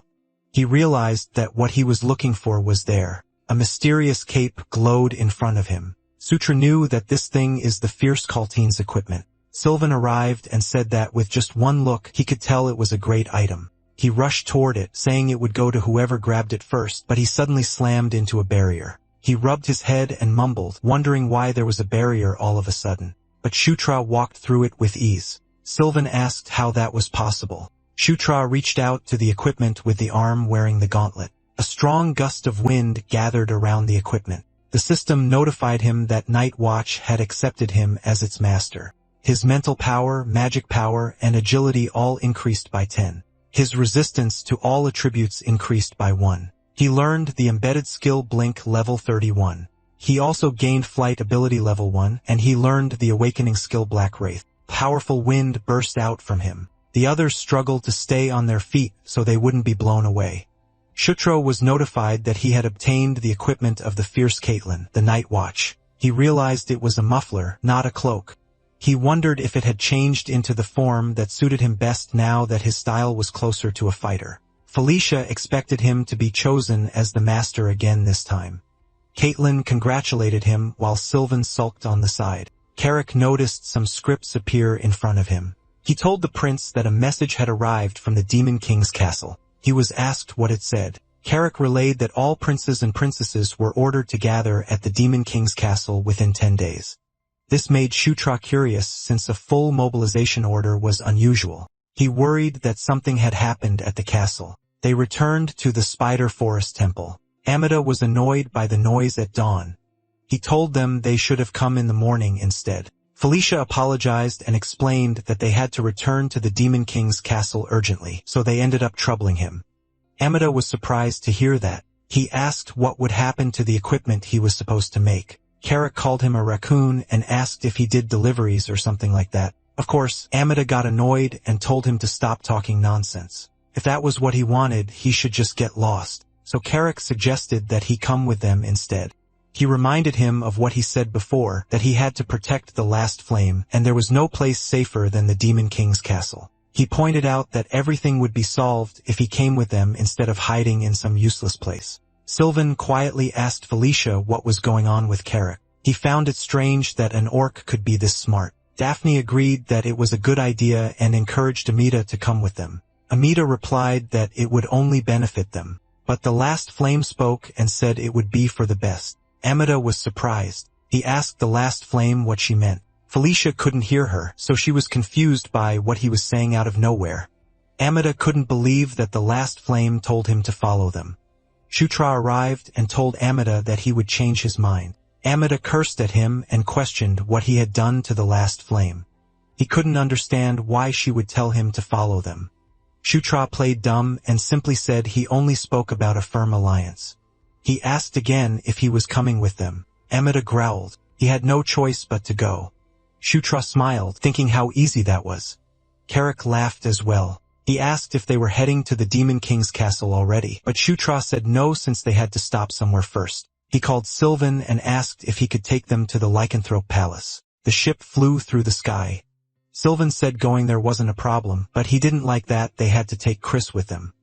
He argued that Chris could just use a teleportation circle at the castle. Felicia explained that they were going to the same place anyway, so it made sense to travel together. She asked if he was still uncomfortable around them. He said it was obvious. She told him to control his expression so he wouldn't upset the fourth queen and cause trouble. He clicked his tongue in response. They arrived at the Lycanthrope Palace. The fourth queen, Elaine, welcomed them and asked if they had a good trip to the Spider Forest. Shutra said yes and that they had returned safely. She felt relieved after hearing that since she was told there had been trouble in the forest and had been worried. She noticed something and asked if it was a pet. She said it was cute and that it was even wearing a large snack bag. Amida frowned. He was offended that she thought it held snacks when it was actually the last flame. Shutra told the fourth queen that it was their party member, Amida. She apologized to Amida, which made him blush. He said he would let it slide just this once. Since they had all worked hard to get there, she told them to rest. Shutra thanked her. As they were about to leave the room, she called the ninth prince and asked him to stay for a moment. She whispered that they had something to discuss in private. They went to the riverside. The fact that Shutra didn't go straight to the Demon King's castle and chose to stop in her kingdom first meant he already had an answer to her question. She wanted to know what his answer was. Our boy became silent and thought about it for a second. Back then, Elaine had asked if he intended to become the Demon King. This time, Shutra firmly said yes. She asked for his reason, and he said there was something he wanted to protect. She found that interesting and declared that the lycanthropes would support him. That surprised him. She explained that she also had something to protect just like him. She admitted that if the next Demon King came from the first prince, second prince, or fourth princess, there was a high chance the lycanthropes would lose their current position. That was because unlike the current Demon King, those candidates had in-laws filled with ambition. She added that the Dark Elves were likely worried about the same thing, so she suggested that he gain their support as well since they would be a great help to him. He said he would keep that in mind. She asked how they planned to return to the Demon King's castle. He answered that he planned to have everyone return together on Sylvan's airship. She found the idea amusing. Shutra explained that he was already in the spotlight, and since things had reached this point, he wanted to shake things up properly. That night, someone said it felt strange. It was Elaine's butler, Ludwig. He asked why the 9th prince chose an airship when a teleportation circle would be faster. Elaine said he was being naive again. She told him to think carefully and pointed out that the 9th prince was already being watched, so he asked what the better move would be. Should Shutra spend time easing his rival's guard or focus on people beyond his rivals? Ludwig asked her to explain it more simply. She revealed that the boy would not leave the airship. That only confused him more. She explained that if the 9th prince used a teleportation circle, Sylvan would return alone on the airship. But if that happened, it would look strange. He still couldn't follow her logic. In simple terms, the 9th prince wanted to show something to the others at the Demon King's castle. The airship set off. Their group traveling together showed that a new faction had formed.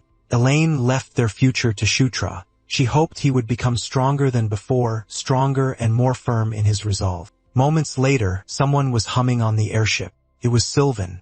He was happy because they were having grilled fish, his favorite. He ate happily, but stopped midway when he locked eyes with Chris. Both of them quickly looked away at the same time.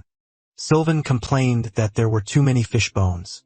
Felicia saw their interaction and sighed. She wondered what she should do with the two of them. Carrick admitted it was making him nervous. He was already thinking about what kind of trouble would happen in front of the Demon King this time.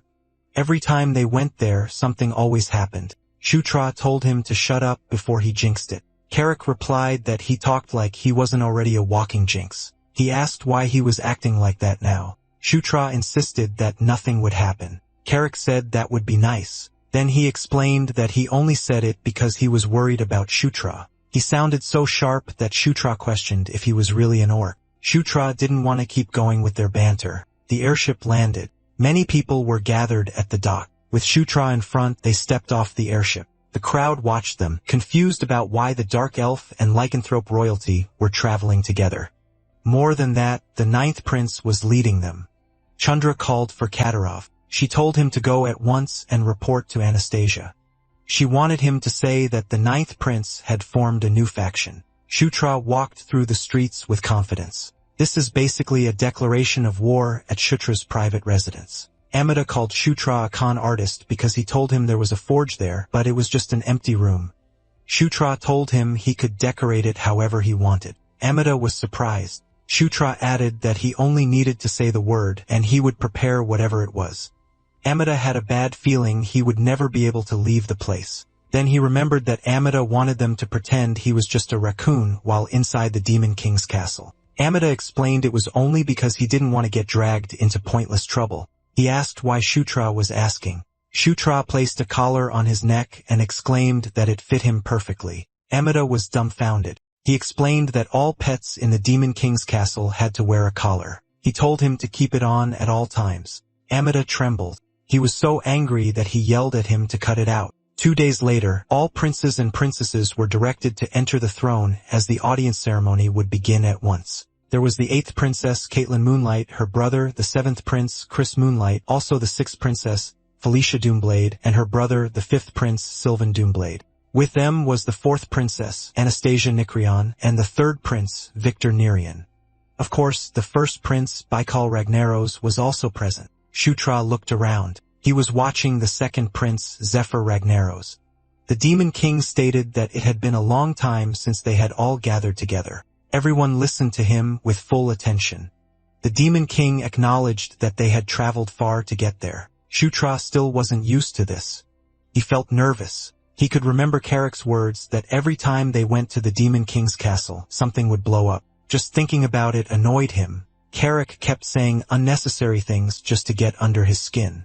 Before they got to the main point, there was someone the Demon King wanted to introduce. Someone entered the room. Sylvan's jaw dropped. It was the Sword Lord. Anastasia was confused about why he was there. Sword Lord Ishigard stopped in front of them. He asked one of them if he had been well since it had been a month since they last saw each other. He specifically mentioned Shutra's name. Shutra was caught off guard. Chris was surprised that he was speaking to Shutra. Of course, the other princes and princesses were also surprised. Shutra simply replied yes.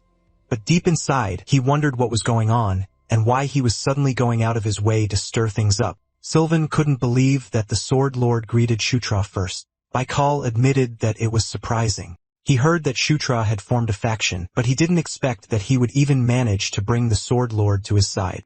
Zephr clenched his fist as he stayed silent. The man behind the Sword Lord asked if he had taken the 9th prince as his student. This man was Grand General Gallerhead. The Sword Lord replied that the 9th prince didn't use a sword, so all he did was teach him a few moves. Someone spoke, so they turned their attention to him. He asked the Sword Lord if he would have taken Shutra as his student if he had used a sword. This was the Supreme General of the Demon King's army, Richard. Sword Lord Ishigard admitted that he wasn't expecting the question to be asked that way. Richard demanded an answer, but the Demon King interrupted and told all of them to be quiet. He called Isabella, and she knew it was the cue to begin.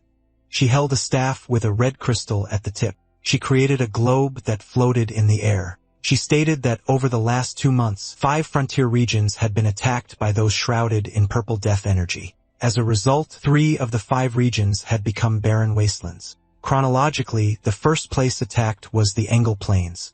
The attack was stopped by the 6th princess and the 9th prince. The most recent place attacked was the Spider Forest near the Lycanthrope territory. The location was well defended by the 2 of them, together with the 5th prince and 8th princess. In particular, the Spider Forest was quite peculiar in that it wasn't just a frontier, but a location deep within the demon realm's interior.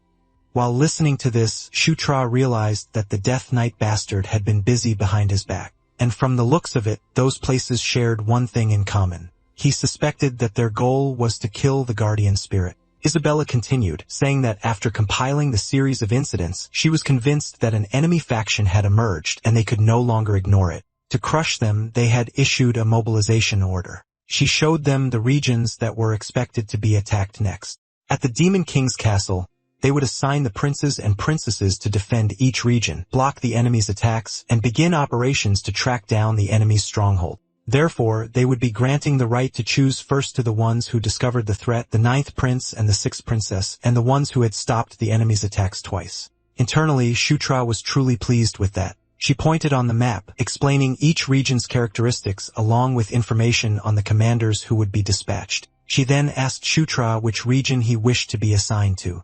Shutra checked the data. Normally, the correct play was to choose a place that was easy to defend thanks to its natural features. But he saw General Bandal, and that old man had been sent to a pretty brutal place. To him, that was perfect. He answered that he wanted to go to Evian. He took this as a chance to make Bandal his subordinate. Shutra announced that he wished to go to Evian. Isabella acknowledged that. Sylvan commented that Evian wasn't exactly a great place to defend. It wasn't all that important either. Isabella then asked the 6th princess to make her selection as well. She also chose Evian. Sylvan was stunned. She explained that she was closer to a civil official than a martial one. So rather than taking direct responsibility for a region, she wanted to support the 9th prince instead. The Demon King allowed it. Isabella acknowledged her chosen place. After that, the remaining locations would be assigned according to the public merits accumulated in the Office of Public Merits. A carriage traveled through the forest. Sutra and Carrick were inside. Sutra let out a sigh. He felt drained, probably because he had been tense the whole time. Once all the princes and princesses finished choosing, the audience ceremony ended as well. Sylvan went to Horn near Evian, and Chris went to Cal too. Meanwhile, Caitlin chose Evian to follow him. She insisted it would be better for her, a warrior, to support Shutra, who was still inexperienced, and Felicia, who was a scholar. Shutra was thankful that argument was accepted. In the end, it was him, Felicia, and Caitlin heading to Evian. But when he chose Evian, he sensed killing intent from Zephr. That made him think Zephr was also aiming for General Bandal. If that was true, then he knew he had to move fast. He reached his residence. He asked Amida how the work was going. Amida asked if he was trying to pressure him. Shutra clarified that he was just curious. Amida told him to stop talking nonsense and hand over Earthquaker and White Suri. He decided to tune them up as well. If he calibrated them, they would be far easier to use than before. That made Shutra happy. He told him to hurry up before he changed his mind. Sutra quickly replied, "Okay." At the same time, Flora entered the room. He asked what it was because he was busy. She informed him that a letter from the first prince had arrived, meanwhile, at Chris's estate. Chris also received a letter from Vakel. It stated that they should all hold a joint tea party together. Shutra, Caitlin, and Felicia were in the room with him. Felicia thought they were invited to build camaraderie because Vakel valued that sort of thing. Caitlin thought it sounded fun. She asked if everyone was going. Felicia replied that there was no reason not to. Chris said that normally he would have skipped it, but he wasn't alone anymore, so he would go with everyone's decision. Caitlin asked Shutra what he was going to do. She invited him to go with her and looked strangely hopeful. Her bright aura was so blinding that he answered yes before thinking. She praised him for making the right choice. Chris could already tell this was going to be exhausting.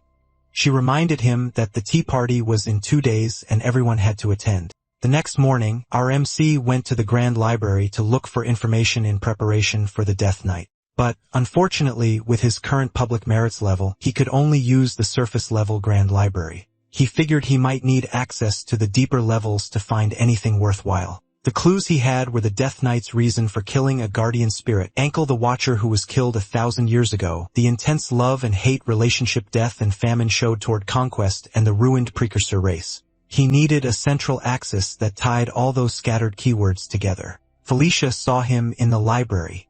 He was surprised to see her there.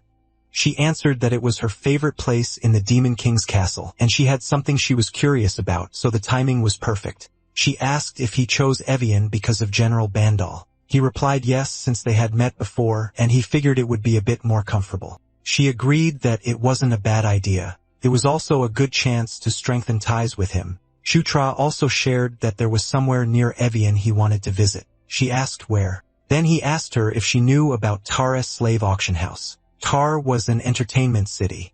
It could be called the pleasure district of the demon realm. And there, he had one of the subordinates he cherished most in Night Saga. It was Niatra, a succubus escort knight. He needed to secure her before Zephr made a move in case something unexpected happened. Felicia's expression turned grim. She commented that Shutra was a man after all. She looked disgusted as she asked if there was something he wanted to buy there. He immediately realized she had misunderstood something. Regardless, she was disappointed. He tried to clarify that it wasn't what she was thinking. The next day at the tea party, there were statues of dragons at the entrance. It made Sutra think the estate was grand, just as expected of the first prince. Someone told him that it had been a long time since they had faced each other like this. The person towered over him. It was Baikal. He welcomed him personally. Shutra froze for a moment. The man was huge, respectfully huge. Then Baikal smiled, and Shutra quickly returned the greeting at Baikal's residence. With all the siblings in attendance, the tea party hosted by the first prince, Baikal, began. Zephr drank his tea. They ate in silence. Victor ate quietly while Anastasia socialized. Caitlin also joined the conversations with ease. In Night Saga, the purpose of a tea party was exactly what it sounded like, socializing but with danger hidden under the sugar. It was an event where people exchanged information, discovered and recruited new talent, maintained reputations, even and ran different kinds of media plays. A tea party could be used for an absurd number of purposes. The conversation mainly revolved around 4 people: Baikal, Anastasia, Felicia, and Caitlin. Meanwhile, Victor kept staring at Shutra the entire time, like he was waiting for a legal reason to start punching.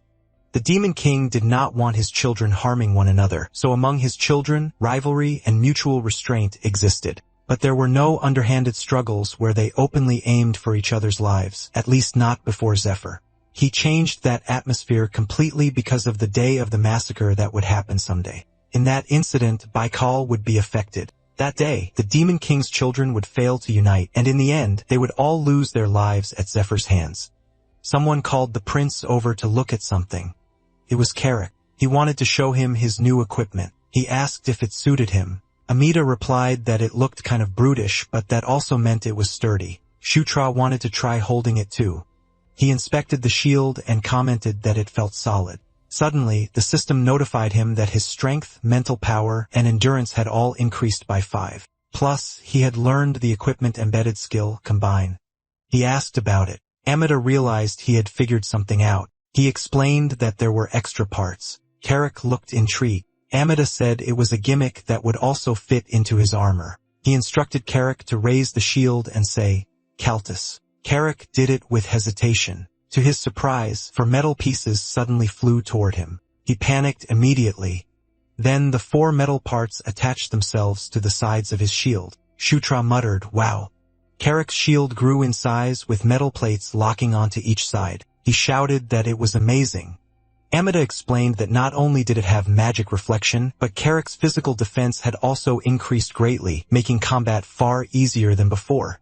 Shutra asked about his own equipment and was told it was finished as well. That made him genuinely happy. Amida told him to look forward to it. The shield was completely different from the old white suri. The next day, Felicia reminded Shutra that he was the main character for the day. She explained that the tea party was for introductions. It was the process of confirming who stood on their side. She wanted him to clearly show that he was the head of their faction. It meant building bonds by speaking directly with the people in the faction and leaving a strong impression on those who once followed Felicia and Chris. The tea party lasted a little over 2 hours, but they achieved every goal they had set. At last, the day of departure had arrived. Sylvan tested his equipment.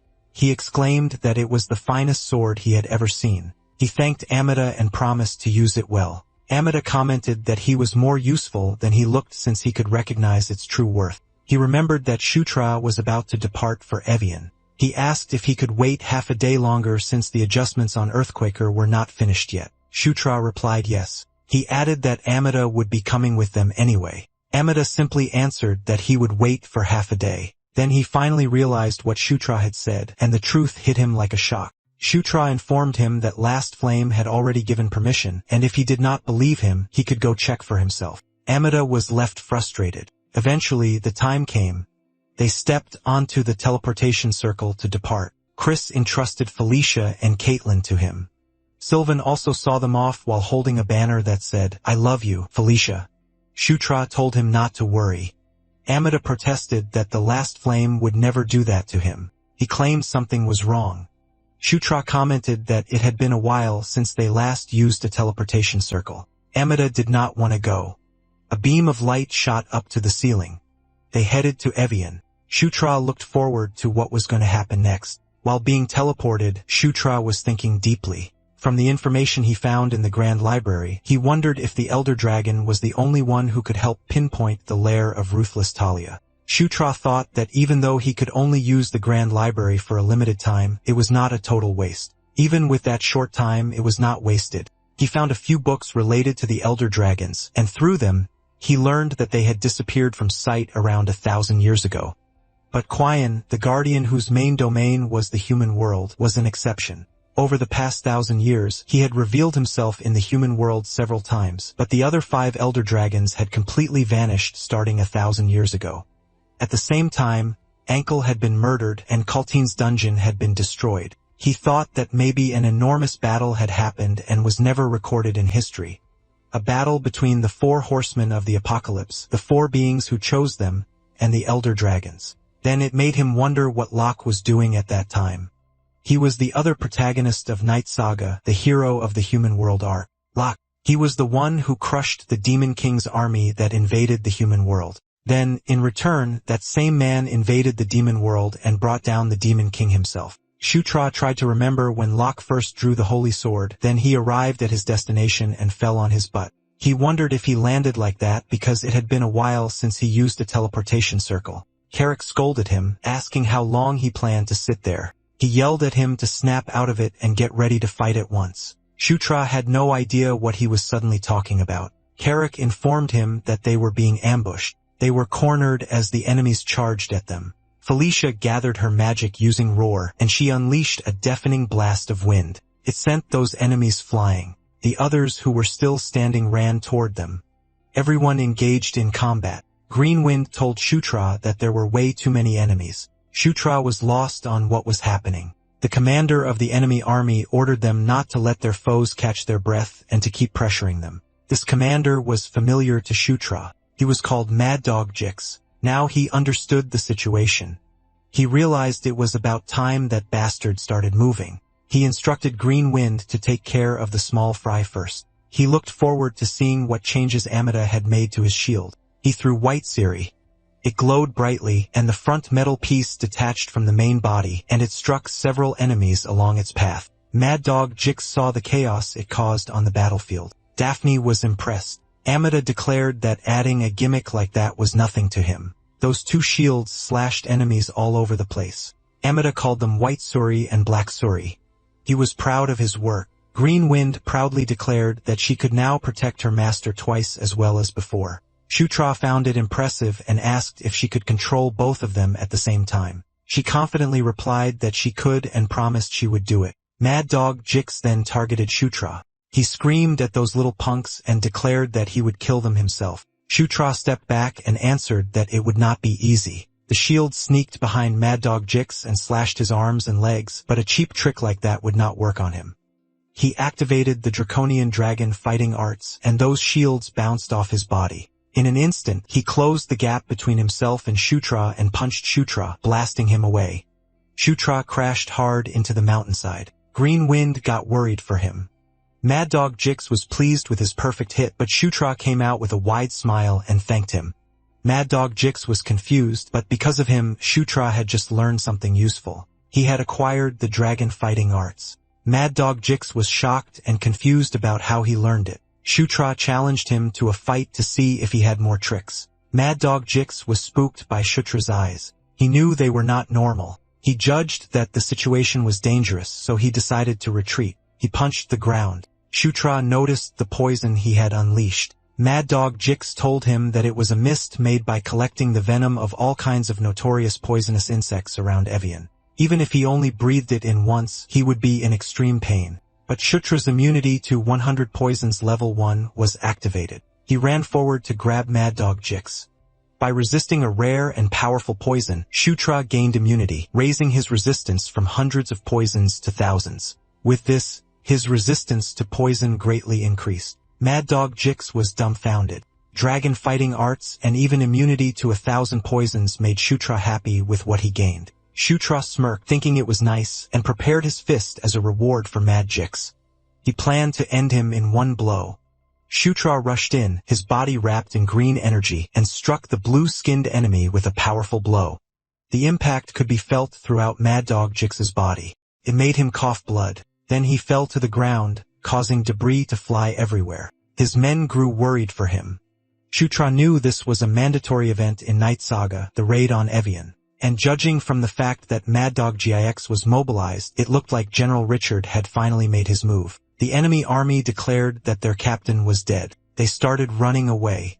Felicia asked Shutra what happened, wondering why everyone suddenly started fleeing.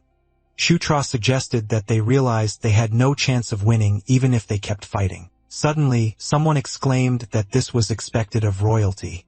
An old man came out from behind the boulder while expressing amazement at how easily they dealt with the infamous Mad Dog Jix. Felicia asked who he was. The man introduced himself as the guide assigned to lead the prince and the princesses. He greeted them warmly, saying it was a pleasure to meet them. After hearing that he was a guide, Shutra grinned. He expected him to know the place well. The guide confirmed that and asked if he had any questions. Shutra had a mischievous grin on his face when he asked how much Jix's bounty was.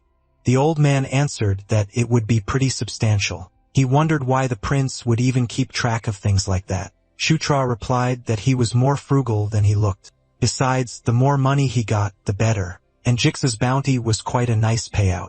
Later that day, General Richard was informed that Jix had been taken down.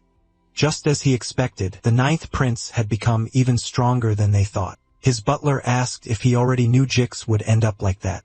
He replied that it was not just the 6th princess there, the 8th princess had been with her as well. He added that if he truly intended to eliminate them, he would have sent someone far stronger than Jix. After a brief pause, the general ordered him to prepare as they would return to the northern front tomorrow. He had a bad feeling about the 9th prince, and he had just confirmed it was true. It made him curious how strong the ninth prince had become. At Evian, from the Demon King's castle's perspective, Evian was like a thorn they could not pull out. Evian, one of the border regions of the demon world, was located at the far end of the eastern boundary. Beyond it lived barbarian tribes who chose to remain outside rather than submit to the Demon King's castle. Because of that, lawless scum like Mad Dog Jix ran rampant, making it a chaotic land with no real law or order. However, they could not just abandon it either, since it was a place they could neither live with nor let go. There were two ways to reach Evian Fortress, their destination. One was to pass through Tkar, and the other was to head straight for Evian. From his perspective, going to Tkar would be better. So he told Felicia that they would need supplies if they wanted to cash in the treasures they got from clearing dungeons. But before we proceed, I would like to shout out this horse for carrying Carrick. You can do it, horse. She wore a mischievous grin as she teased him, asking if that was the reason he wanted to go to Tkar. Shutra was caught off guard, which made her tease him even more by asking if he had some other reason. Flustered, Shutra quickly denied it, insisting it was nothing weird or serious. She was only joking and told Shutra not to worry, adding that they had already decided their rendezvous point would be Tacker anyway.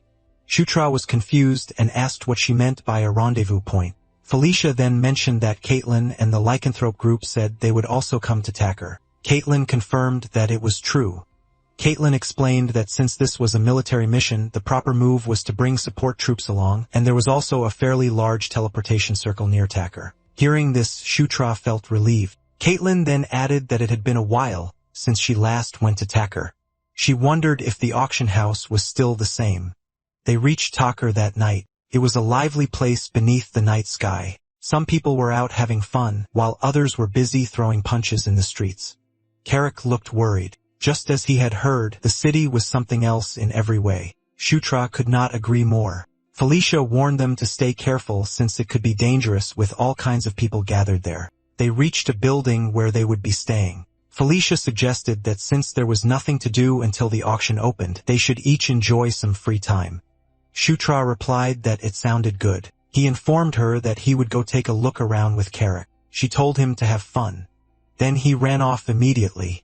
Felicia could already see how excited he was. Caitlin asked Felicia for the real reason why Shutra wanted to go to that place. Felicia had no clear answer except that maybe it was because of women. Caitlin was dumbfounded at Tacker's slave market. Sutra approached a guard and was informed that there was no slave named Niatra there. Carrick sighed. He asked Sutra if he was sure there was a woman named Niatra there, saying it felt like they had already searched everywhere. Shutra simply told him to wait. Shutra thought that maybe this was how things were supposed to be.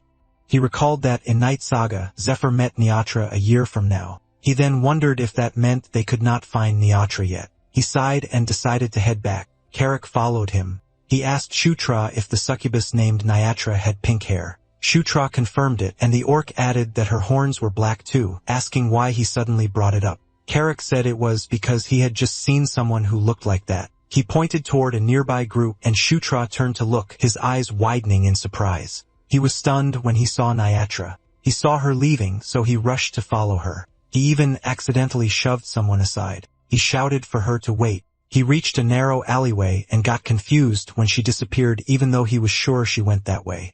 He told Green Wind to find the woman they had just seen. Green Wind had no idea what was happening, but she still did her best. Shutra looked around in confusion, wondering where she had suddenly gone.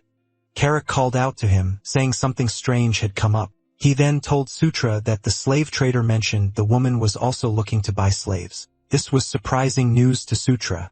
He did not expect that. Then he realized that at this point in time, Niatra was not a slave. Someone watched them from the rooftop. It was Niatra. Shutra sensed it. He turned around while wondering what had happened to her. He looked at the rooftop, but no one was there. He was intrigued by how she ended up a slave in just 1 year. Back at their lodging, Caitlin asked Carrick if something had happened with Shutra since he had not said a word after going out and coming back. Carrick could not explain much. She approached Sutra and suggested that they delay going to the auction house if he was tired, but he replied no since they did not know when they would be able to come again. She told him not to push himself, saying they could return early if things became too much. Before he left, Amida stopped Shutra and told him to check the gauntlet. He explained that the tuning was finished, so it would be far more convenient to use now. Shutra thanked him. Felicia then called everyone, telling them to hurry and get ready since they were leaving. Carrick answered that they would be there at the auction house. There were a lot of people inside. Carrick noticed Caitlyn's new dress. Caitlyn smiled and said she could not wear it before because of Chris. She asked if it looked pretty now. He commented that the 7th prince seemed more conservative than he looked. She scoffed and said he was not conservative, just a brother who thought like an old man. Meanwhile, Sutra looked so anxious that he was biting his nails. He kept thinking to himself, knowing he needed to find Niatra quickly before they left. But things had already changed from what he knew, and he was not even sure how he was supposed to find her again. Noticing this, Felicia leaned closer and asked Shutra what he was thinking about so seriously. He answered that it was nothing, but she pointed out that it was written all over his face. The host stepped forward. He thanked everyone for waiting and announced the start of the auction. While Felicia was helping Shutra with his bow, Shutra noticed something. Niatra was on the other side of the audience. He rushed off while telling Felicia that he just needed to use the bathroom. She was confused because the auction had already started. While Shutra was running, he kept wondering why Niatra was there. He asked himself if she came to join the auction. He even imagined worse possibilities, until he noticed a man. It was a familiar face. Suddenly, an explosion went off near him. Everyone panicked. Shutra was furious at the culprits.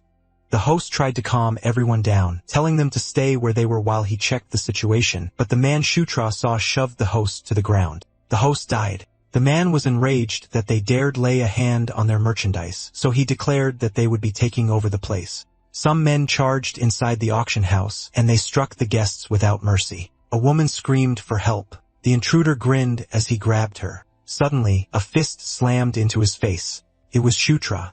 He stepped in and saved the woman. Then he turned his attention to Paratus, the younger brother of the barbarian king, Caratus. He wondered what he was doing there.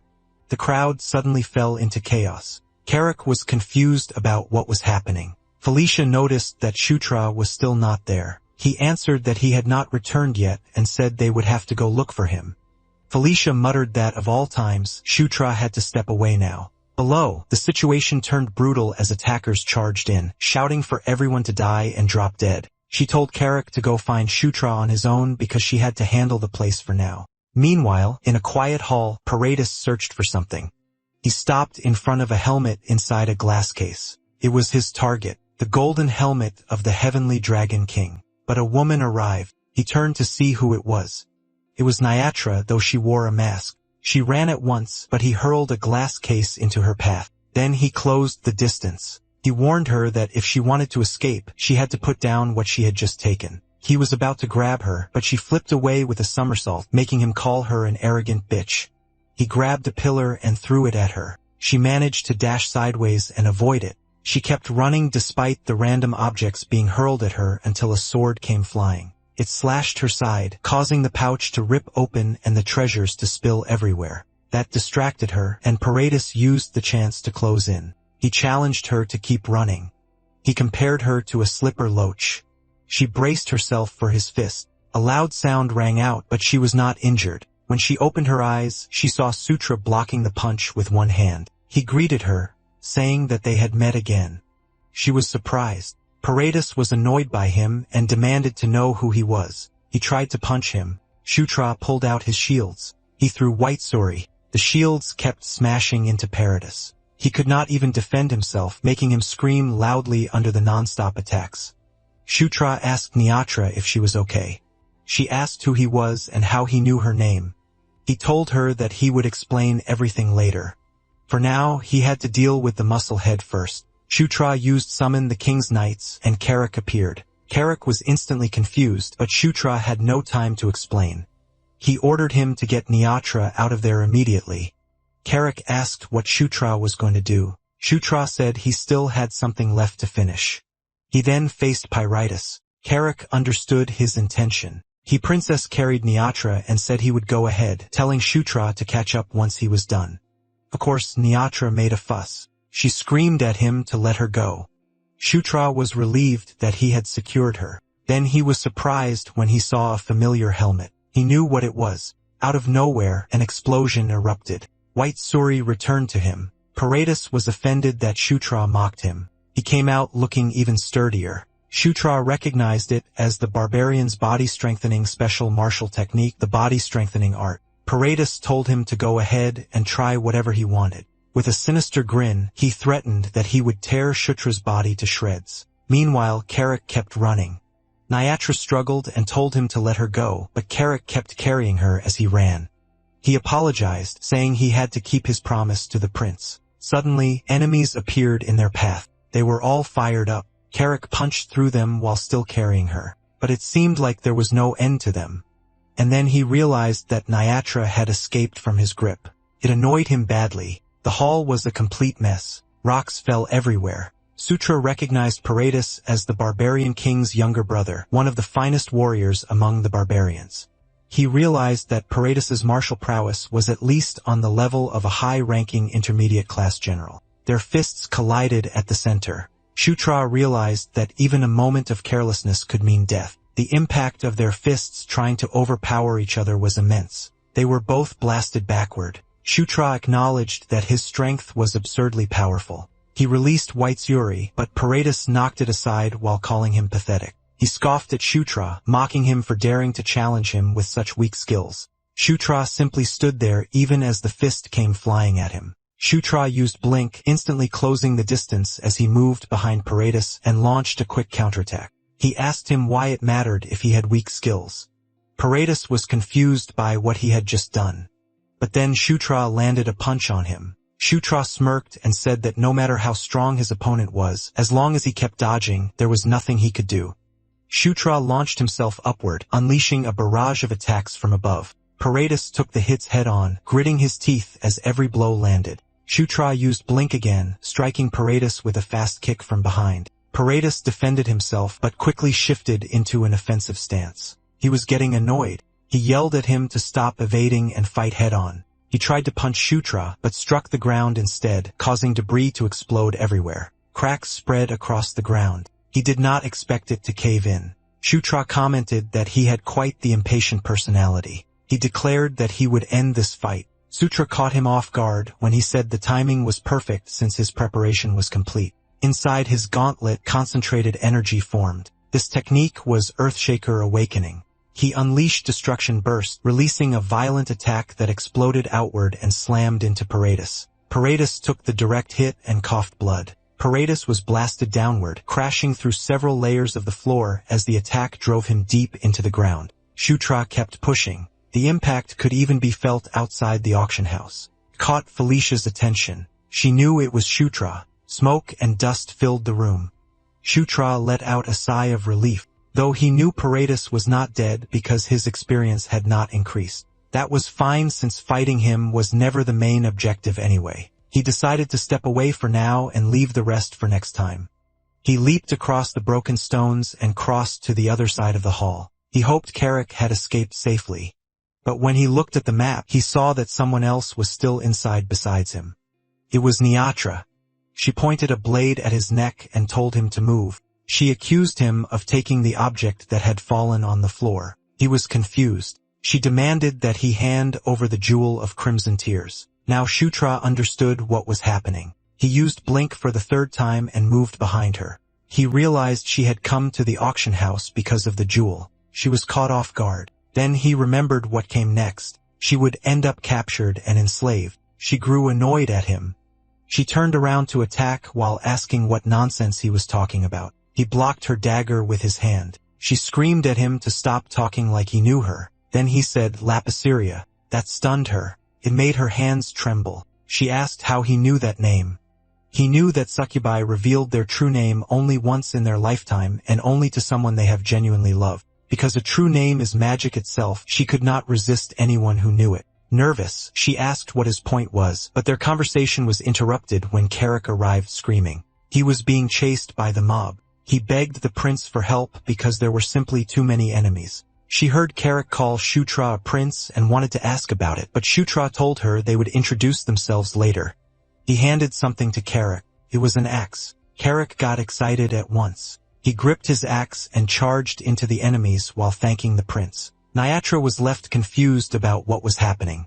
Shutra remembered that she was looking for the jewel of crimson tears, so he suggested they settle that matter first before continuing their talk. She looked skeptical. The mob kept roaring in the background as they continued attacking. She agreed with Shutra and fought alongside them. Eventually, things calmed down. Caitlin and Felicia met up after everything was over, then someone called out to them. It was Shutra. He arrived with Carrick and Niatra. Felicia was worried because she had heard an enormous sound earlier. She asked what happened there. He casually answered that he fought Paradis. That shocked her because she knew Paradis was the barbarian king's brother. She asked if they had not only attacked the auction house, but Tkar itself. He stated that it seemed they were after the auction items. Felicia's attention then shifted. She asked who was standing behind him. He introduced Niatra and explained that they would be traveling together for a while due to certain circumstances. Felicia recognized that she was a succubus. Now she suspected that the real reason he came to Tacker was for a succubus, but they were interrupted when the guide called out in panic. He reported that there was trouble. She asked what was wrong. Then they were informed that the barbarian army had crossed the border. Shutra was shocked and horrified by the news. They asked him if it was true. Felicia asked if he was certain the barbarians had really moved. The guide firmly responded that he was sure. They had even confirmed that the barbarian king himself had joined the march. Felicia was stunned and had to ask again if even the barbarian king was involved. She asked what the current situation was. The man explained that General Bandal was leading forces to intercept them, and requests for support would likely reach them soon. Felicia worried that their reinforcements had not arrived yet. Internally, Shutra already understood the situation. He realized that Paradis' reckless heist was meant to strike both Evian and the auction house at the same time while also securing the golden helmet. That had been their plan. He let out a deep sigh as he realized things had become even more complicated. He knew that barbarian King Paradis had been a formidable enemy even to Zephr back in 515. It was currently 512, 3 years before that. He wondered if he could really face Paradis in a house. Niatra was inside. She turned toward the door when it opened. It was Sutra who entered. He apologized for making her wait. He explained that things had taken an unfortunate turn, so he was late. She answered that it was fine and asked if he could answer her question now. He sat in front of her. First, she asked how he knew her real name. His answer was vague. He simply said there were many difficult things that were hard to explain or understand. That only made her ask what he meant. Shutra apologized and said he would tell her eventually, asking for a little more time. Niatra fell silent. She looked disappointed. Then she asked if Shutra could at least tell her why he brought her there. He said he had a proposal. He told her that he wanted to hire her as his subordinate. Niatra looked confused and asked him to repeat himself. Shutra assured her not to worry about compensation, saying he would pay her properly since he wanted to hire her as a royal escort knight. However, Niatra immediately refused. Niatra apologized and said she had to refuse, explaining that her younger sibling was waiting for her at home. Sutra cut her off mid-sentence, suddenly saying that did not make sense. He pointed out that she did not have a sibling. That made her nervous. He added that her parents had passed away when she was young, and she grew up as an only child with no siblings. Shaken, Niatra trembled and asked how he knew so much about her. Niatra admitted that she was starting to feel scared. Shutra told her to stay by his side. He promised that he would explain everything someday. After a moment, Niatra agreed and said she would give it a try to become his royal escort knight. That made him happy. She knew that if she refused now, she would not be able to leave with peace of mind since Shutra already knew far too much about her. She then questioned how he could hire her as a guard when he did not even know where she came from. Shutra told her not to worry because he knew her very well. Flustered, Niatra told him to stop saying things like that. Shutra simply replied that it was good, then suggested they proceed with the knight's commission right away. He drew his sword, so she asked why Shutra had suddenly pulled out a sword, wondering if it was some kind of magic binding contract. Shutra explained that it was only a procedure, adding that Carrick went through the same process so she did not need to worry. She knelt on the ground and the knighting ceremony began. He called her name, tapped her shoulders with the sword while declaring her appointment as his knight. Suddenly, a white glow enveloped her. She was surprised. The light grew brighter. It became a massive beam that shot through the roof. It even reached the sky. Meanwhile, Zephr was walking through a dark hallway. He noticed the sudden bright light in the sky, twinkled like a star. At that same moment, the Demon King was thinking about how fate had changed. He was curious what kind of result it would bring and how much fate could truly be twisted. He lifted the wine glass and thought of Samita. He wondered if she could see how much their child would change the world. The child he meant was Shutra. Back to our MC. After forming the contract, the system notified that Shutra's King's Knights level had increased. The maximum number of members rose from 3 to 5. He also acquired the crest of Conquest level 1. His Conquest level increased. He was smiling brightly now that the ceremony was complete. From then on, Niatra was his. Waifu number 3 acquired. That night, Green Wind said that she wanted to become his knight too. She explained that she already belonged to Shutra, but it was different from Carrick or that succubus, so she wanted to become like them. Shutra hesitated and asked if there was really any need for that, but Green Wind insisted, repeating again and again that she wanted to. Shutra thought it over and realized that even if he gave Bandal a knight position, there would still be one spot left, so it did not matter. He then agreed. Felicia called out to Shutra, asking to speak with him for a moment, but she stopped when she heard a loud laugh. Green Wind proudly declared that now there was not a single thing she needed to worry about anymore. She was talking about the mark on her forehead. Niatra looked at her in confusion. Felicia asked what Green Wind meant by having nothing to worry about. Just then, Shutra said the timing was perfect since he also had something to discuss with Felicia. He then told her that Niatra had decided to take on the duties of being his escort knight starting today. She was surprised by how sudden it was. Felicia admitted that she was a little caught off guard and paused to think. She then told Shutra that since it was his decision, he would have to handle it properly on his own. He thanked her. Felicia mentioned that she heard Shutra had taken the auction items and asked if it was true. Shutra admitted that he did, but asked why she was bringing it up. That confirmed her suspicions. With a greedy smile, she leaned in and asked if he could show her those items. Moments later, she was overwhelmed by what she saw.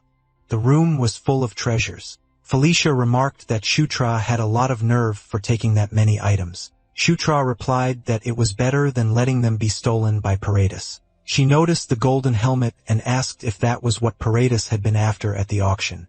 Shutra confirmed it, saying it was the golden helmet of the Heavenly Dragon King. He explained that it was a sacred artifact proving the authority of a king, said to have been worn by the legendary barbarian king.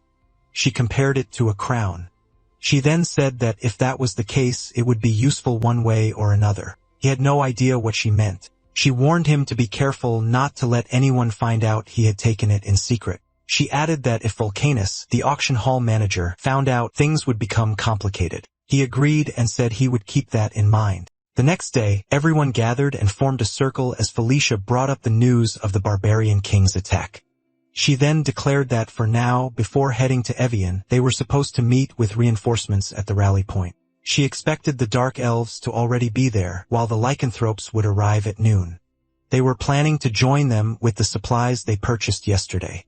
No matter what, they would leave the rally point in the afternoon and head back to Evian, so everyone should prepare accordingly. The others agreed, saying they understood and not to worry. Following Felicia's instructions, they finished their preparations and left Scar. Not long after, they arrived at the rally point.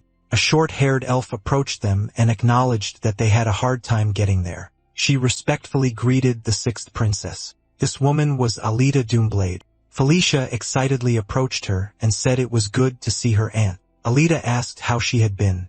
Shutra recognized Alida as the last escort knight who protected Felicia in Night Saga.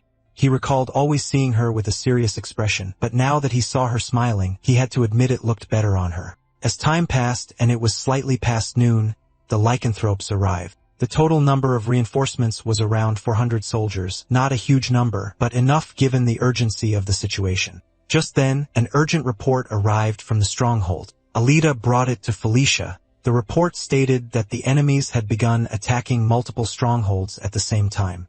Shocked, Felicia asked if it had already started. Based on the reports from each stronghold, Alida explained that the enemy seemed to be pinning down General Bandal's forces with their main army while deploying multiple special task forces to seize the strongholds.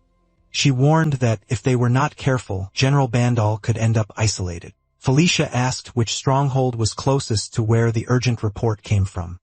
The reply was that it was the 7th stronghold, but even if they left immediately, it would still take at least 2 days to get there. It was a serious problem. Felicia realized that arriving 2 days later would already be too late, and the stronghold would likely have fallen by then. Shutra concluded that they needed to move immediately, and he started by storing the supplies first. The supplies were placed into his inventory. Those 2 women were shocked when the large boxes suddenly vanished. Felicia was surprised by how many items Shutra could store, wondering how powerful his magic was to hold so much. Shutra then asked Felicia if she could gather the troops for him. She was so stunned by the request that she had to ask again. He instructed her to gather them all in one place in the densest formation possible, and so she did. He praised them for their excellent work. Felicia asked what he planned to do now. They asked Sutra if he had any plan. Sutra admitted that it was his first time doing something like this, and he was not sure if it would work. That made her both curious and worried. He released green wind around his body. He worked with GW to test it. He closed his eyes, and green wind appeared behind him. She smirked and assured him that he could trust her with it. Alright, that's it for today's story. If you want the weekly chapter updates for this series, those will now be uploaded on my second channel, Manhwa Updater. So if you don't want to miss what happens next, make sure to check it out and join the update gang. Thanks for watching. Stay cool, stay awesome, and I'll see you in the next one.